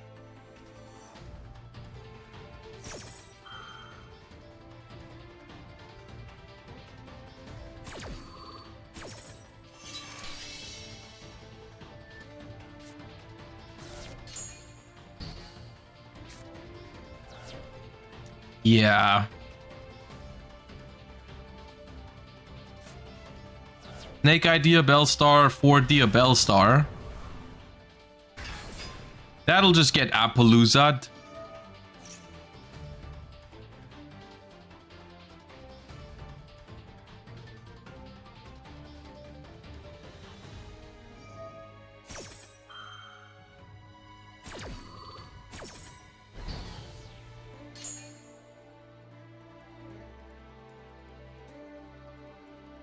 I mean, this is sometimes just how it goes with the Snake Eye deck, right? Like sometimes it'll just win because it was able to play through the interruptions that were thrown at it.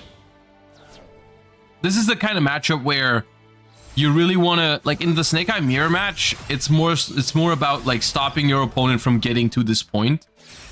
Whereas if they've reached that point, the deck is not very good at breaking its own boards, basically, right? It's like, yeah, can't have your opponent get that far, essentially. Because, I mean, now at this point, you got one card left in hand against the Desiree.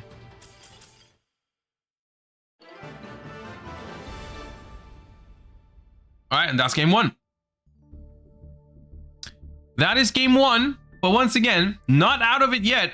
But they are continuing their win streak. That was our undefeated 7-0 duelist going up 1-0 here in top 16. Basically, now 8-0 in single games.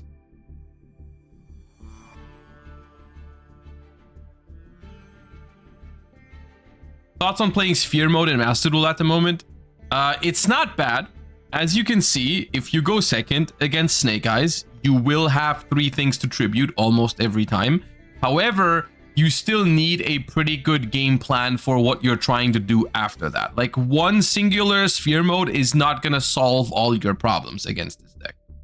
Because they're still going to have more disruption and they're going to have pretty good follow-up after you Sphere Mode them. So, like, you'd need more specific combinations than just Sphere Mode plus whatever, right? Like, you'd need like Sphere Mode evenly or something like that. At that point, we start talking. Like, if you can resolve evenly against this deck, it's pretty good. The problem is the one Desiree and Ilya Sylvia are really good at stopping evenly. But if you can somehow resolve evenly against this deck, that's pretty good. Because you're taking away a lot of their extra deck resources forever as well. So yeah. All right, let's wait and see what our 2 duelists at table 4 here are going to do for game number 2.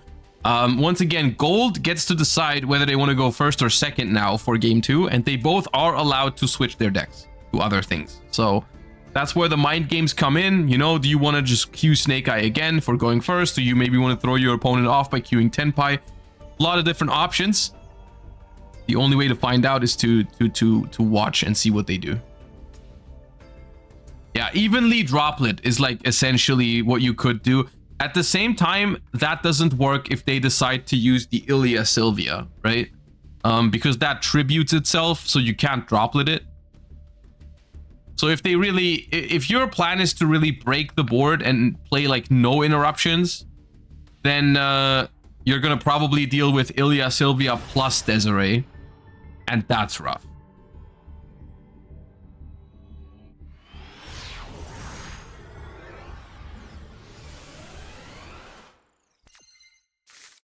All right, we're selected going first.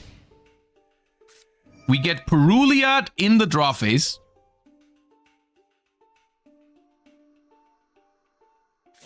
And that gets ashed. Okay, so we are bothered by this Purulia. Is it the only one, though?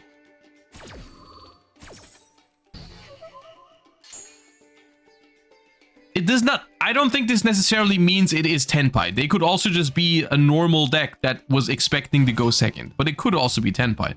Magical Musketeer Caspar. All right, I'm listening. I am listening.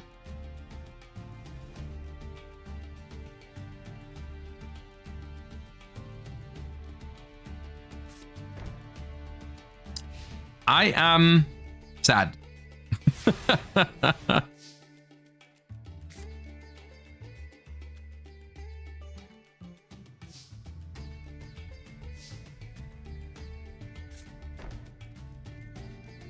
Starting with a set end phase. Okay, it's Tenpai. It's got to be Tenpai, right? That's just Tenpai. All right, Dancing Needle in the end phase. You can activate this from hand if you control the muskets. This is basically a Runic Fountain situation where you get to use your stuff from the hand. And that'll add a musket card from deck to hand. And that'll add Desperado, which can destroy a face-up card on the field.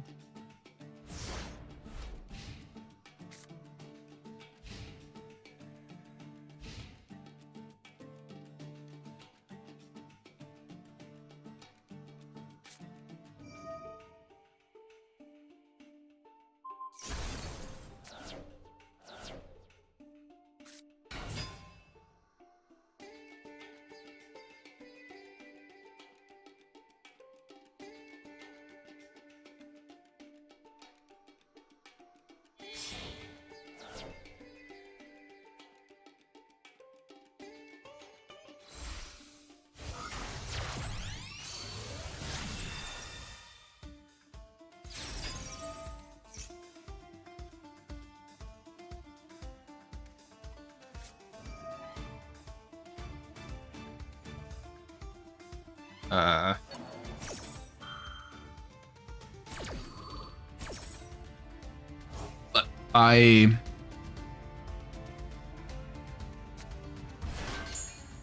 Why did we feel the need to Magnamood right there? And why did we pop our own Cuspar?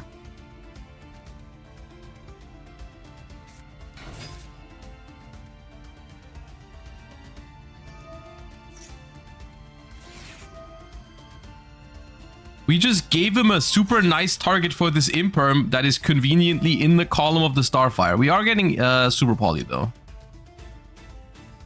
That's neat. That's Uva.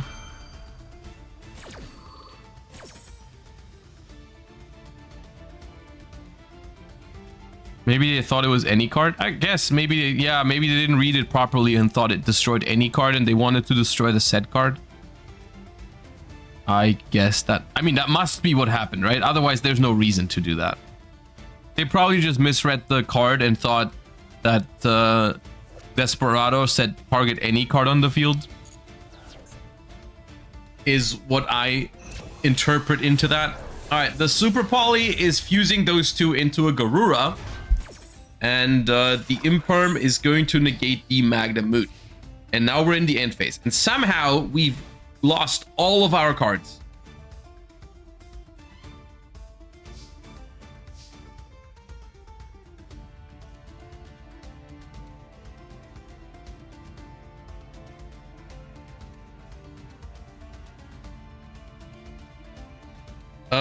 Yeah, I think this might be a short visit of the Magical Musketeers. We might survive this turn if there's no Kaimin in hand. Because Garura and Magnamoot is only 5,500. So maybe no Kaimin. We might get another turn.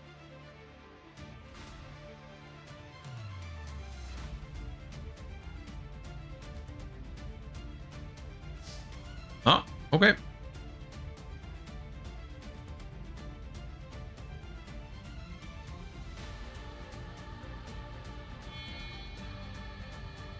Is that an overlay?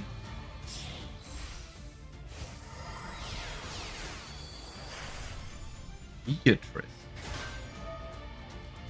Wait, so it's not Tenpai?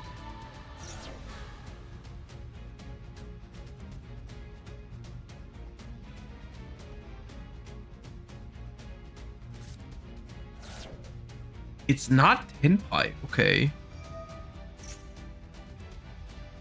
Or maybe it is, but you're playing Fiendsmith Tenpai, I suppose. Set monster. I would love a statistic in Master Duel, like, because I think right now in Master Duel, if a monster is set to the field, it's like a 90% chance it's Fadra. Right?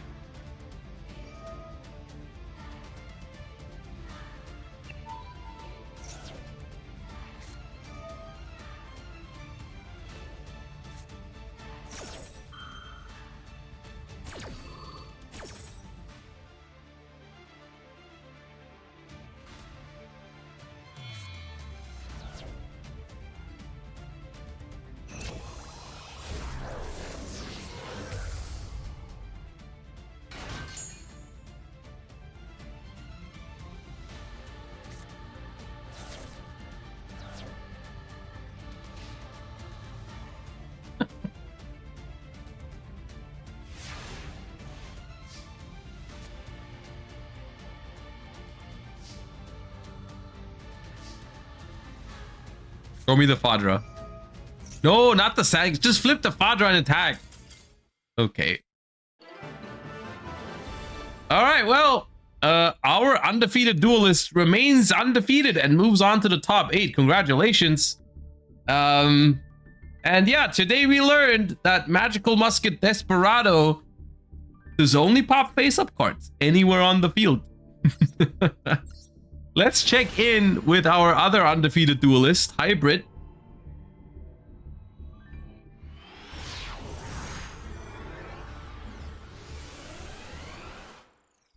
Selected going first. Let's see. Army number 1.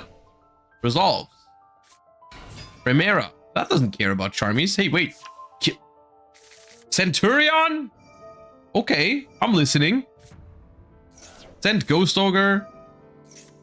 Special Trudea Place. Gargoyle. Give him the 1 draw for Auxilla, and that's all they need. Or Legatia, I guess. Sure. You have the trap card already. Yeah, Centurion is pretty good into Mole Charmies. Which is neat.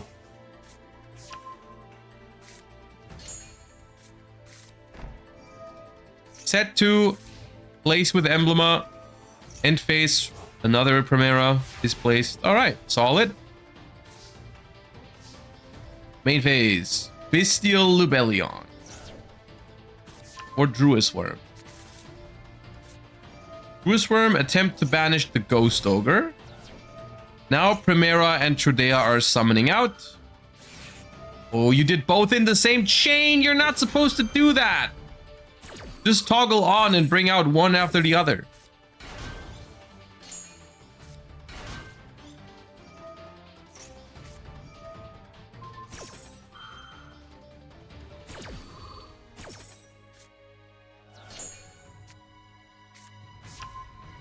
Alright, we're using Phalanx on the Druis Worm. They hard drew the Regained and Engraver. Alright, Bestial Fiendsmith over here. Which typically is a deck that will not, like, win on this turn. Like, they probably won't have enough damage for it. Dotscaper. Okay, so we've got Cyber's technology to make the Fiendsmith combos a little bit easier to do.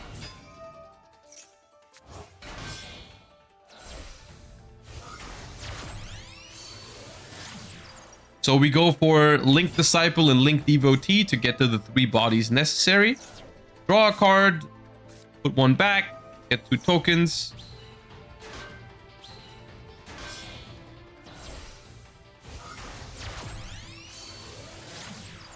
Make Requiem and tag out with Requiem into Engraver. Try to equip the Requiem. This will potentially send the Legatia, but not if Druis Worm. But the Maxi is so rough. The Maxi is so annoying.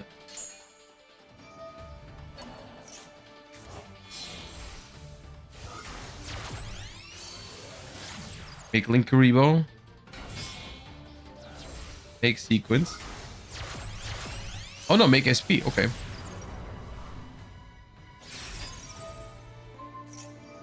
Banish the Druis Worm, which prompts them to go stand up Centurion.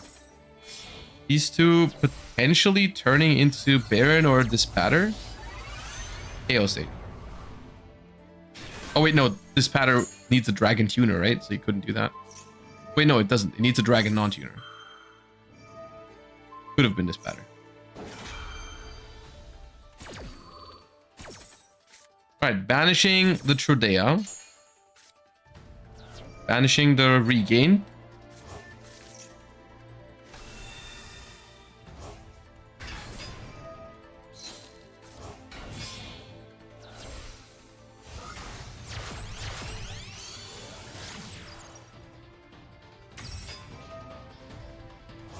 Ooh, use from the graveyard into Lacrima. Not a play you see very often. Engraver comes back. Rank 6. Or M7. Detach Lacrima, add back the Bestial Lubellion. Burn for 12. Battle phase, crash into the Angel for 100 damage. Main phase 2, try to Zeus the field. Which is not going to get rid of the monsters, because the Chaos Angel is a light and a dark. I'm pretty sure.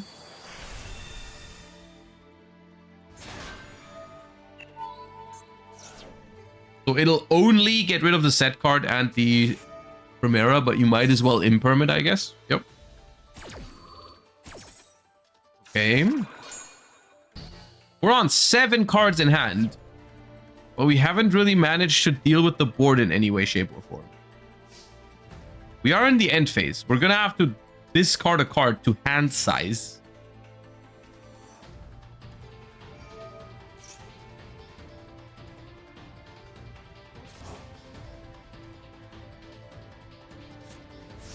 Biru. Okay. I think it's a weird decision to discard the Nibiru there. I'm gonna be honest with you. I think that means they have another one, and I think showing your opponent that or giving him that information is not necessarily ideal.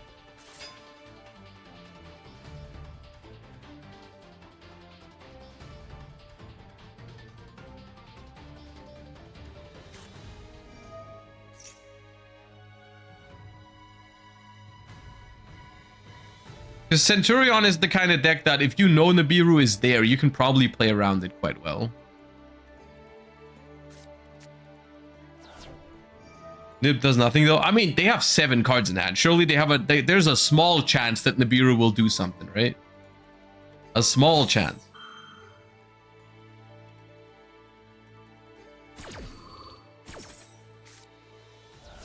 So what do those other 6 cards have to be for you to be like, yeah, I definitely have to like this card is Nibiru here?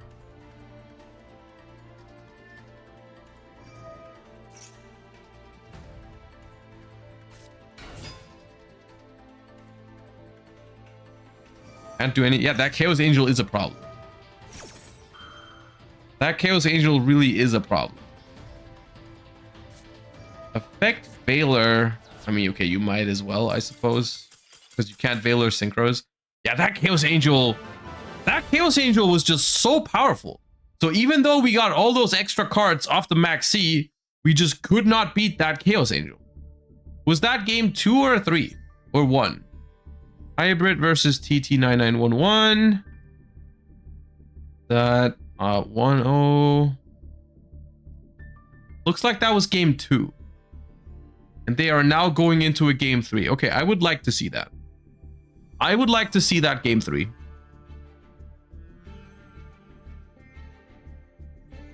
Yeah, I'm not even sure what out they have in that deck. In Bestial Fiendsmith, how do you beat a Light and Dark Chaos Angel? Anything that isn't like, oh, just draw infinite impermanence. Because the thing, one thing you have to realize in the TCG for Fiendsmith decks, outing Chaos Angel is actually not that much of a problem. It's not that much of a concern. Because what you can do if your opponent establishes a Chaos Angel is you can actually win through it by just making Agnum Day and making a really big Desiree, and just you keep attacking it because it does piercing damage if it's equipped with Agnum Day. So you don't have to worry about outing Chaos Angel. You can just like out the other things they have and then just win over the Chaos Angel by attacking it over 2 or 3 turns. So you don't need to worry about, oh, does my deck have an out to Chaos Angel? Because you can just win normally over it. Without Agnum Day in this game, it's not that simple. Like, if your deck just doesn't have an out to it, they can just sit on it forever, you know?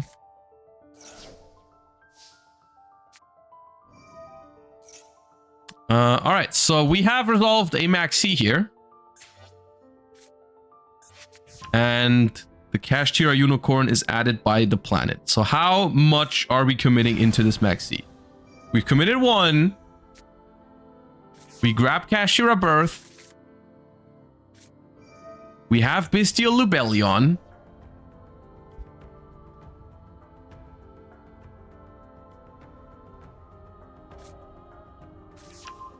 Grabs us that Dru's Worm. Activate Birth. Presumably pass. Yep. Okay. Not the scariest opener, I will say.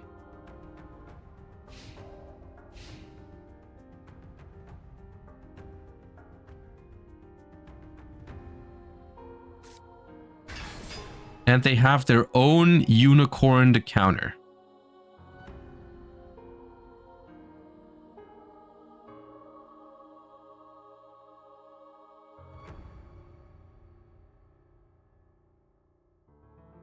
Looks like we're trying to move into the battle phase here, judging from the toggles.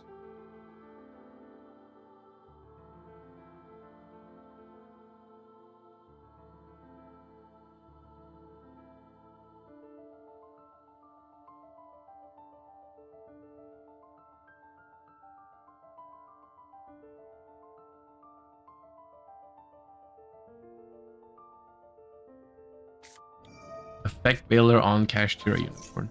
It's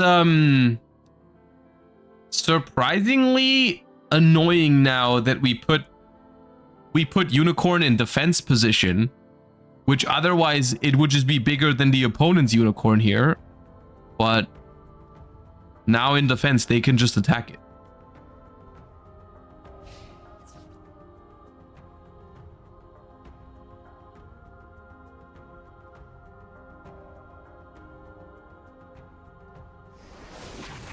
Yep, there it goes.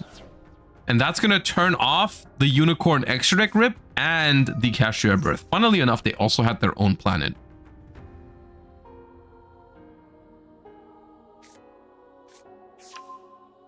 Search for Fenrir. Okay, but that Fenrir is not a live card right now. That is a very live card, however.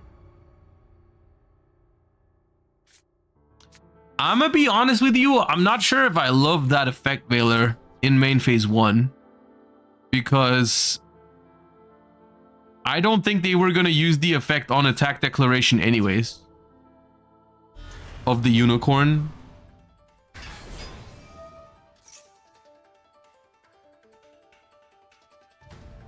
Because then they would have also had to give up a card from their extra deck.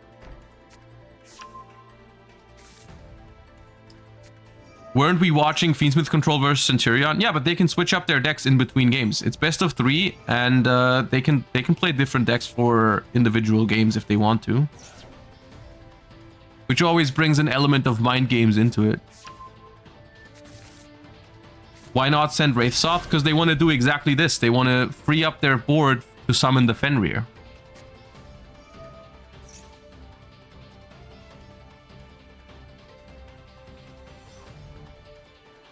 Because the Unicorn was negated anyways.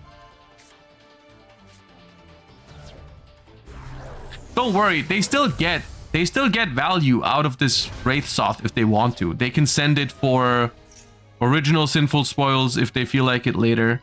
And keeping it around is not going to hurt them either.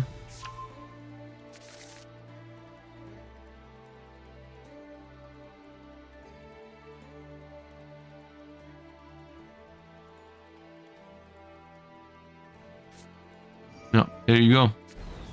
Just send it for original now. And that way you've been able to get out the Fenrir.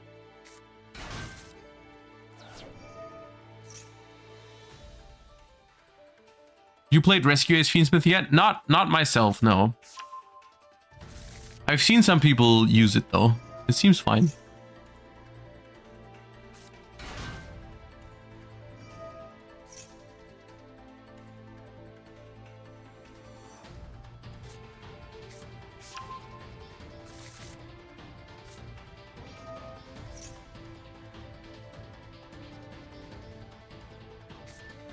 Any Yubel at all? Surprisingly not, no.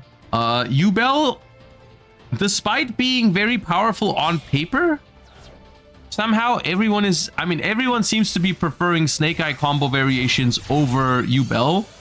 Maybe off of the sheer difference in like one deck is super weak to Molcharmies and the other, like Snake Eyes, even though Molcharmies are good against Snake Eyes, the deck can genuinely be okay under it. Like you can make sometimes just an IP Masquerena with the field spell and solid follow-up, and that's okay.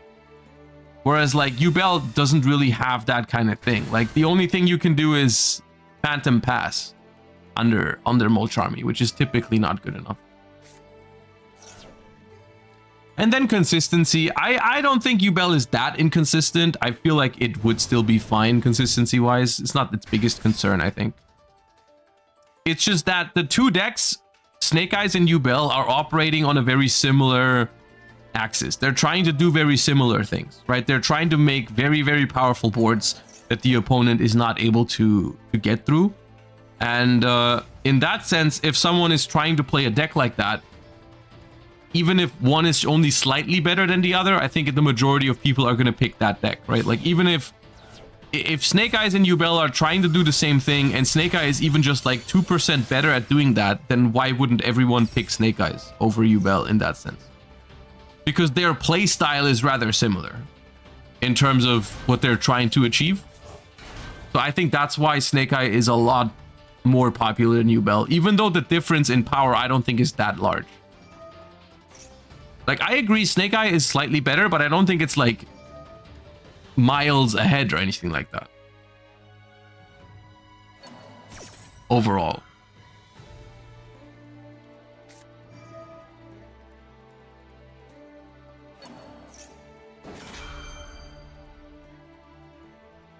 All right, we're bestialing.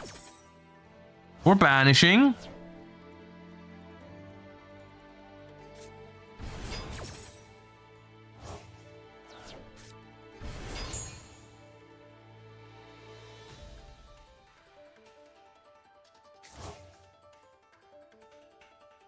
Yeah, Aerial Eater is also a big deal for Yubel. Like, that not being there is pretty big.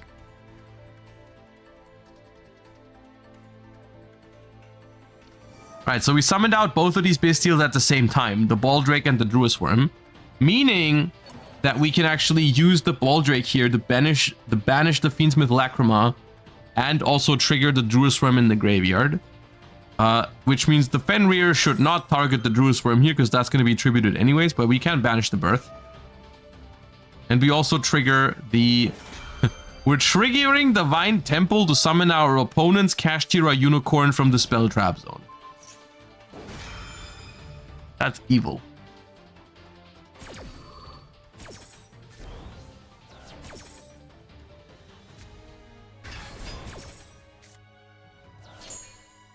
Which also means, by the way, if they use the Druid Worm now in the graveyard, if they target anything that isn't that Kashtira Unicorn, they will also get their extra deck taken a look. Like, they can take a look at it and take one out. So they are forced to send it here, and it gets called by the grave. Show me that extra.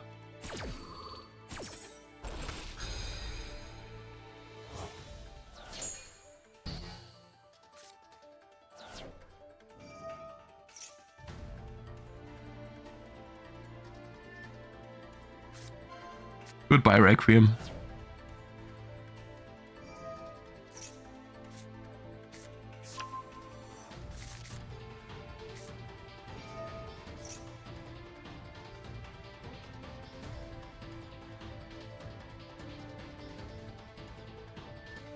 Okay.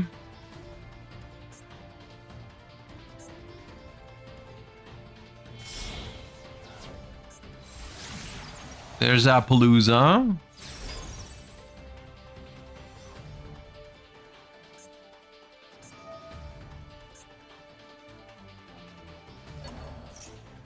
This deck just keeps going.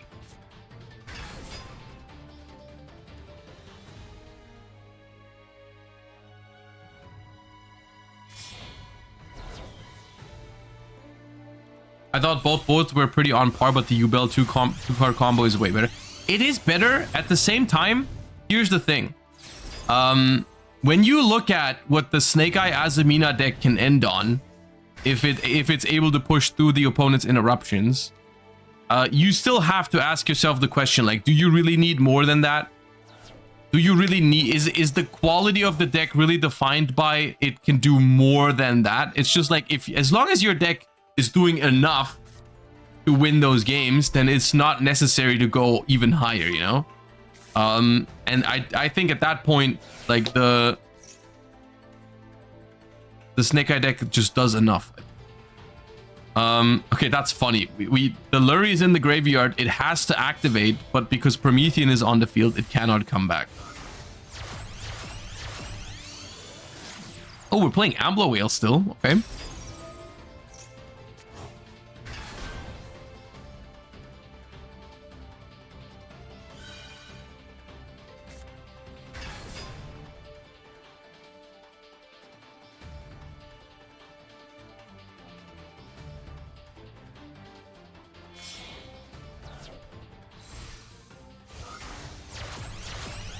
All right, for a good measure, SP Little Knight, banish the Baldrake.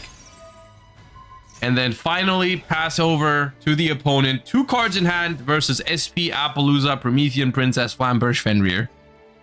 Kashtira Birth.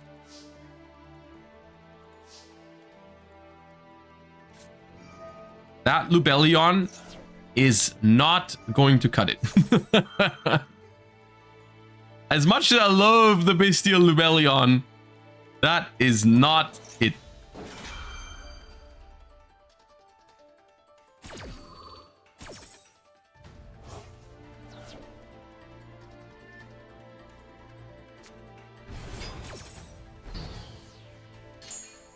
Alright, and now Promethean Princess can pop the Baldrake, or the Fenrir can banish it. Well, you could pick whatever you want.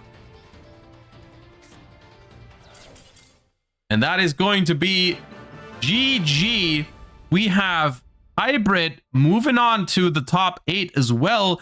So both of our undefeated duelists in the Swiss rounds are continuing their undefeated streak. Both moving on to the top 8. I don't think there's a match still going on. I feel like this was the last one. So everyone seems to have finished. So we will be continuing with the top 8 very, very shortly. I'll just be taking a very short break before we hop into the top 8 of today's tournament. Once again, I hope you're enjoying the matches so far. We have 3 more matches to be played, top 8, top 4, and finals, until we have a new Challenger Cup champion. So I'll see you guys in a couple of minutes for the top 8 match.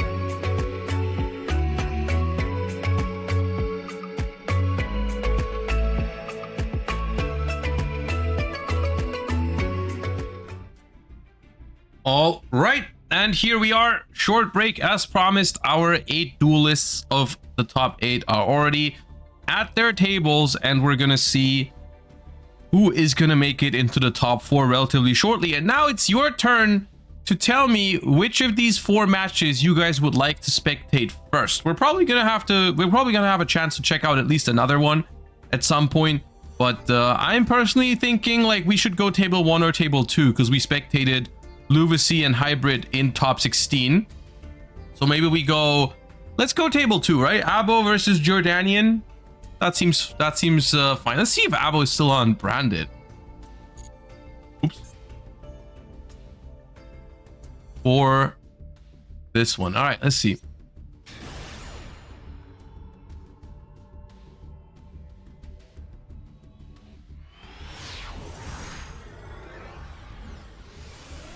All right. Going first here. We've got how many cards? 44. That's not typically the branded count, right? 44 would be way too consistent for a branded duelist. Yeah, that's Bonfire.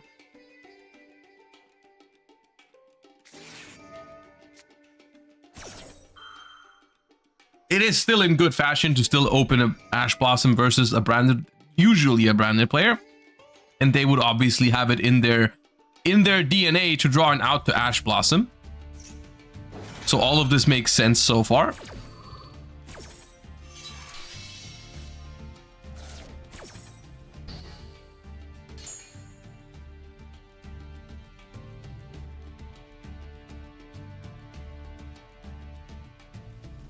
You mean Abo is good? Has Abo won a branded fusion mat yet? Does anyone, do you guys happen to know? Because I know some of the branded mains are out there hunting for that branded fusion playmat that you can win in the Challenger Cups.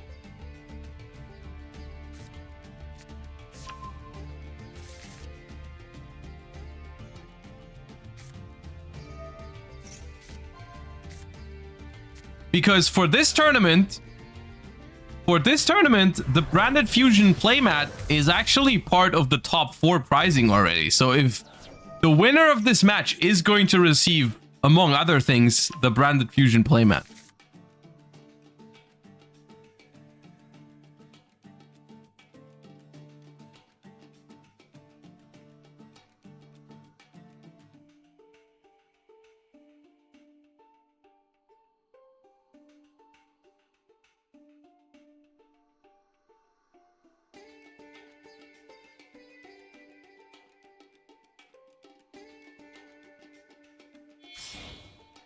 However, does it really make you happy as a branded main if you win the branded fusion playmat not playing branded?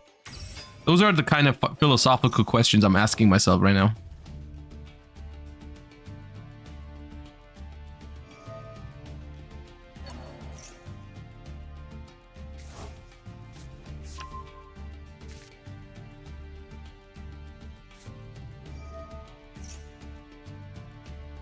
Right, activate Hollowed, Chain Wanted.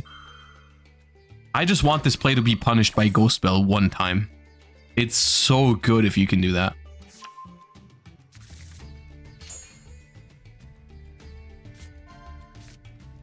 I guess I should explain that interaction for someone who doesn't know. So the way that this play works is you activate Hollowed Azamina first, and then you Chain Wanted, which is cool because in Yu-Gi-Oh, cards are not sent to the graveyard until the chain is resolved normally. So you can send the Wanted that is on the field still resolving. You can send it to the graveyard for Hollowed Azamina. So what happens if you chain Ghost Bell to the Wanted is you negate its activation. And if a card has its activation negated, it is not considered on the field anymore. So you can't send it for Hollowed Azamina. So not only are you negating the Wanted with the Bell, you're also essentially negating this card, right? So you're basically 2-for-1ing with Ghost Bell in this spot. Which is why Ghost Bell is considered a pretty good card against Snake Eyes Azamina, because it can prevent this sort of play, which today alone, we've seen this play 5+ times. The Hollowed Chain Wanted, it's very common.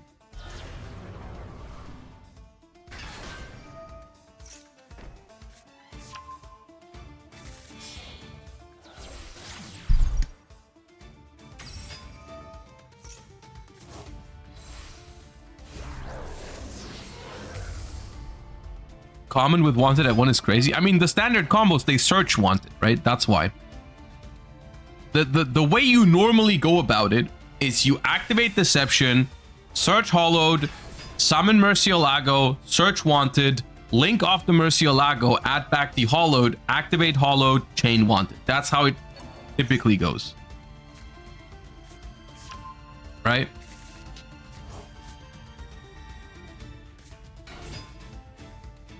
And against those lines, the Bell is really good. Never mind, we've seen enough. We've seen enough. Apparently, not a great hand to break this board, so we're moving on to game 2 here.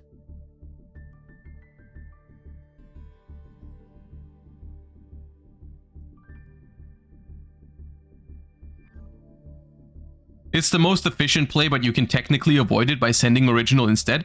That is true. However, that highly depends on the popularity of Ghost Bell, right? Like if everyone was playing Ghost Bell, I'm sure people would start doing that. At the moment, I don't think it's realistic. Like, I think for how niche Ghost Bell is as a card typically, and it usually just is not that common, Bell, right? I don't think it'll ever reach a point where Bell is so popular that people will not do the really optimal line because of Bell, you know? So that's the nice thing. Like, people aren't expecting it, so it's kind of nice. We haven't seen a single Ghost Ogre onto Deception today, by the way. I'm a little shocked by how few Ghost Ogres in general I'm seeing. Like, Ghost Ogre is pretty good right now, I think. Ghost Ogre is even solid against Tenpai, because you can sometimes cover, like, I mean, Sangan Summoning is at 1, but you do sometimes have it, and like Ghost Ogre does cover that. So I'm a little surprised. Ghost Ogre is pretty good right now.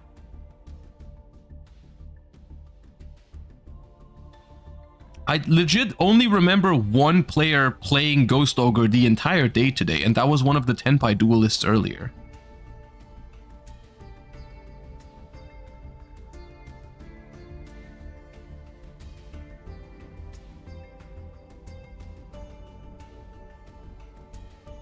So yeah, I also think another card that I am genuinely shocked we haven't seen more of is Ghost Mourner.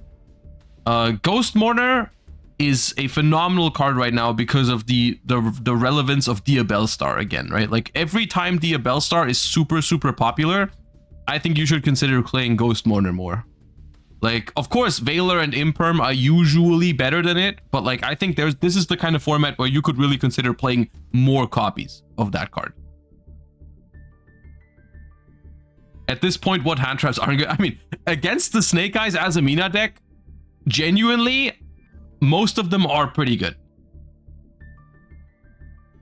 Mourner has a huge drawback. If you're referring to the being a trigger effect thing, that's not a thing in Master Duel, right? So like that drawback doesn't exist. In Master Duel, it's treated as a quick effect.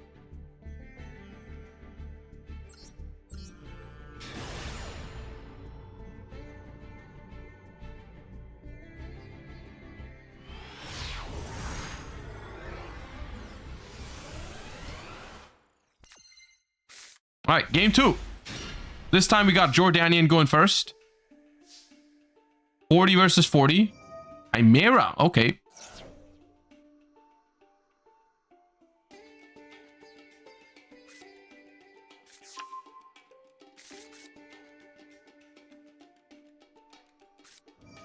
Roll and Lockbird, that hurts. That card is very good against Chimera. Uh-oh.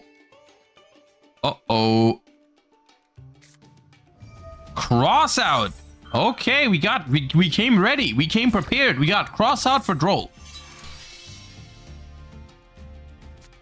All right. Okay. Normal summon Gazelle. Looks like no response here. And that'll be a Chimera Fusion added. Okay. We're popping off. We're summoning Nightmare Apprentice by discarding Dark Fusion. So we are on Fiendsmith.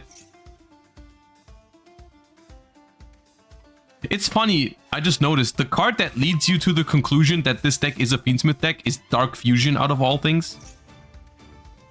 I thought that was funny. Max C though. Aye, okay.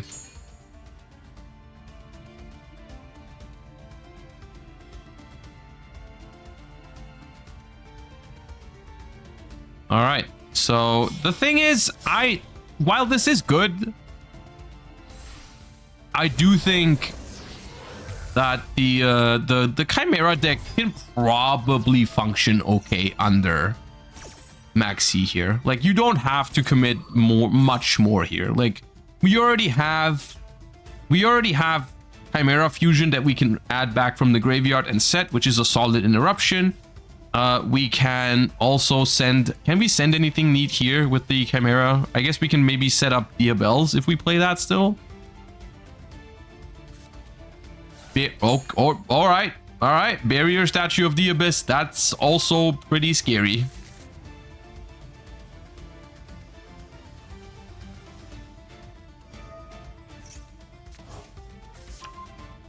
So... Probably just set Chimera Fusion and pass here. No, okay. SP. Okay. Interesting. Another draw just to have SP. I guess you want the Chimera in the graveyard and you want... you want it banished. You want it banished because this is the one that summons from banished. I get it. I get it. Okay.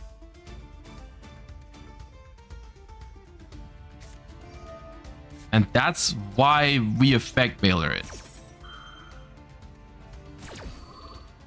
Alright.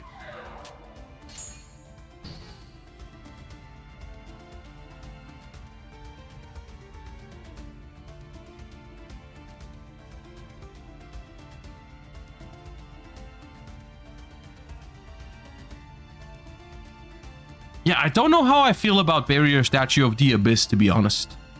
In a format where, like, yeah, Snake Eye is technically a fire deck on paper, but, like, it just turns out that two of their engines, Diabellstar and Azamina, are mostly darks.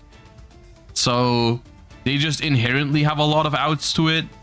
Plus, they can have Imperm and stuff like that, so I don't know. Well, okay. We're passing with SP and a set card. That is probably Chimera Fusion.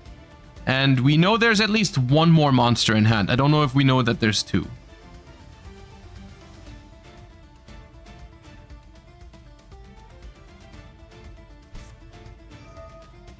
Ooh, it's Tenpai. Okay. That's scary.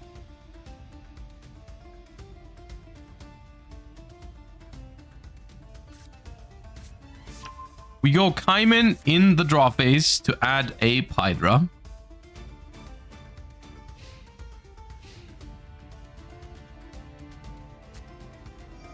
Heavy Storm.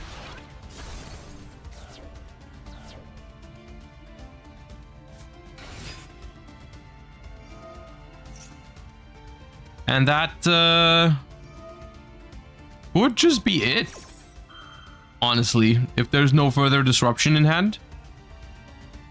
Like, at the very minimum, we would need an Ash Blossom or a Ghost Ogre for the field spell. Because if the field spell just goes through, then... Yup. I told you, the Ghost Ogre is quite good right now. But it's not there. Okay, well, they might still have... Maybe Ash for Genroku? Maybe Ash for Genroku?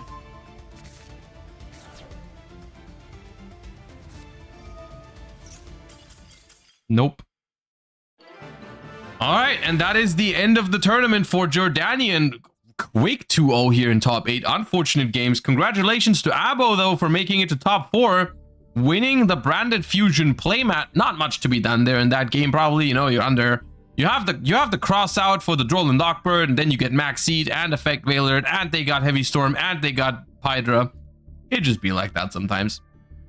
So, yeah, let's go ahead and check in to... Let's very quickly... Let me not spoil the result. Let me see what the result of Table 1, Game 1 was.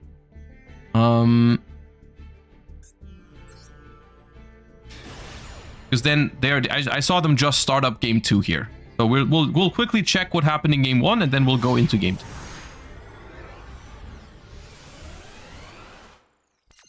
We have selected going second, so it is Tenpai. So once again, here's a very good example of what I meant earlier for Tenpai. This Tenpai hand is looking very strong on first glance. You've got like Imperm Ash, Raigeki, so like you can try to stop your opponent from playing, then you got a Raigeki as well. You still only have one real play. So no matter what happens to this engine hand here of Gargolo, right? This one Ash Blossom is currently stopping this Tenpai Duelist from playing. Right? Which is concerning when like all the Tenpai quote unquote extenders are all on the Forbidden and Limited list, like either at 1 or 2. So yeah, the Diabell Star gets not impermed here.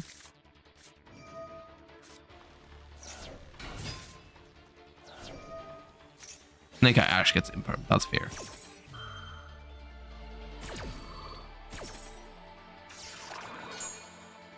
Now, do they commit the normal summon? No. They could. They don't. Okay. So, that's the thing. Deception reset, that's guaranteed follow-up. Original in the graveyard as well. And they cannot win through one simple Ash Blossom. Ash the Dora can't do anything.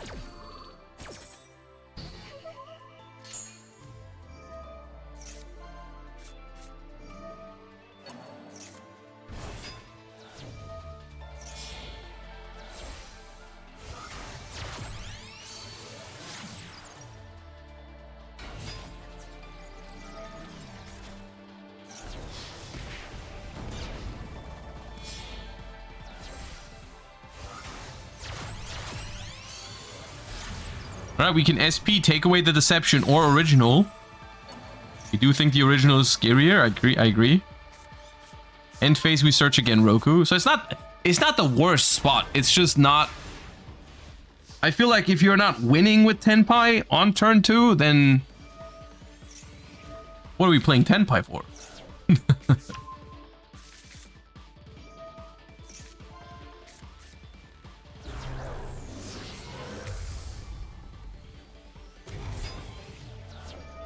Alright, Murcielago gets banished by SP Little Knight. That's fair enough. Grab that Wanted. Royal Wanted. Cool.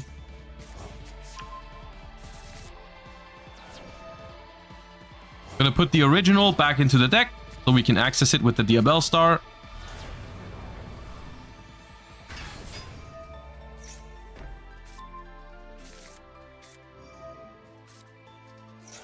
That's gonna be Oak. And yeah, the set is just a bluff Raigeki. So the Genroku is checked by Called by the Grave.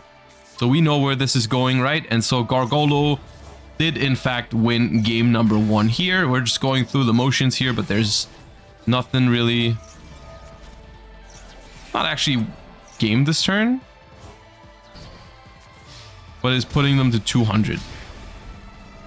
Oh, the Linkaribo actually. The Linkaribo betrayal. Okay, I forgot about the Linkaribo. Yeah, that's enough.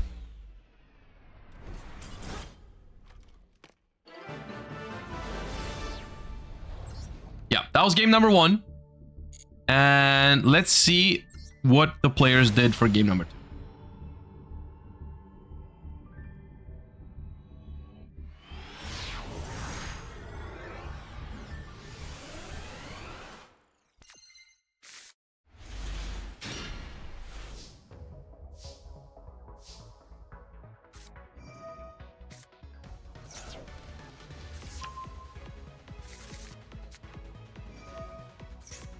I won the mat yesterday playing branded. Okay, that's good. That's good.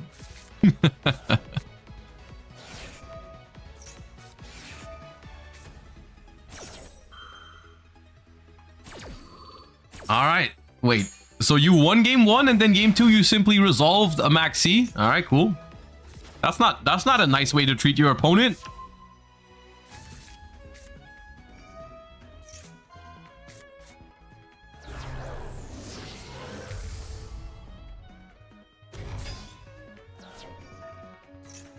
Yep, Sylvia pass.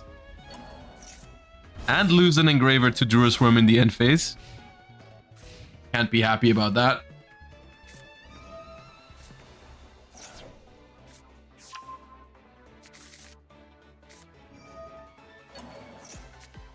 Banish all the Light Fiends.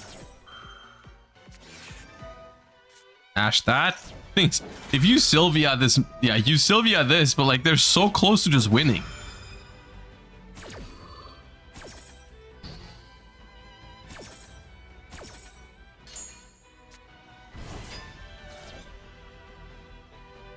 Okay, so now is the question, can they put up 3,000 more damage without summoning like an infinite number of times, or will they just call it a day here?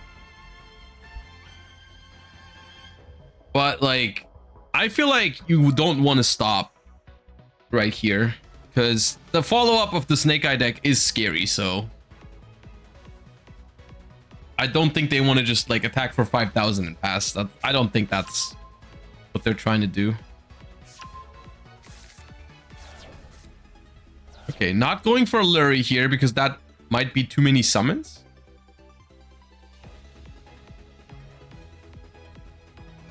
I mean, maybe like bring back Engraver and summon one more Bestial.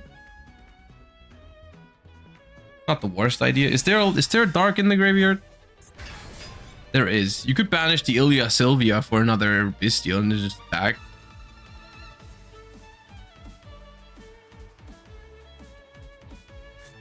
Yep. That is less than 5 summons. This is the 3rd draw for Maxi. There's also no more Light or Darks in the graveyards anywhere, so you can't even have your own Bestial. I'm struggling to think of a card that prevents this. I mean, Droplet would, but like I don't think that's in their deck. The set card is also just Deception, right? Yeah. So I can't Bestial. Yeah, no, it's just game. Okay. It was just game. All right, and we see another relatively smooth victory here. Gargolo moving on to the top 4 of today's cup. Not a bad performance at all there.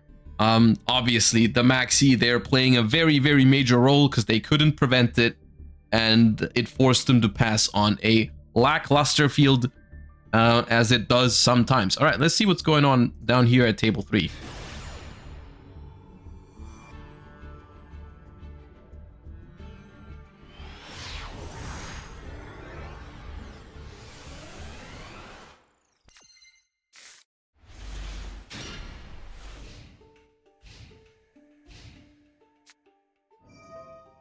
All right. We're seeing a retaliating C, but it's not being activated. It's just tributed. I want to see that card activated just once. Just once.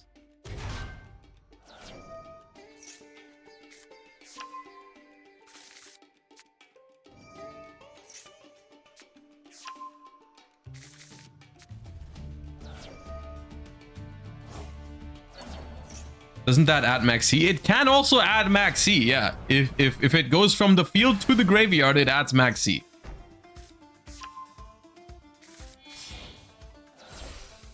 It needs to be sent from the field though. Otherwise, if that card was able to search max C whenever it hits the graveyard, people would have been playing it a lot more.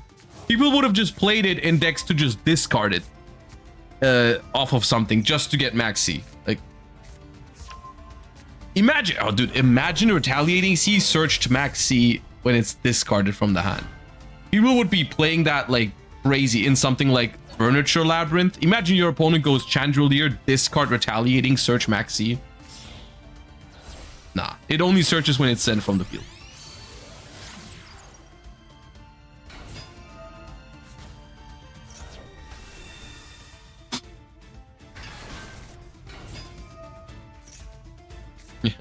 Chimera Fusion, fuse into Guardian Chimera, Chainlink 1, Guardian Chimera, Chainlink 2, Retaliating C, search max C.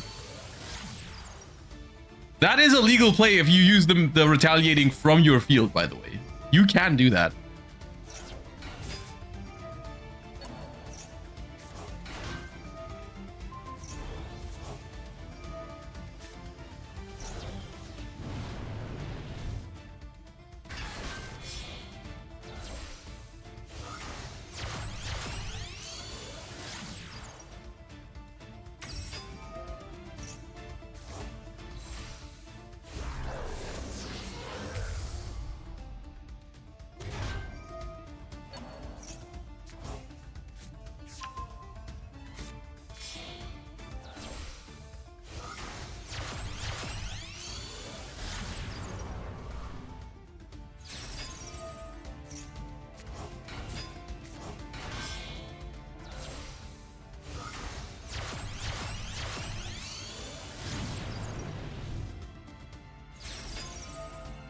I wonder what's happening here. I wonder if we just didn't draw any interruptions, or if we maybe have a deck right here that is planning to rather break the board instead of preventing it. That's what I'm wondering right now. Because I would like to see someone try to break this board with breakers. It would be entertaining. Whereas if they just like drew all engine and normally they're trying to prevent these kind of boards, then we're probably not looking at a game where they have a huge chance. But if they're on breakers, you know, maybe. It is a tough one though. It is a tough one to solve here. Ilya, Sylvia, Caesar, Appaloosa, IP Masquerena is a tough one. 4 cards in hand as well. All right, we start with Infinite Impermanence on the Appaloosa. We start with Engraver. Okay, so we're not, no Dark Ruler no more. No Evenly attempt, you know? Because imagine, go battle phase, Imperm Sylvia, activate Evenly. Just saying, that would have been neat. This Duster does nothing. 0. There's nothing there. Okay, the Super Poly though, hold up. Hold up. We forced out the Dark monster from the Spell Trap Zone. Now we make Mud Dragon. We call 5. Last game, right? They just win. Wait.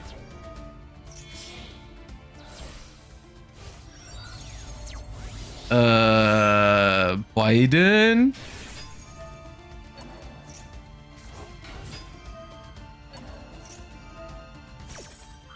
Think, yeah, that's enough.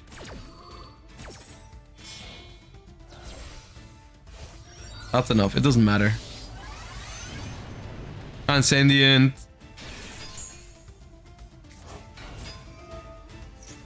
This comes back. Oh no, it's not enough. Unless they play a level 8 synchro. No, they don't. Oh, it wasn't enough.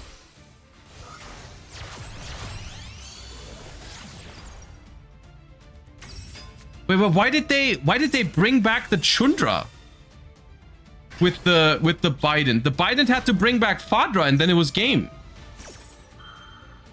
Because if you could synchro one more time, that was enough. It was just because they brought back the wrong level.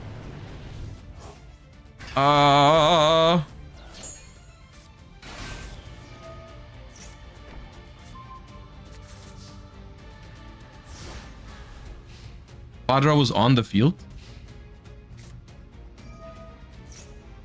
No, it wasn't. Fadra. Oh no, Fadra was the one that brought back the Chundra. 7. Maybe it wasn't possible. Maybe it wasn't possible because of the droll. Yeah. Maybe.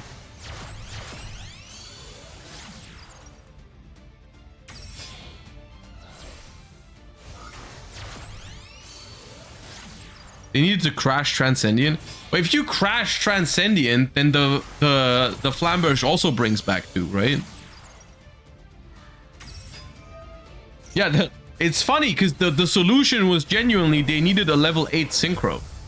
Which of course no one plays in Tenpai. But that would have won them the game there. Because they could have synchroed the Chandra and the Mud Dragon.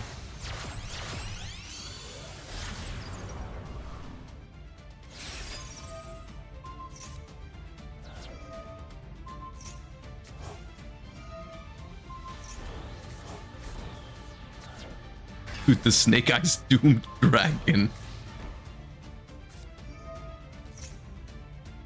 It's still not over, by the way.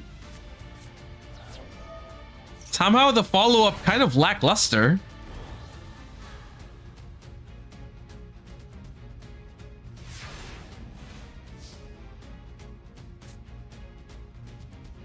I mean, they did kind of spend their entire extra deck. They have 3 cards left in the extra deck.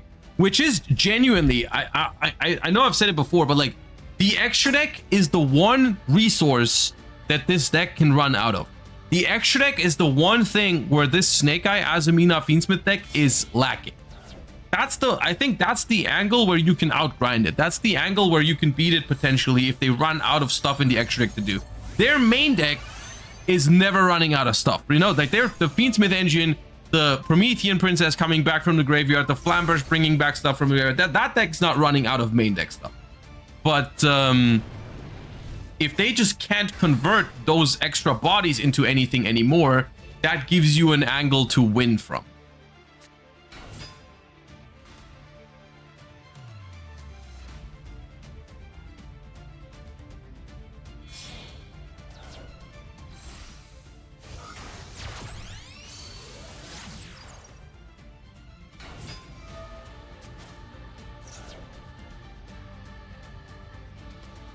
They can recycle Azamina extra deck infinitely. They can.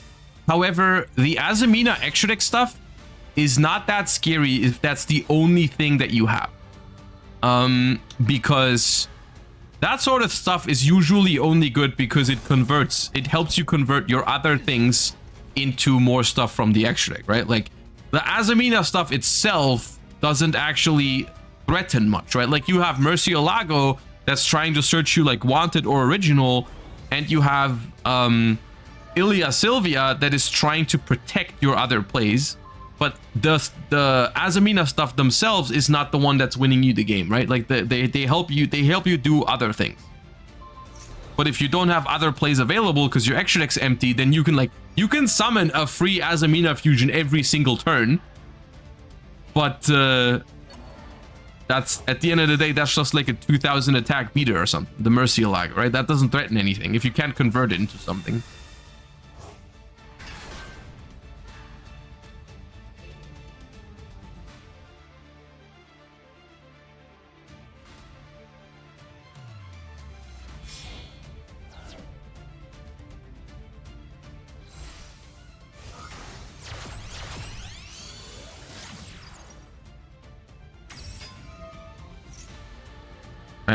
Down to 1800 life points. Once again, 3 cards in the extra deck, both of these duelists are struggling, I feel like.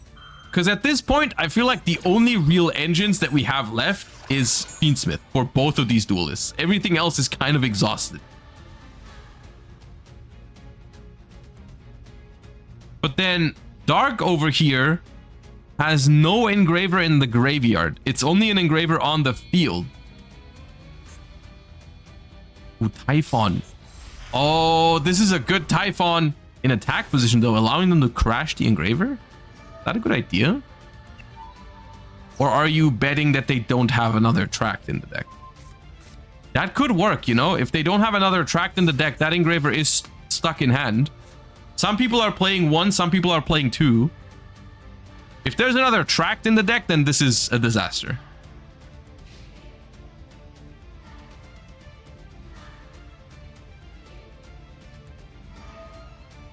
Hollowed. Sure.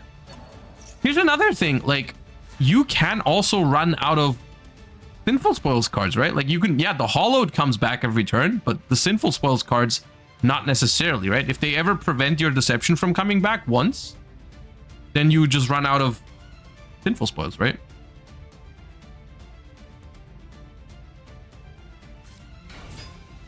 Ooh, normal Lurie is good, though. That's a good draw. Is it a good draw? Wait.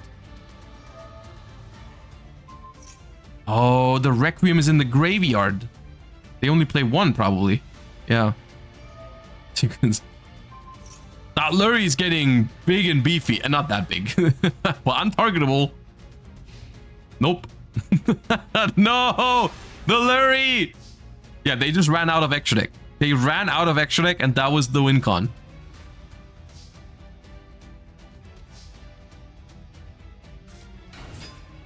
I just for good measure, we top deck Hydra.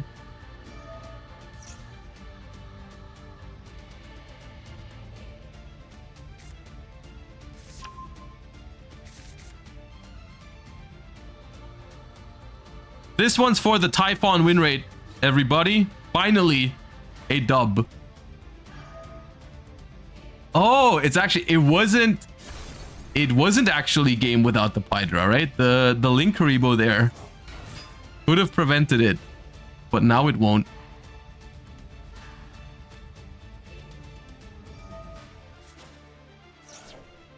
Funny, I forgot about the Linkaribo.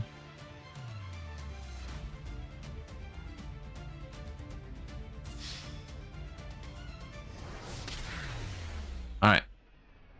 Oh yeah, we do have Fiendsmith, you're right. We do have Fiendsmith. Okay. That was kind of a fun game. It was interesting because they won an actual like just nutrition battle. That was pretty cool. Was that game 3? It was game 2. Okay. It was game 2 and it's now 1-1. So we've got another game. The other 3 matches have finished. We have Abo, Gargolo, and Teramiare already set for top 4, but this is still going to a game 3. Okay. And they have currently 8 minutes left. Oh, 8 minutes is not that many minutes. 8 minutes is not many minutes.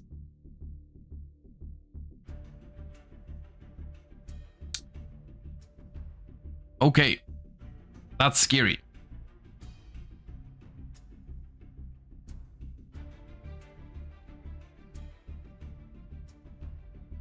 The Lacrima about to be a lot scarier.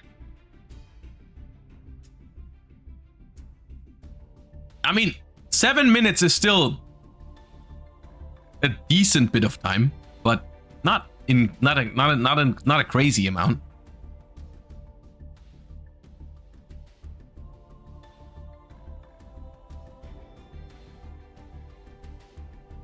But yeah, that is going to be intense. All right, as of the start of this game, it is exactly 6 minutes and 53 seconds right now that are left for this last game of top 8. Let's see. Let's see what we have. Definitely a high pressure situation with only 6 minutes left. 6.5. We shall see. All right, Dark going first.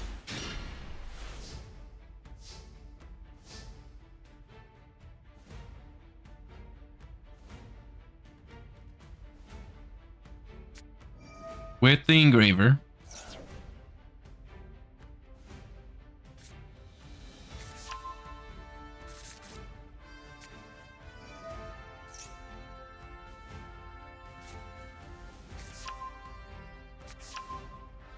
They are both on 40 right now. Lurie comes back.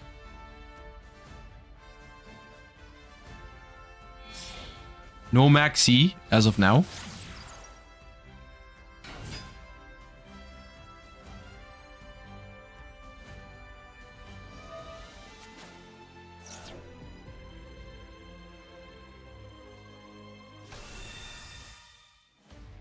No Fuva either. Also no Dogwood. I guess that's worth mentioning. Yeah.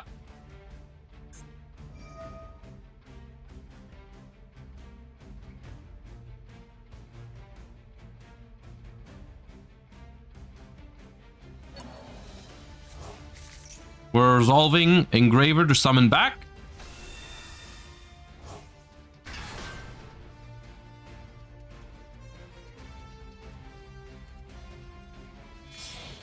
One way to prevent losing life points here is to just negate the sequence, potentially. If they have anything for it. If they don't, it's kind of looking rough. 4 minutes 30 as of right now. And Lacrima has hit the field. Danger. Big danger.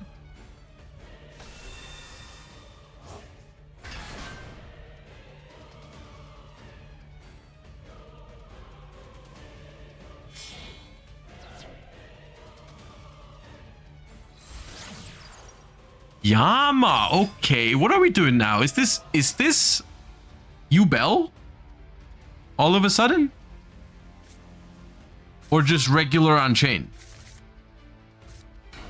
It is Ubel. Okay. Interesting. Yeah, the Ubel combo is probably taking 3 minutes, right?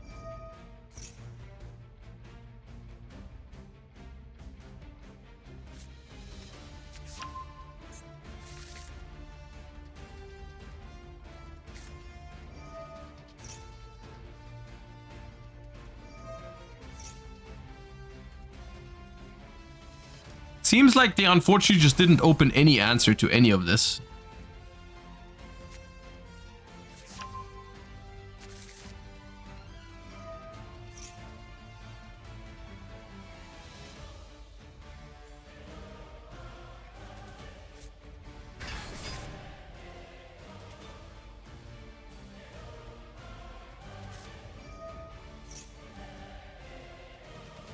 This is just sad. I will say, of course, them winning in time just because of Lacrima Burn is a little bit. At the same time, think about it this way. This combo, if completely uninterrupted, is honestly winning them the game, even if they're if it's not time. Like this board is about to be good, you know?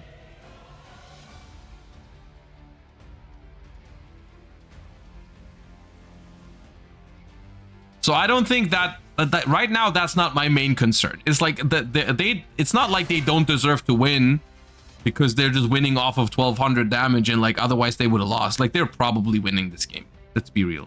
I don't know what deck the opponent is playing, but full power Ubel board, like they're about to end on like Appaloosa, Varudras, Caesar, Unchained Soul of Rage, Unchained Trap card, Phantom of Ubel. Like that board is going to be something.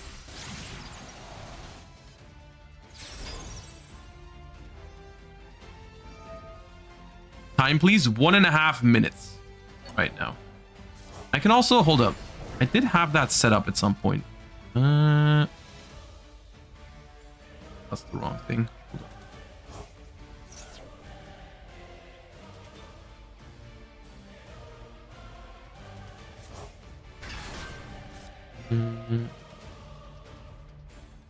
Yeah, okay, that.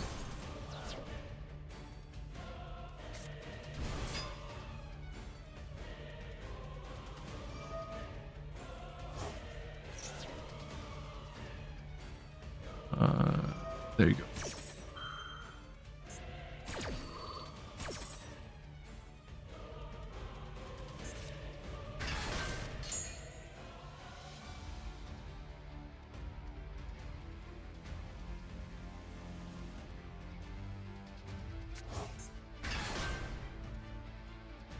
Yeah, this is Varudras over here. This is Unchained Soul of Rage with a set trap card, Nightmare Pain on the field, Phantom of Yubel, Appaloosa. So, like, I personally don't feel like this is a win because of time for them. Like, this is most likely a win regardless. Yeah. We can check the opponent's hand. We can see if the hand would have broken a full Yubel board, but I do kind of doubt it. That's not the one.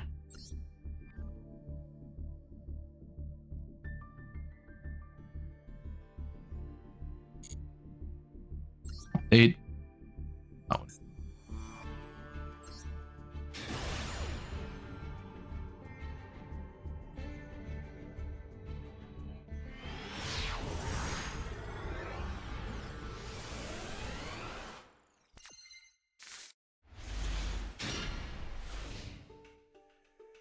They were not winning that game, all right? They were not winning that game. That was not a game that they would have ever won in any sort of universe. I'm gonna be honest with you guys. This deck, this hand would have not broken any sort of board. So yeah, I don't think we need to worry about the timer situation there, because that was game either way, you know? That was game either way. I think what they did is they just guessed that the opponent would play Tenpai and make him start. That was just a gamble, right? They thought, hey, maybe they're gonna play Tenpai for game 3 and make me go first, so I'm gonna play this deck, and like that's what they thought, and that's what didn't happen. So they just guessed wrong. It happens. It happens. All right.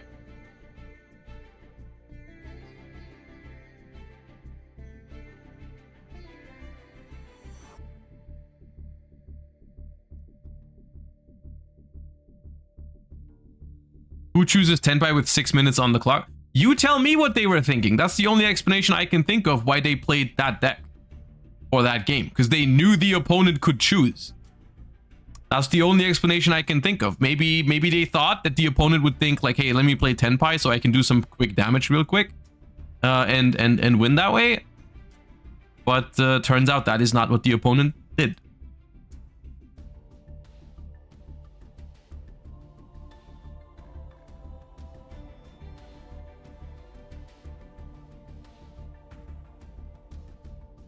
All right, top 4 pairings are on the Discord.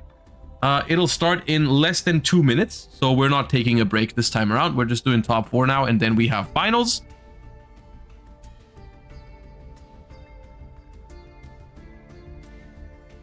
So we have, what was it? It's Abo versus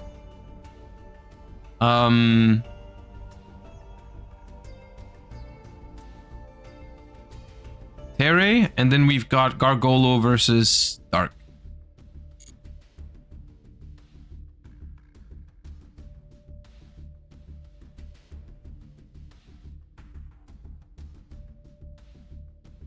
I feel like so far the story of today's cup has definitely been Snake Eye, Azamina, Fiendsmith. I feel like has cemented itself as the most popular deck in competitive Master Duel right now, as well as, I mean, it has delivered. You know, it's not won every time, but it's been pretty good. Tenpai is still popular, although I can't personally say that I'm particularly impressed with the Tenpai performance. I mean, it's won some games in typical Tenpai fashion. It's not been bad, but it's also not been like convincing, like crazy powerful. Like I'm like, oh, I need to play Tenpai because it's so good. It's definitely solid though, but it's definitely been struggling a little bit with just not seeing as many Kaimen and Sangan summonings anymore, and Chandras. So yeah, that's that.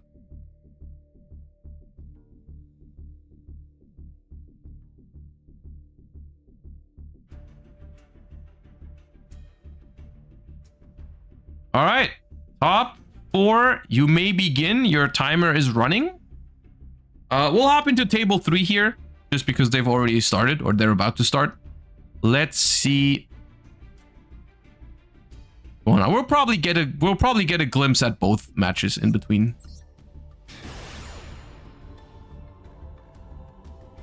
I lost to Tenpai in top 16. I mean, it can still do that, right? That's the thing. All of the cards are technically still allowed in some capacity. So like the deck can still do all those things. It just does them less often. And I think whether you think it does it often enough is a little bit subjective. You know, for me personally, I don't feel comfortable with it. I think it's too often that you're passing because you don't have the Kaimen or the Sangan summoning to extend past like an effect veiler. So I don't personally love that, but some people feel differently about it. Okay, we are currently in the draw phase, and thinking is happening. Do you know what's going through my head every time I have a Max C or a Molcharmy and I'm toggled off?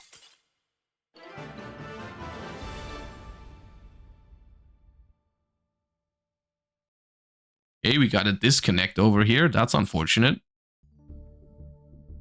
Don't know what's happening there.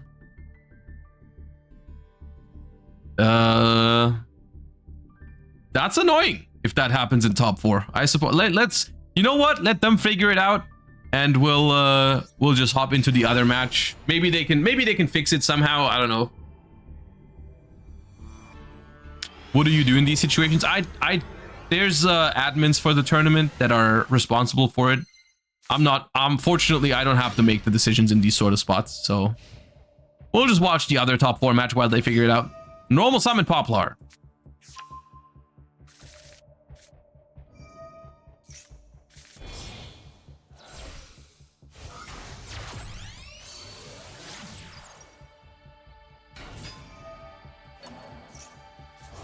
They gotta have something else, right? Because that alone doesn't do anything. Ash Blossom on the... This is like a weird setup. This board looks weird. They gotta have original. Yeah, okay.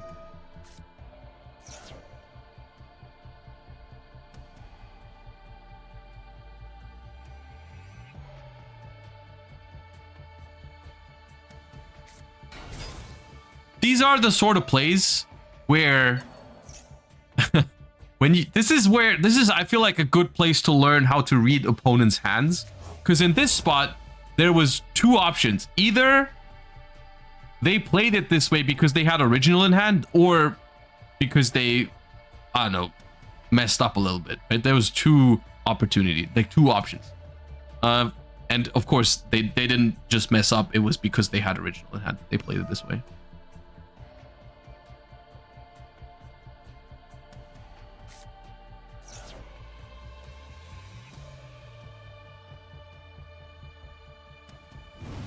It could have also been Witch, I suppose. It could have been Witch too, yeah.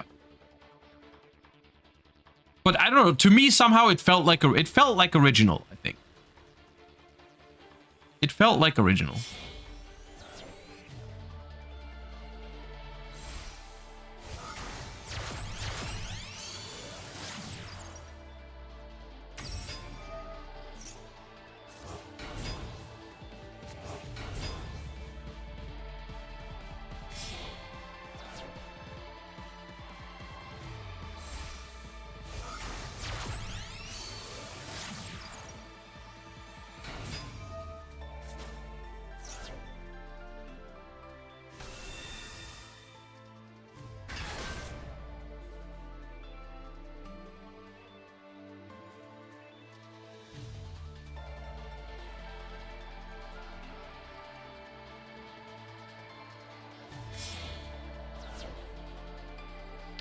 it feels like that Ash Blossom was the only interruption they had. So they are just playing uninterrupted from here on out.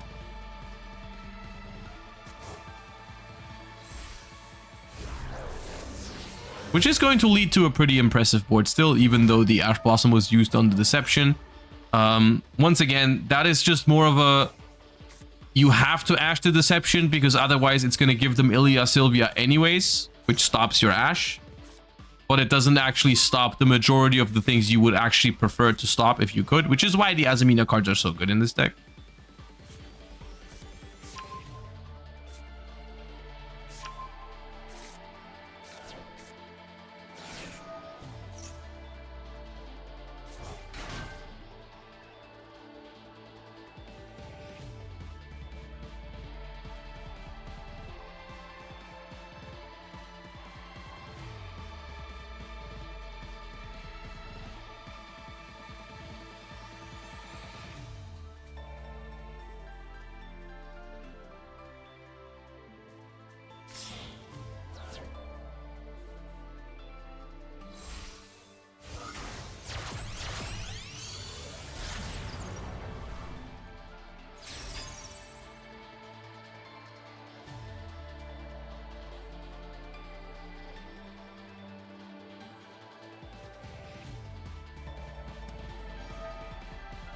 All right, we haven't brought back Engraver yet, so we also haven't used the Snake Idea Bellstar yet, have we? No, we haven't. So this could make a Caesar. We could also use Tract in the Graveyard to make the Desiree still. We're choosing the Caesar here, it seems like. Yeah. Can also still make Promethean Princess to bring back the Flamberge and place the IP Masquerena. Okay.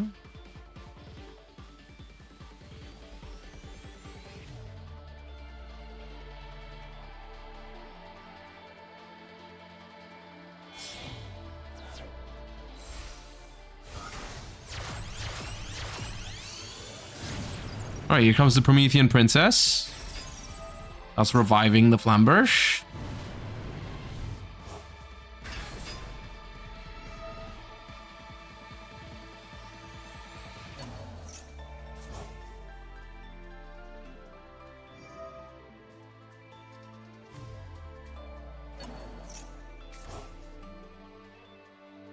And now we do have to worry about getting this Promethean off the field. We can't negate it with our own Desiree. We could just make Hita and take the Ash Blossom though, if we play that.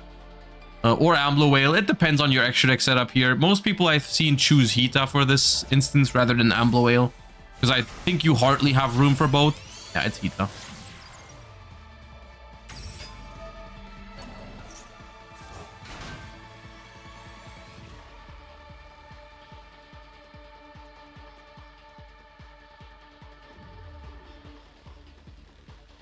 And then I suppose, can you turn this Hita in the Ash into anything? You'd need one more monster to make Appaloosa out of it.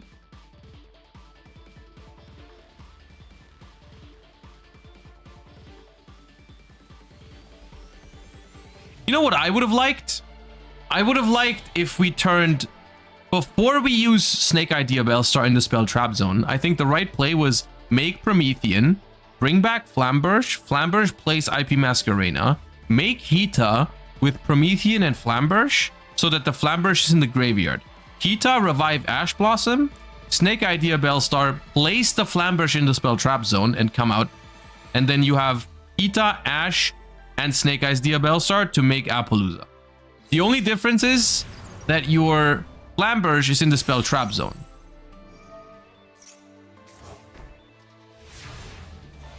Which is fine because you have Temple, right? So the way it works is Temple summons out the Flamberge and then the Flamberge brings out the IP Masquerena. So just slightly different sequencing would have been better here, I think, because the this IP Masquerena now doesn't really do that much. I guess it can still make Appaloosa. Like, after you use the SP Little Knight, it's just, yeah.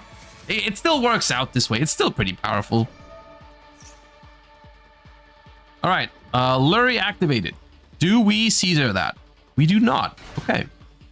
Kind of maybe playing around talents a little bit, which honestly is a card that I haven't seen even at all today. Maybe once or twice we've seen talents. Like, it's just the kind of format where talents is not a bad card right now by any means, but if this is the deck you're trying to beat, the Snake Eye Azamina Fiendsmith, you just gotta focus your non-engine slots to be like interruptions, right? Like you just want to have him be like those impermanences, those effect veilers, and that kind of stuff, right? So like the talents is not a bad card, but those slots are so valuable, I think.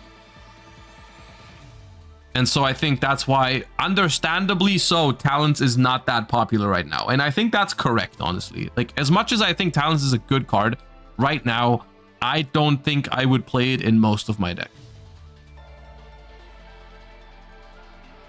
Unless it was a deck that has, like, an absurd amount of non-engine slots. Oh, we drew Retaliating Sea for a turn! We were so close to seeing it! There's no way we had... No, we didn't have that already. We drew it for a turn. Oh, we almost saw the card.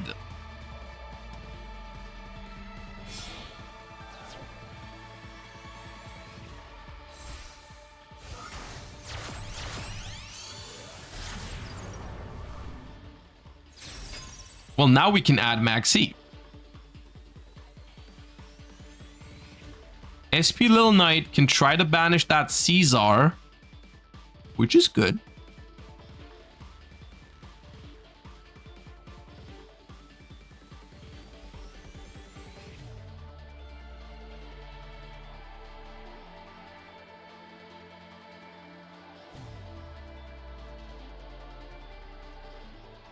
Then this IP Masquerena can just summon a 3200 Appaloosa if they want to.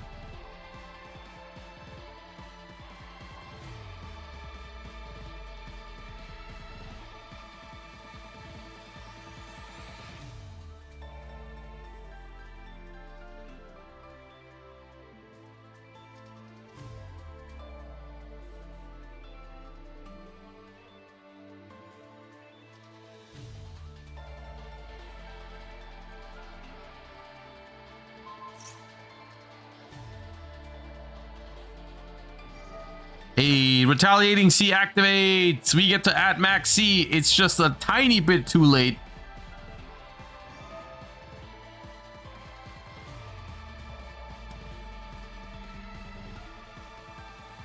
Just a little bit.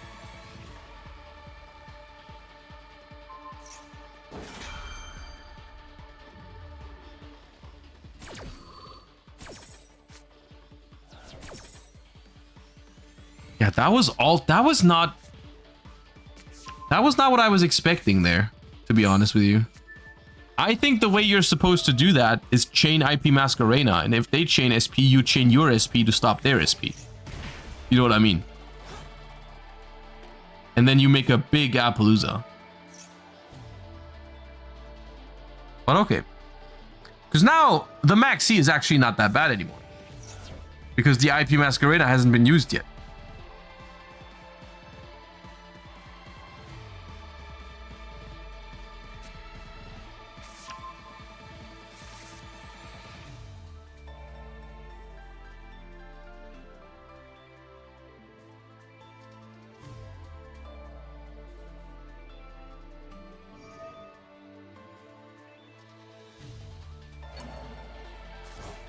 Try to bring back Engraver. Now we can Temple. But if you Temple here, the Max C is going to start drawing cards. And that'll be annoying. Wait, hold up.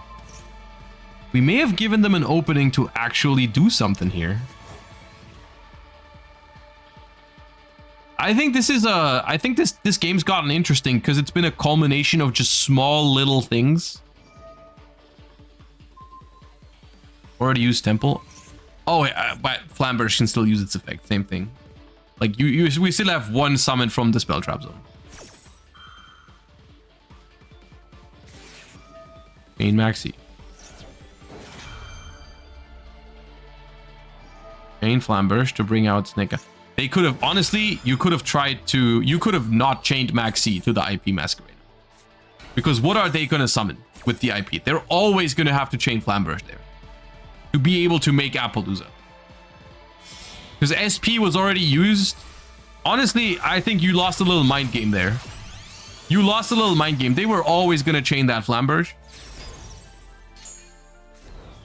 Second SP. Then let him make second SP. Because you can deal with that. We would have drawn an extra card there, I'm pretty sure.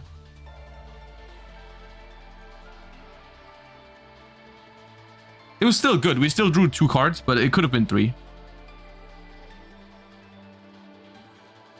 I think.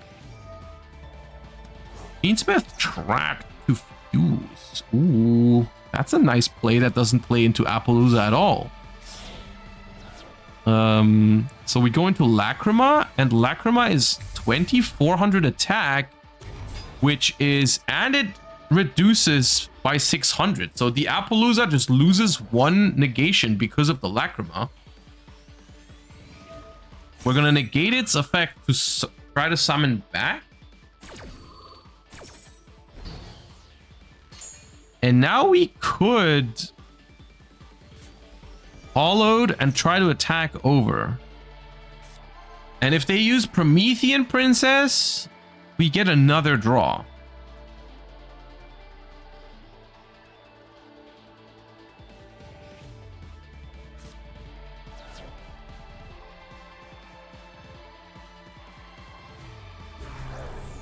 And Murcielago puts it to 500, so it just can't activate here. Oh, but Valor is the last card. That's pretty big.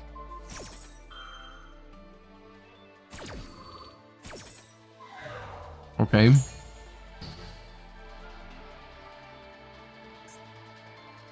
But we sent original. Wait, we sent original for hollowed.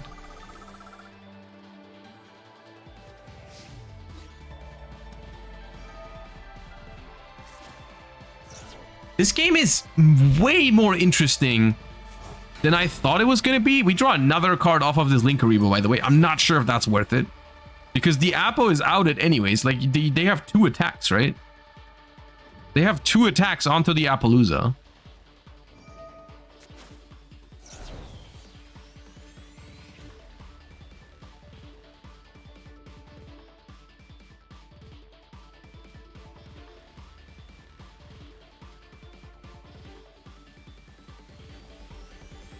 And now Lacrima takes out the Appaloosa anyways.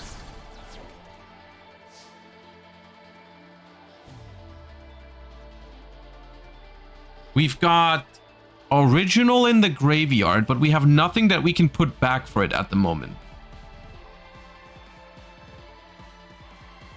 Would that work under Valor? What, crashing the search? Yes.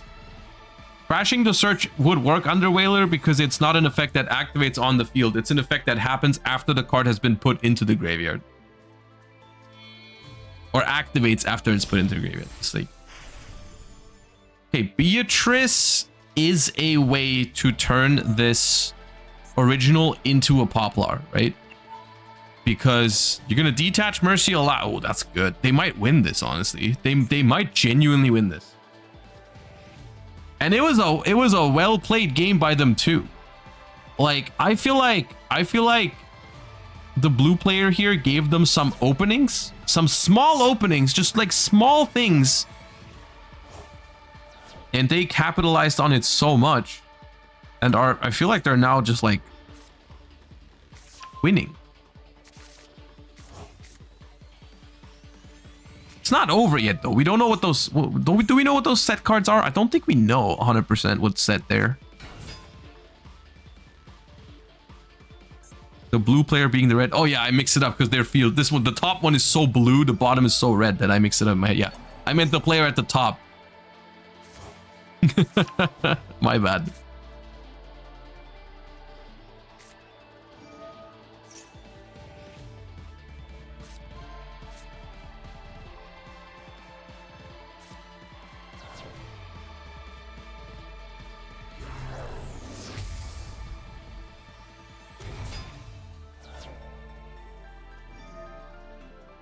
Promethean Princess to try and pop the Ilya Sylvia. Now, you could negate this, but you could also let it happen to draw a card off of the Maxi that's still alive. But then you do have to deal with this Promethean Princess.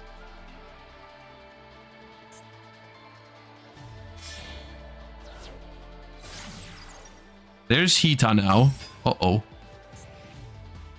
Oh, Hita for Oak. Hita for Oak.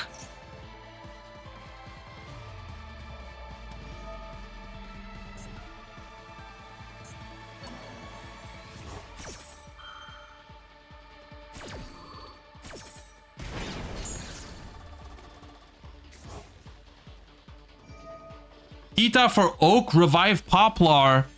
Oak, send Ash Blossom.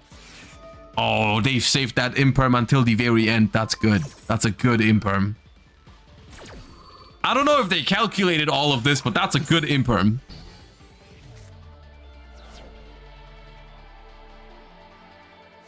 Oh, and that's the end phase. And I think, oh god, I thought they were going to win it, but I don't think that's enough. I don't think that's enough. The Promethean being on the field now is just going to be... That's too much, right? There's no way you can outlast this Promethean Princess.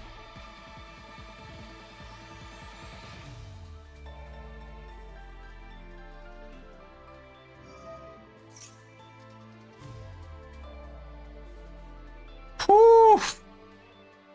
So the Promethean Princess, we have that revive. We have the Snake Idea Bellstar to jump out the Spell Trap Zone. We have Fiendsmith in the graveyard. We have Original in the... Nah, this has to be enough. This has got to be enough.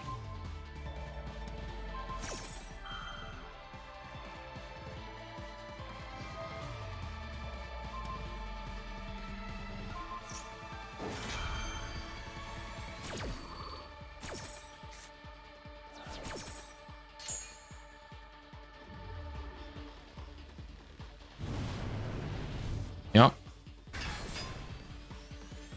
I mean, we know the set card is Deception.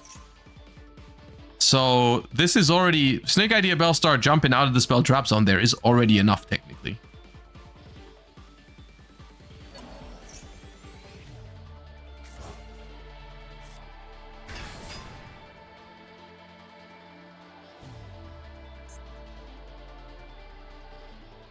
That's 8,500. I guess for good measure, we can put an Ilya Sylvia next to it if we wanted to, but we don't need to. Man, that was a good game. I enjoyed that. That was fun to watch. That was very intricate. I'm not gonna lie. I thought that set card was a bluff all the way towards the end. I felt like they didn't use it because it wasn't usable for the entire thing. And I think that's what the player at the bottom thought too. Because remember, they let him bring back the Promethean Princess to draw an extra card of Maxi. Because I think they thought the Hita was going to resolve. They were like, oh, it's no problem. I can deal with that Promethean Princess. I can just draw another card. That set card isn't real. Turns out it was real. That was pretty cool. That was pretty long too. That was game 1. That took 25 minutes almost. Whew.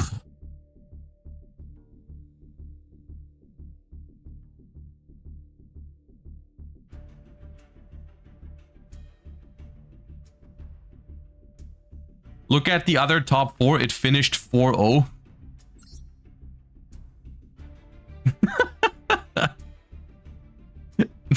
I don't even want to know what happened there. I don't even want to know. So have they just not been able to establish a connection? Is that what happened? I guess that must have been what happened. I guess they must have disconnected it twice and they just tried to remake the game or something like that. I don't know. Either way, it looks like it looks like Abu Hamid is gonna be in the finals.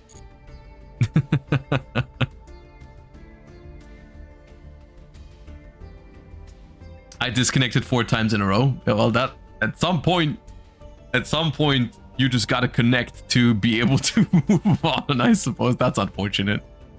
That's unfortunate. You did secure your branded fusion playmat, dude. At least that is at least something.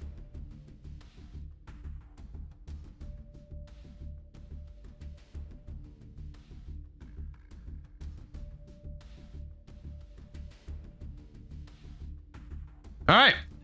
We are waiting for our duelists here to start game number 2. So once again, reminder, we have Gargolo leading 1-0 over Dark here after a nail biter of a match. And they gotta hurry a little bit if they don't want to finish this game 3, or like this is game 2, but like if they have to go into a game 3, it's gonna be low on time.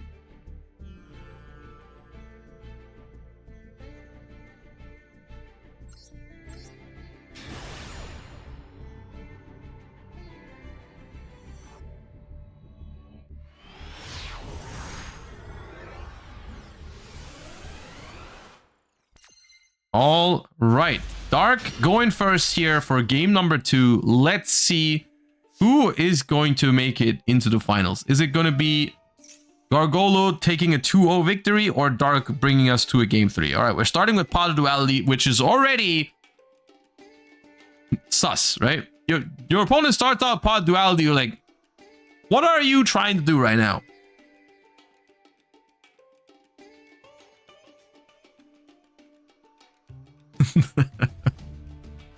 No matter what that Pot of Duality is going to turn over, I'm probably not going to like it.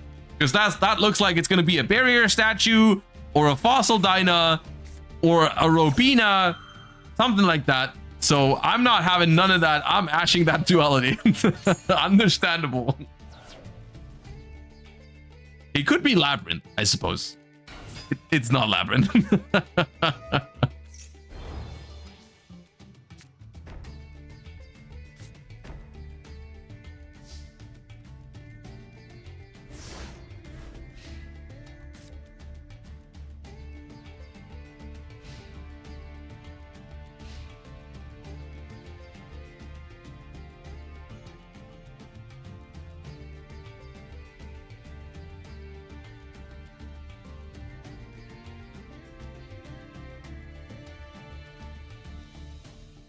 So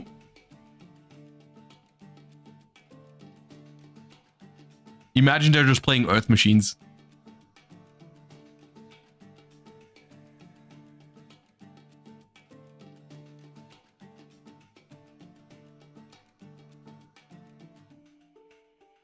Special Fenrir.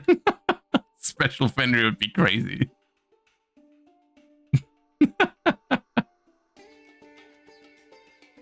It doesn't look like they have Fenrir, I'll tell you that much. I feel like that would be a decision that would have been made a couple of seconds ago already if we had Fenrir in hand.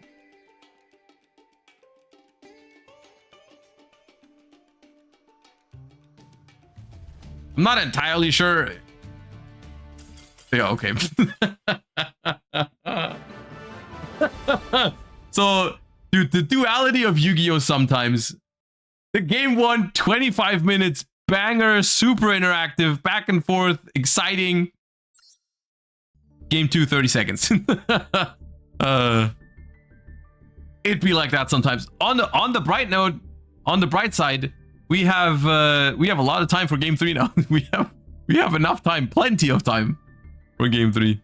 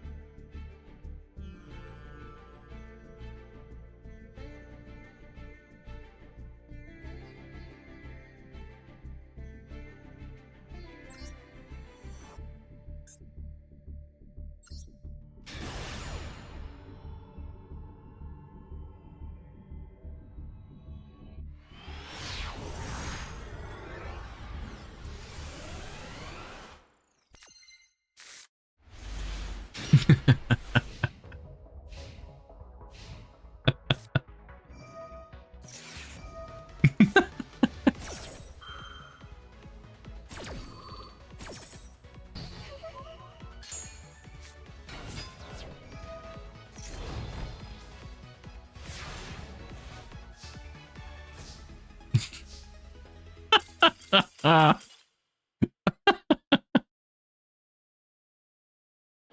Oh, man.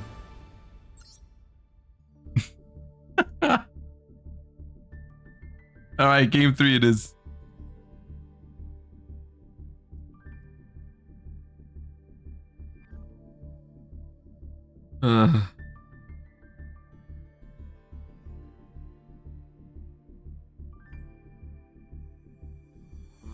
You know what's funny? You know what's actually funny is the barrier statue didn't actually do anything there. The barrier statue was legit a vanilla monster. Their hand couldn't have done anything.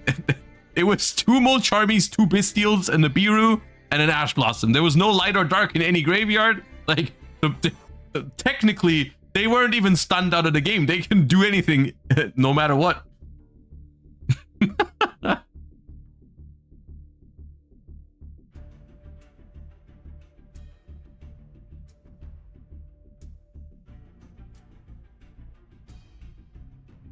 I wouldn't say they bricked, because they did have Molcharmy, right? They would have drawn cards if the opponent was trying to actually do anything.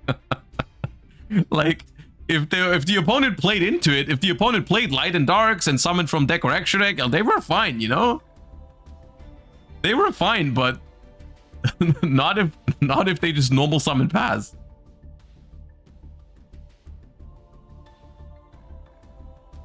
All right, game 3. We've got 13 minutes left, so that should be fine. That shouldn't be any like just win with Lacrima situation. So we'll see who will be our second finalist.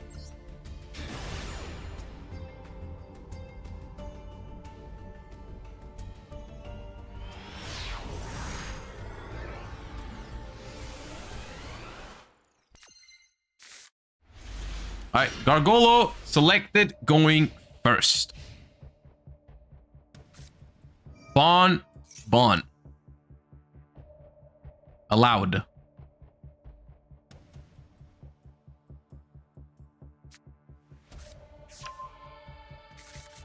Classic. Bon for Pop.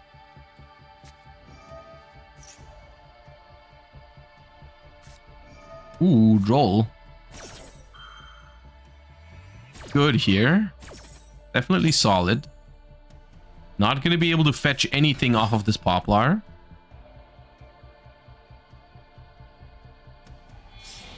Link 1.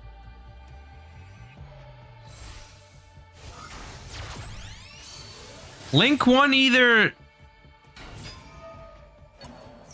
Bellstar or pass, I feel like, is the 2 most likely outcomes here. Yeah, Bellstar. That's good, because that's going to give you access to Snake Eye, original Snake Eye. Original Sinful Spoil Snake Eye, I mean. And that's going to give you Flamberge in the long run. That's pretty good.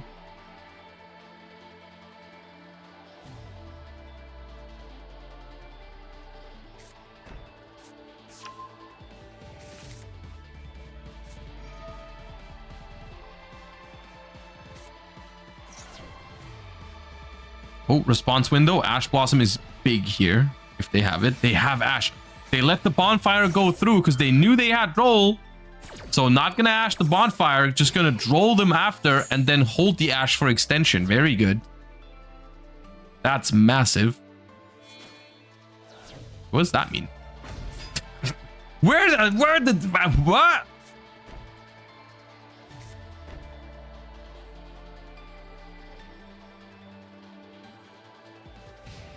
What?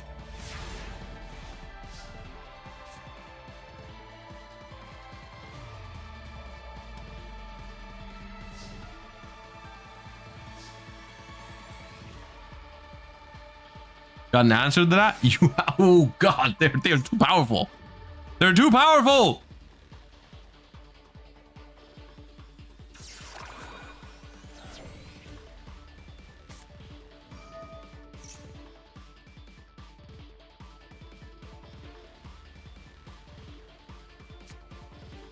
I just had a mini heart attack because that went straight into the Imperm column, but of course Imperm was from hand. else do that? Does anyone else play around the imperm column even if it was activated from hand, just out of habit? Like, I would have put that bonfire somewhere else, even though it makes no real sense if you think about it. Like, oh my, why? Hello?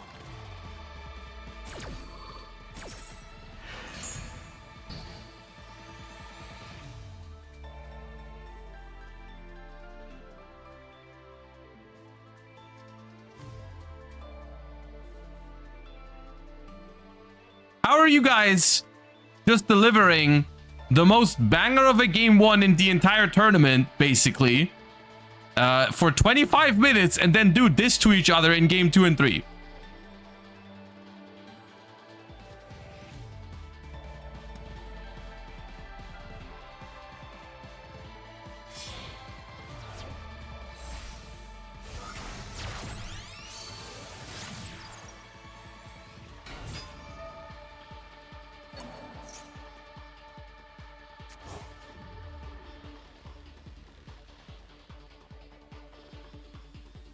I mean, technically, Special D Bellstar gets over the Majesty's Fiend. Normal Summon Fuva does not.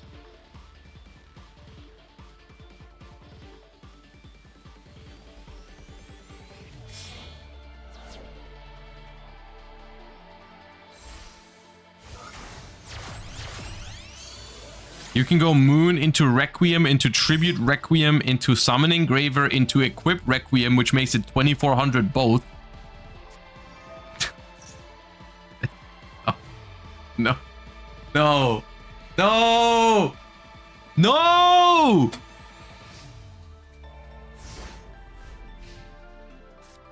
What happened?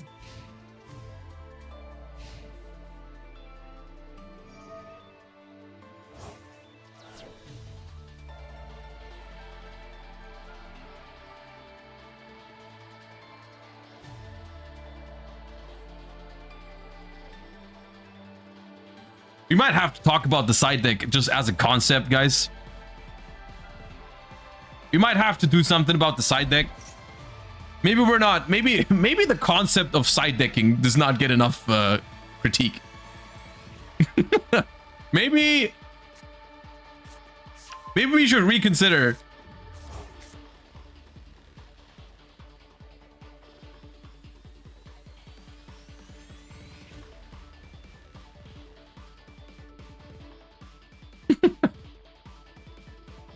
What's this board state? What is this board state, man?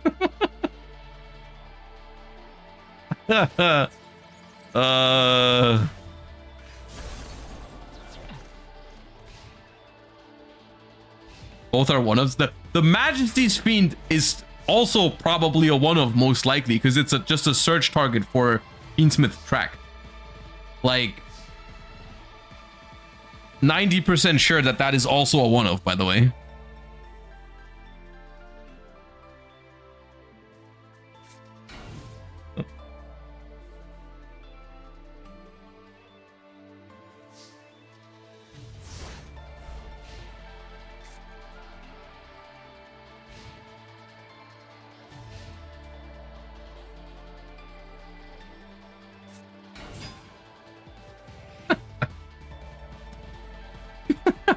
Why is that here? What is that trying to do right now? I guess you can summon Flamberge with it if you send the there can be only one. Is that worth it though?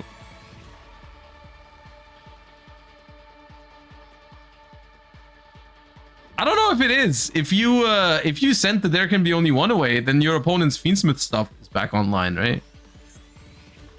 I mean, they don't have it currently, but they could.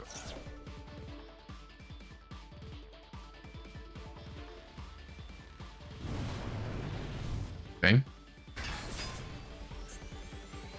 Oh, Majesty's Fiend sent they can't activate. Okay, no, that's fine. I thought if you sent Skill Drain, the Majesty's Fiend would negate Snake Eye Ash. But it just says can't activate. But because you've already activated, it's fine. Okay, no, that's good then. I don't know what I thought. I thought Majesty's Fiend just said something like all monster effects are negated or something like that.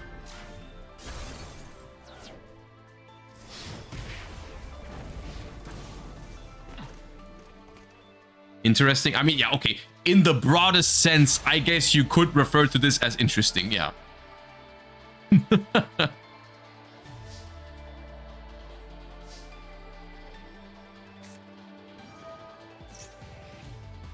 Snake Eyes Field Spell wins here. Snake Eyes Field Spell, place Snake Idea Bellstar, attack the Majesty's Fiend would be pretty good here, yeah.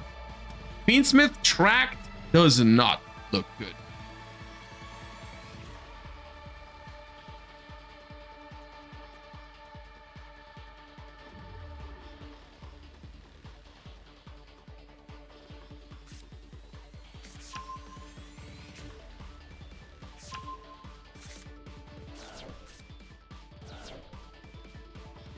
Nice Lurry.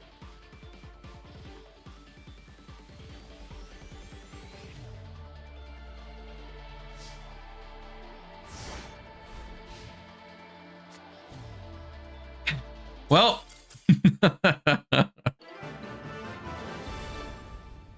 we do have our finalists.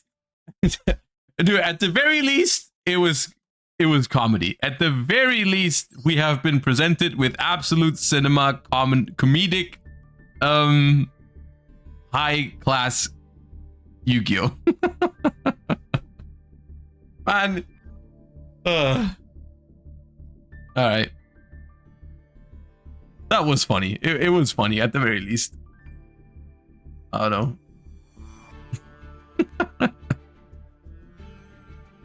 All right. Well.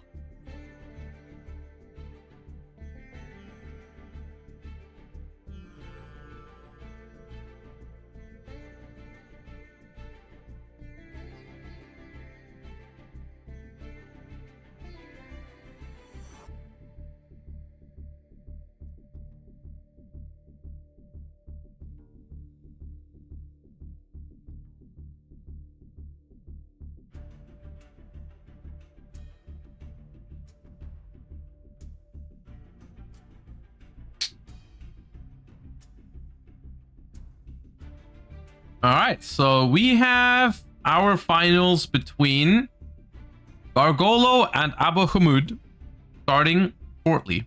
Don't think we're gonna have much of a break. It will start in 3 minutes, 2.5 minutes. And it is without much of a surprise for the new selection pack. It is between two duelists who have been mostly playing Azamina, Fiendsmith, Snake Eyes throughout the tournament. I don't know if we've seen them on other decks today.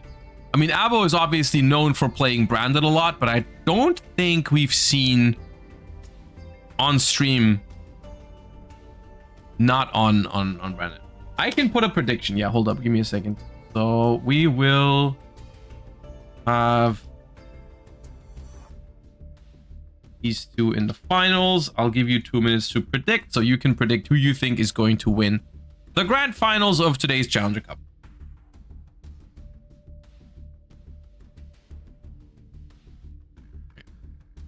And then just a heads up, tomorrow, apparently this is starting tomorrow, right? Fusion X Synchro Festival, which gives you some nice jimmies and the Synchro Fusionist icon and the title of Duelist Crusher. Holy, okay. We're probably gonna do this on stream tomorrow. I'm trying to think of some cool stuff that we can build for it. I mean, chances are they want you to play Azamina White Forest for it because, you know, Synchro Fusion kind of thing, right? Probably going to be the name of the game, Azamina White Forest. However, when I hear Synchro and Fusions, I'm thinking runic Synchro decks, you know. So we'll see what we can come up with. That's what I'm thinking. That's where my head's at.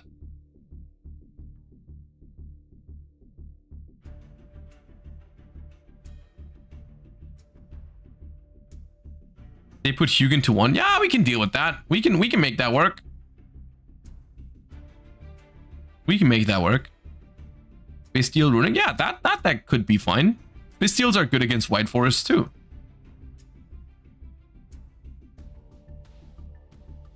We'll see.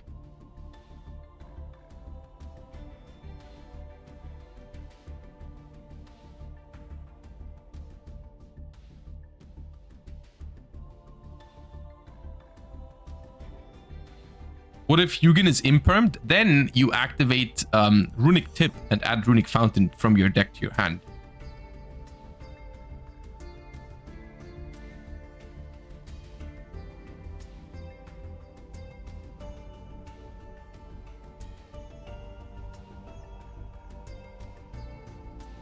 But I already used Tip to summon. Well, yeah, that's a you issue then.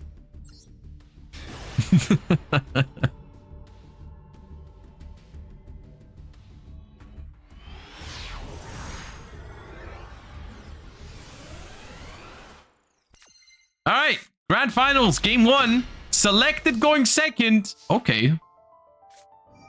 Purulia. Uh-oh.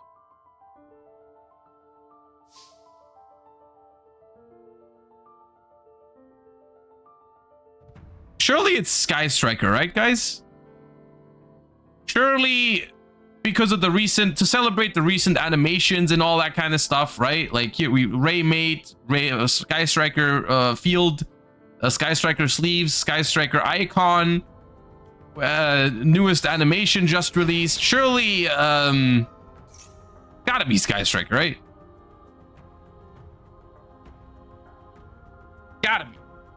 What else would it ever be?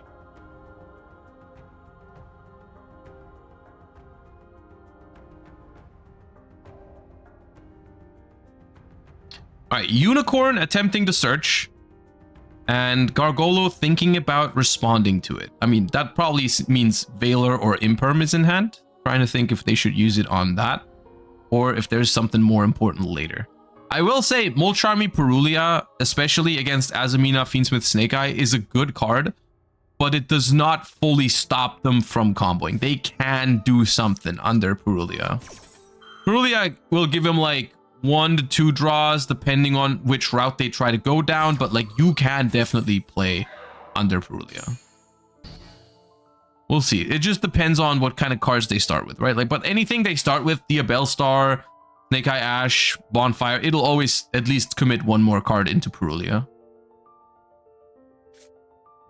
This Deception, on the other hand, does not necessarily, right? Deception, you could actually play into this Purulia a decent amount without giving another draw. Because you could go Tribute a Monster, grab Murcielago, grab original summon Poplar, grab Field Spell or something like that. But then you don't have access to Flamberge. It depends. Okay, we sent the Diabell Star from hand. Tributed rather, because we don't want to summon it under Purulia. Ash on Deception, though. Pretty good. Pretty good. Cross out. Onto the Ash. Not going to allow that.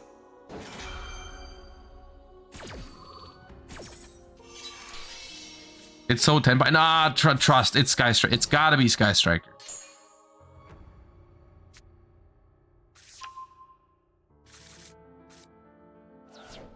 Y'all remember when Sky Striker played Effect Veiler and tried to do Selene access code with it to win games faster? That's what it is, surely.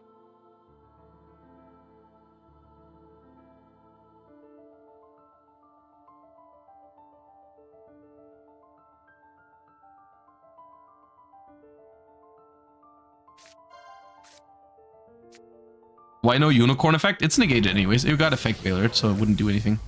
All right, Murcielago. Try to add Wanted or Original. Another response. You're just saying no to everything. You're saying no to everything.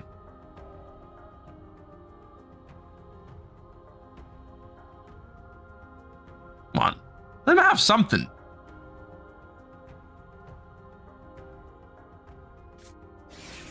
Nope.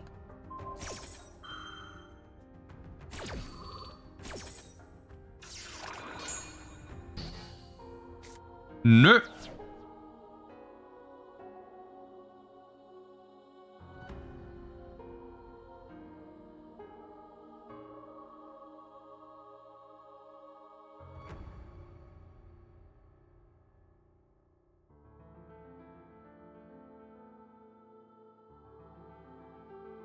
Now we go full Fiendsmith. What do you mean by full Fiendsmith? This isn't full Fiendsmith in Master Duel. There's no Lacrima, the Crimson Tears, and there's no Necroquip Princess. So two monsters do not make Caesar. It would be good if they did that. But right here, we cannot do that. So that's normal. We can normal to make it Fiendsmith combo, but then we're giving another draw under Perulia as well, which is definitely not desirable. It's an awkward spot, honestly. Like, I could see it just being SP pass and try and hope that's enough. It depends on the card in hand too. If the card in hand is a defensive card that could help them live, like an Ash Blossom Impermanence, that kind of stuff, I could see just SP pass, but then it depends on exactly what that is. They do go for Moon. Okay.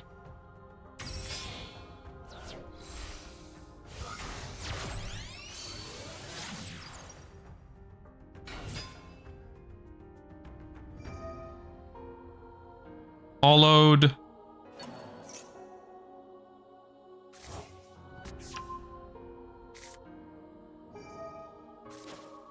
Unicorn was Veilered, yeah.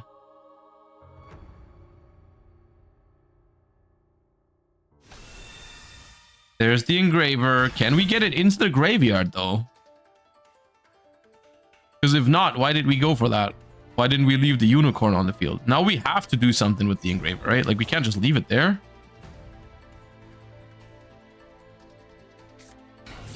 We are summoning our last card in hand, and it was an Effect Veiler.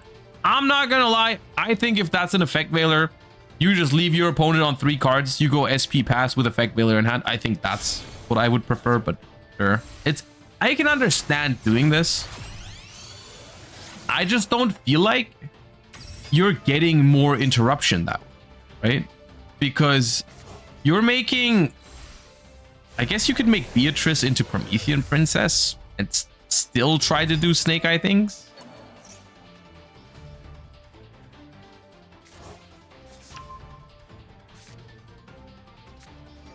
It looks like we're not doing that, because we're not going for a rank 6. We're going for to put a Lurie onto the field.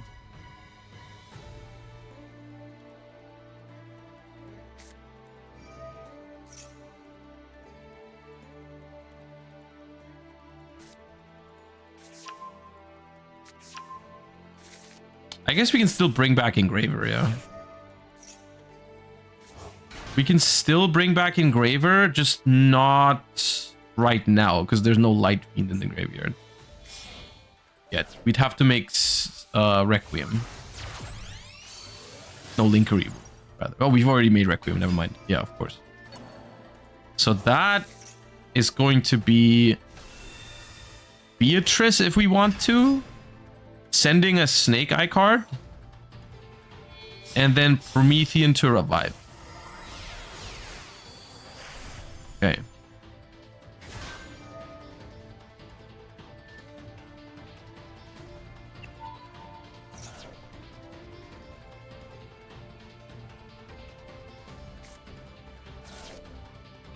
Sending Poplar from deck to graveyard.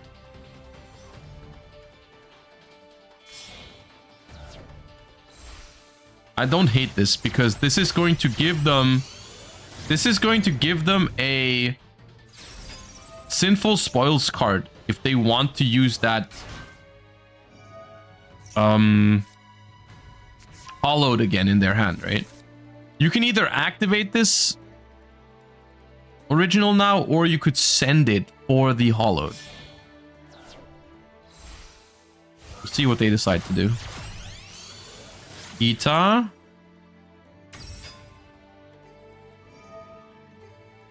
Ita revives the opponent's Ash. We can now make a 4-material Appaloosa if we want to. We still haven't used Poplar to place either. So we could place something to then send for the original if we want to go that route.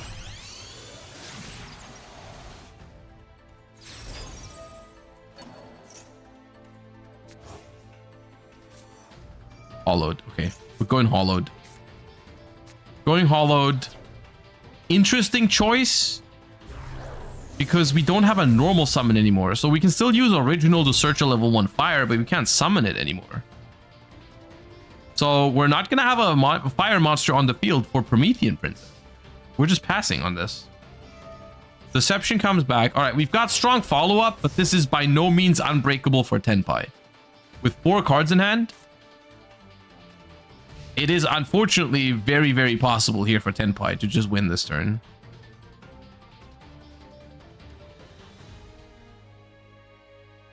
For Sky, yeah, okay, my bad. Yeah, for Sky Striker. It's possible for Sky Striker. Yeah.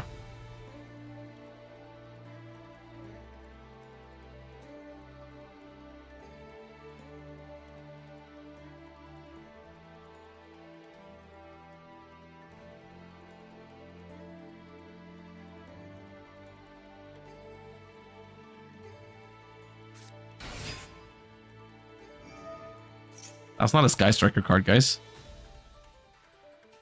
But that is kind of a prime Appaloosa target.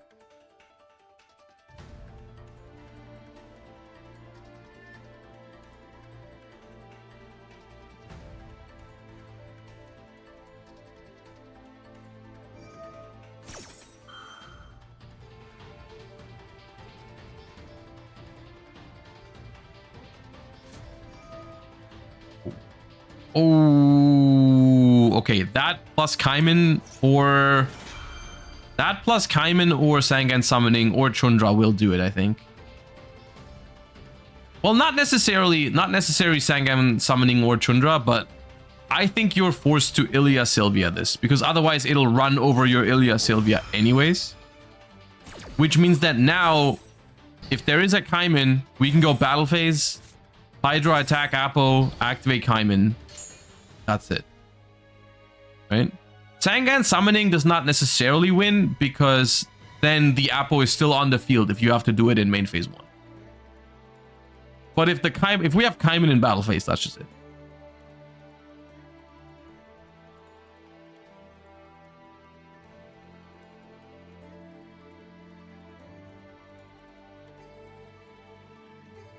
To be fair, I don't think they would be thinking this long if they had Kaiman. Because there is not much to think about if you have Kaiman here, right? Just go battle phase attack. So they don't have it. Okay, we go Typhon.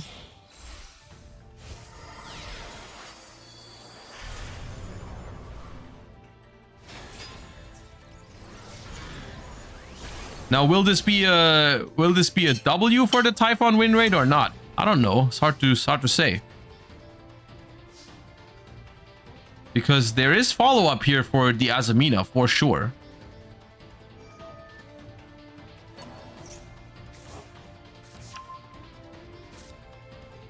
They definitely need more disruption here.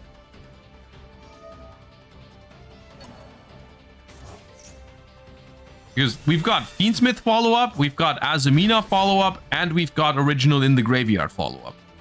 So, okay, considering all those things, I don't think it's winning for Typhon here. I think this is another Typhon L.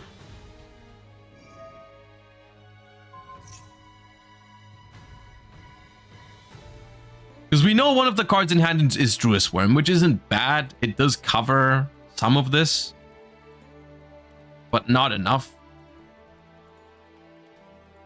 Because they did the most important stuff already before having a monster on the board. Like adding back the hollowed Azamina by returning the Ilya Sylvia. That was the most important thing probably. So they did that before putting a monster onto the field, which is good. Activate Deception. Activate Hollowed. Summon that. That's going to check one card out of their hand, right? So both of them have to be live cards.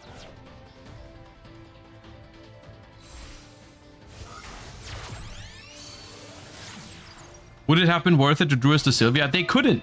That's the thing. It wasn't a quick effect. Because there was no monsters on the field yet. It was very smart and necessary to do that first.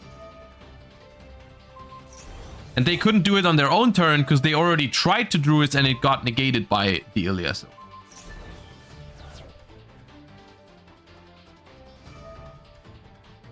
And now we're using Original, and that Original is going to represent enough damage to win the game through the Druid's Worm.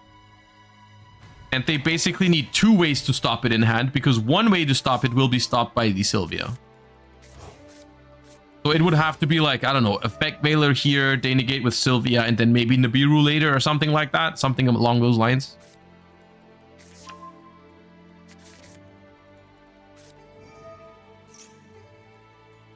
For the most part. Probably enough. Divine Temple. We are just going through the motions. We're going to tag out into Flamberge. Probably push the Druid Swarm into the Spell Trap Zone just because that makes things a lot easier. Veiler plus Nib would do it. Veiler plus Nib would do what? Because you got to look at this game from another perspective as well. Is like, yeah, Veiler plus Nib would likely make him survive the turn, but would it let him win the game? Probably not. Because there's a Divine Temple now, so they would still end on something, and it would also put the Tenpai player on 0 cards. So, like, I don't think there's Veiler and Nibiru here. Even winning at that point. Alright, that is not the dragon that I thought would put the Druid Swarm in the Spell Trap Zone, but it still is the same thing, I guess. I thought Flamberge was going to do that, but Doom Dragon is going to do it. And that is going to be enough to take game 1 versus Tenpai here. Once again, this is exactly what I've been saying the entire day, right? The Tenpai deck is really good at stopping people from doing their thing on the first turn, right? You got a lot of room for those Molcharmies, Effect Veilers, all that kind of stuff, right? But then with the little amount of extension the deck has, you're most likely just not pushing through their stuff. Whatever they have, let it be impermanence or something, they wouldn't have been able to push through anything there. 1 infinite impermanence, they couldn't beat it because the only thing they had was 1 Pydra. And that is what happens if you limit or semi-limit too many of the deck's extenders. Because the deck is not inconsistent per se. The deck has enough cards that will do the thing on their own. The problem is, not every starter is the same quality, and not every starter also works as like in pairs, right? Like a Hydra plus Kaiman is a really powerful combination. Hydra plus Chundra is a really powerful combination. Hydra plus Dora Dora is not a powerful combination. And I think the deck relies too much on those kind of cards that are not good in pairs. And so you end up having a lot of hands where you just have like 2 normal summons, one of them gets impermed, one of them gets Appaloosa, like we just saw, and it's just like, yeah, I can't push through that.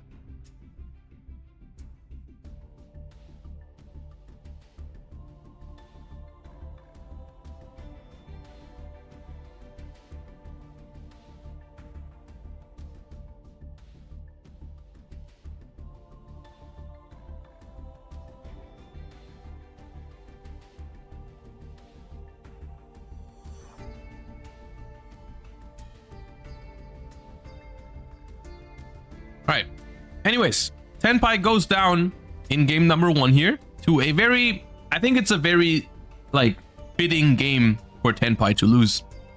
Because I think it displays very well the things that the deck still does well and the things the deck really struggles with now. Alright, but we will see Gargolo being able to decide whether they want to go first or second for game number 2. And then we will see what happens. This is game 2. It is game 2. Abo up a game versus Gargolo. If they win this, they win the tournament. If Gargolo wins it, they take us to a game 3. Let's find out. Alright, and they do want to go first this time around. And we will see. Oh, we got the Sanctifier sleeves. Alright.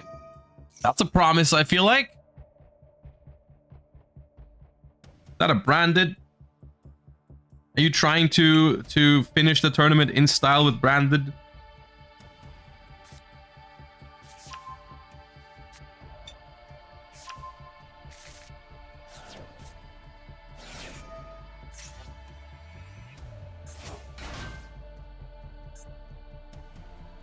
All right, Lurie hits the board off of Fiendsmith track.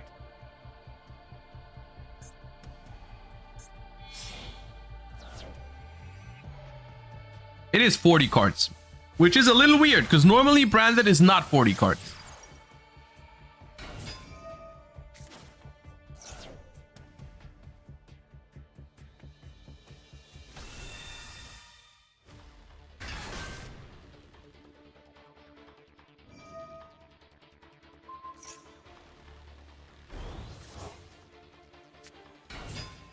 Snake Eye Oak. All right, so it is in fact also the Fiendsmith Snake Eye deck. Oak does work here as a starter. It's fine. It's basically like normal summoning Snake Eye Ash, to be honest, because you're sending for free anyways. It's kind of the same thing as opening Snake Eye Ash in this particular hand.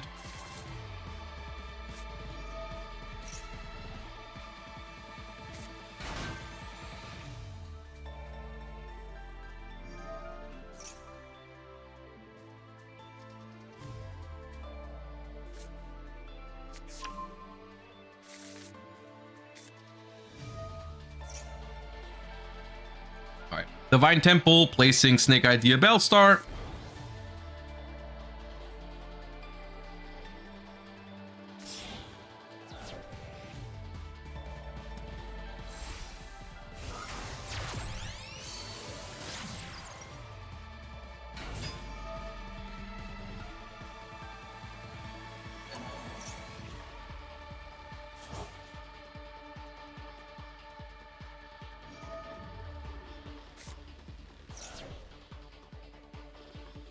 How have you felt about Doomed Dragon?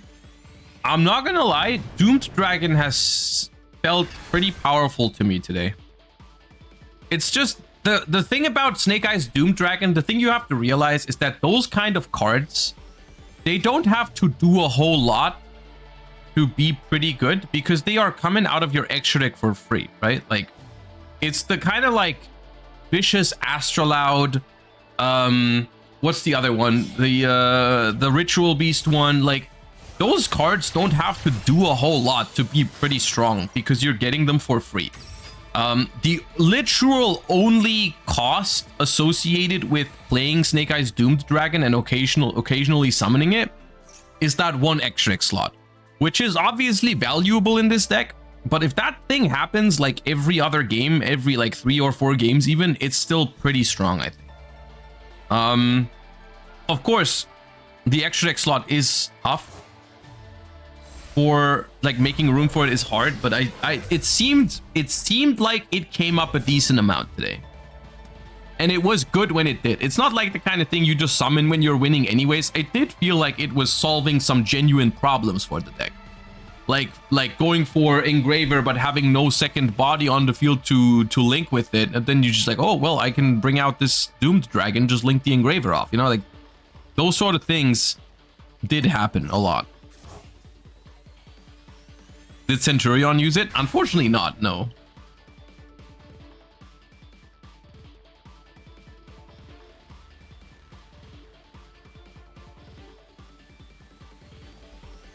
The Royal Desiree is kind of nice.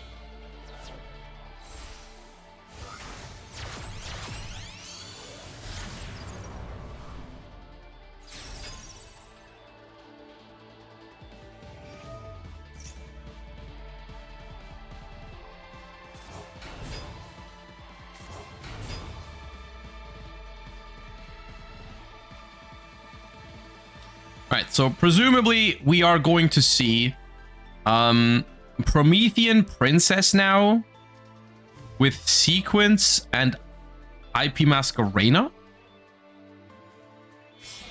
Oh, not using Sequence for it. Okay. That's weird.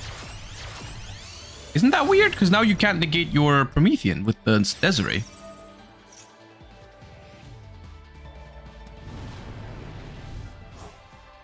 Maybe I'm tripping. Maybe it's not weird, but...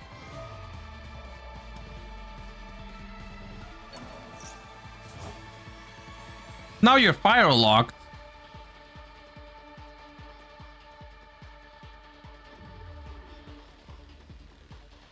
Sequence can equip from field. I know it can, but that has to have been suboptimal then, right? Like, you would rather have linked it off and then equipped it from the graveyard. You would just have more stuff left on the board. Like, this works. I'm aware it works. I'm aware it can do that. That's not what I'm saying. I'm just saying, like, that's definitely more awkward than it needed to be. Because it's still, I mean, it's still going to be a 2-material Appaloosa here with Desiree and IP Masquerena and Flamber, so it's still fine, don't get me wrong.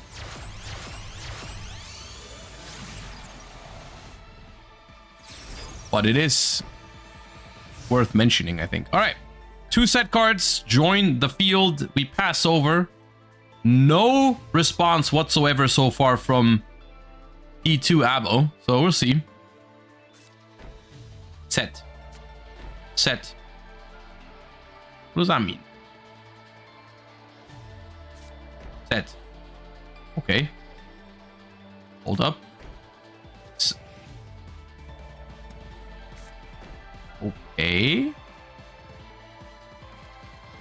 Labyrinth? Could be Labyrinth, I guess.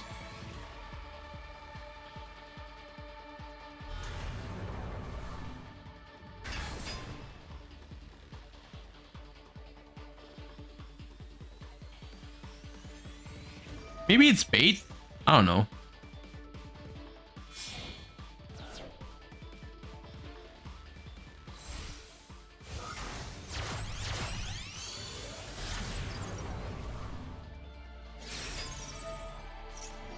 Yeah, I mean, if it is Labyrinth, the Equation Cannon is one of the better cards against Fiendsmith Snake Eye because you are relatively flexible in terms of your levels. You know, Desiree and Flamberge are pretty high level. Skill Drain hurts though. Losing Skill Drain is kind of bad.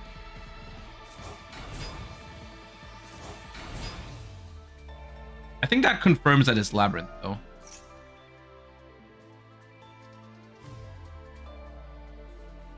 That pretty much confirms it's Labyrinth. The problem is that if you are relying on simultaneous Equation Cannon, SP Lil Knight is so hard to deal with. It's so hard to resolve that card when your opponent has SP Lil Knight on the field for so many different reasons. Like SP Lil Knight can take away the highest level monster from the field. SP Lil Knight can manipulate the number of monsters that you have. Like, it's so rough. The math has to work out in your favor so well for you to be able to do that. And then, of course, the SP banishing the skill drain there is a pretty big deal because that could have been a pretty good answer here. It could be strike plus cannon. See, but that also doesn't really work, right? Because if you activate cannon, they chain Desiree, you chain strike, the Desiree's gone. So there's no high level monster right now that you can hit anymore. So no, cannon plus strike does not win here.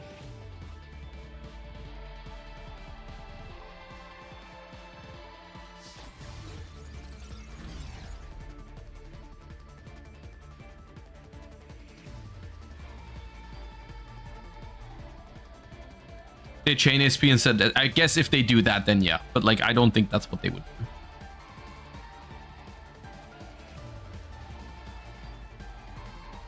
Daruma plus strike is pretty good here. However, Daruma plus strike will just leave them on way too many resources still, right? Like, if you activate the Daruma, they chain Desiree or SP, and then you strike that.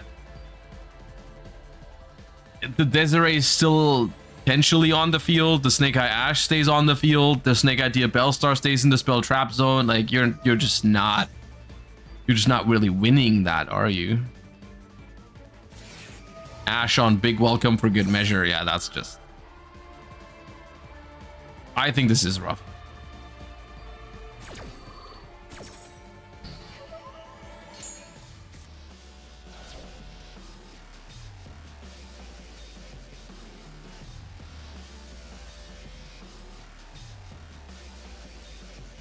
We do have enough damage to win here, by the way. This is over 8,000. 32 plus 28 is 8,000. Yeah. We have 8,200. Yeah.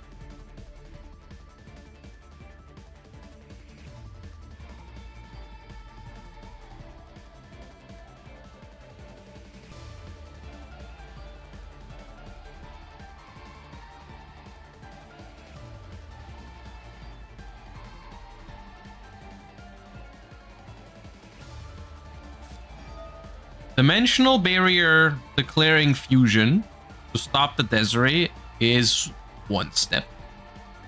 But once again, I think the main problem here, if we have the cannon, is the SP Lil Knight. I guess if we have... Okay, hear me out. What if we have cannon plus strike now?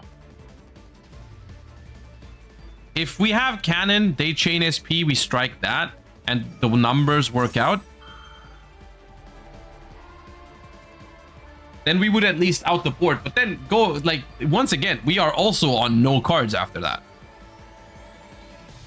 One card in hand.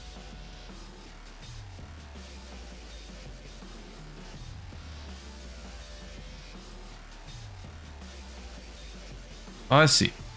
So also, the thing that you have to factor in with the Solemn Strike is that the SP Lil Knight was made with IP Masquerena. So if you strike it, it actually stays on the board. Does not get destroyed. So they'd have to see if the numbers even work out that way.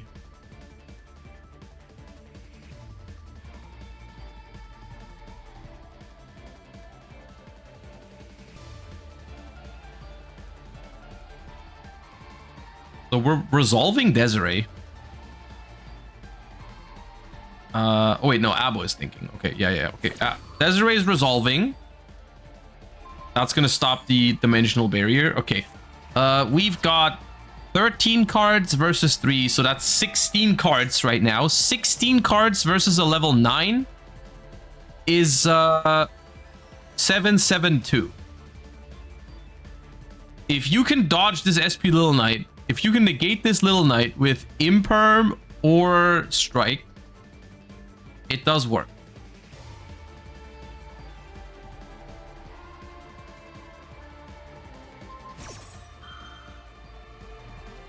We could also have a second cannon. No way they play a 7. I played a 7 in this deck. I played 2 7s, I think, because of the Desiree meta. Oh. Well, that was kind of disappointing. That's not, we were building towards this moment the entire conversation. And you just don't have anything? Well, okay. That's kind of sad. I guess we live, yeah, but... Eh.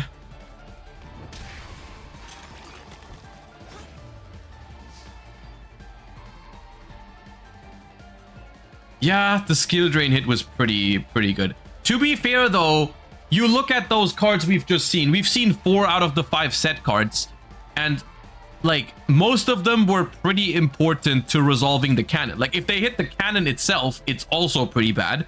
If they hit the D barrier, it's also pretty bad. So, like, they would have had to hit, basically, if they hit the big welcome out of those 5. Then the cannon is good.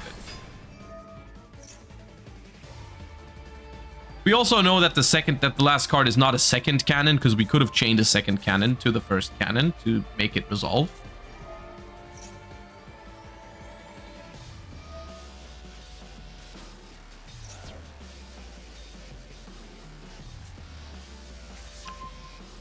Do we really care about D-Barrier with Skill Drain? We do, yeah, because if you activate the Skill Drain without a D-Barrier backing it up, then the Desiree just stops it. The way that works is the Desiree stops the Skill Drain and the SP stops the cannon. So you still wouldn't be able to do anything with those two.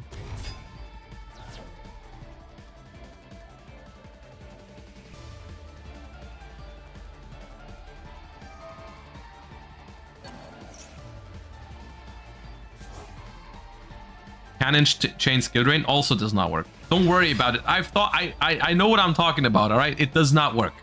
They have two answers, you have 2 traps no matter what, because you have to activate first. It doesn't work out.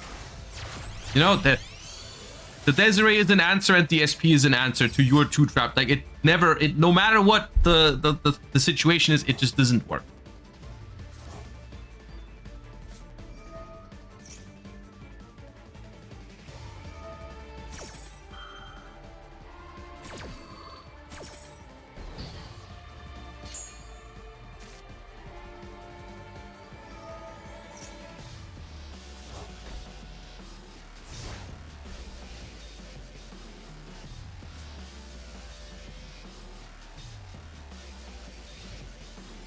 You have no more space on that board, by the way.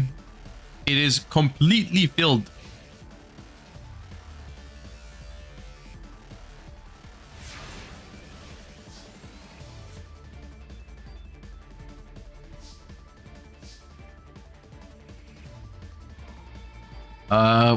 We are on a concerning 8 minutes and 50 seconds for game 3, by the way. If we are, I mean, we are most likely. I am 99.9% sure we're gonna get a game 3. There's not that much time left for it, though. Unfortunately.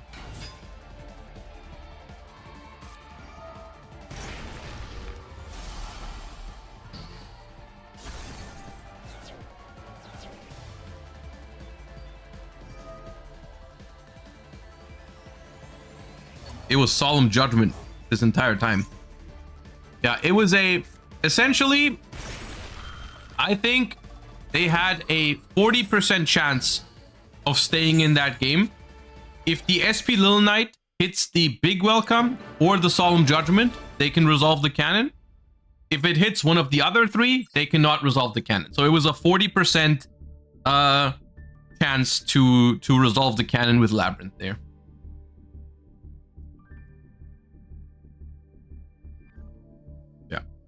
Why play Lab going second? I mean, Lab genuinely is not the worst deck at going second because of Cannon. Cannon is a good equalizer when you're going second. But there's also the added mind game is potentially, maybe your opponent is going to play Tenpai, right? Was there a reason not to Judgment the SP summon? Yes, the reason being that that would have been illegal and doesn't work because the SP was summoned on the opponent's turn by IP Masquerena when the Solemn Judgment was just set. So that is the reason.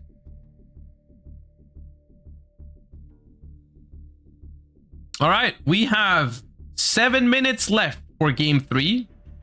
So probably gonna be a nail biter, but I'm is probably gonna play a role here if I had to guess, because these Azamina combos, they can take a while.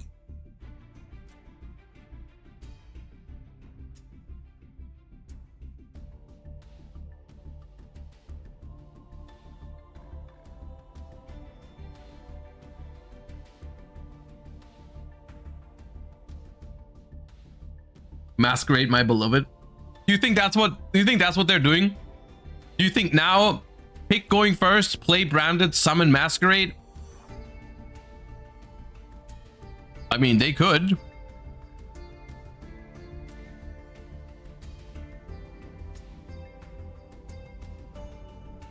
Cue the Masquerade Turbo.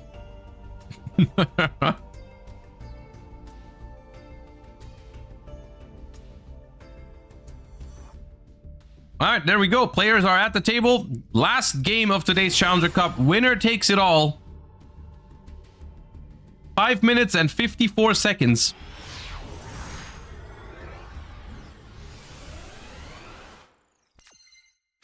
Ooh, selected going second.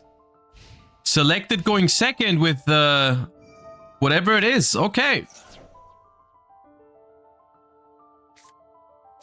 Add Magnamute off of Bestial Lubellion.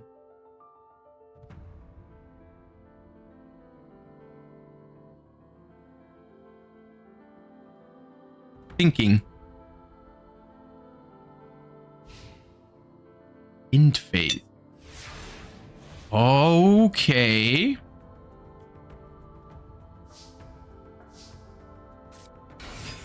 It's Tenpai, of course.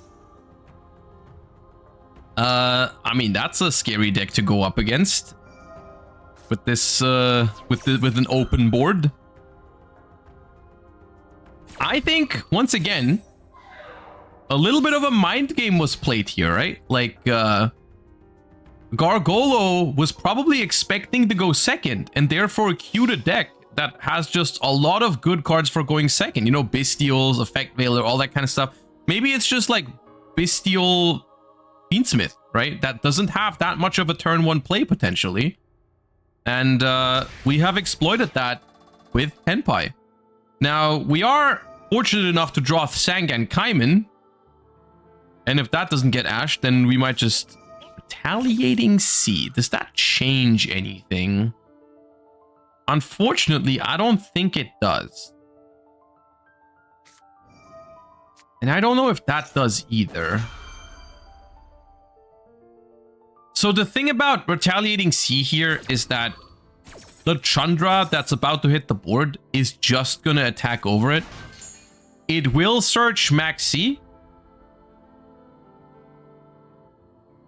It will search Max C, but that is already a little late into the Max C is going to be a little late to the party. Like Tenpai is almost there yet. Like Tenpai is almost at the Transcendent Dragon already.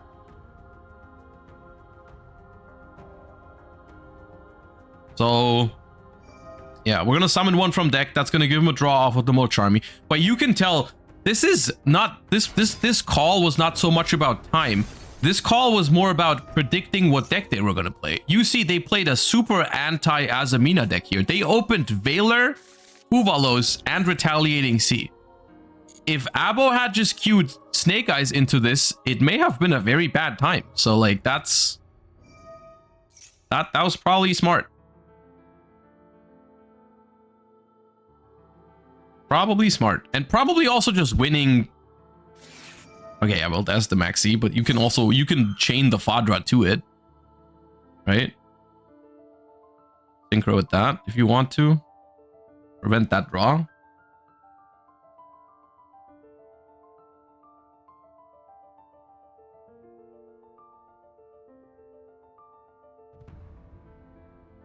Not going to do that though. I think the reason being, I think he wants to synchro with the Hydra, which is negated, right? That was negated by Veiler, I think. Because then if you synchro with the Fadra here, you have a Bident and a negated Hydra. So if the thingy gets stopped, ooh, Meteor Burst. Okay.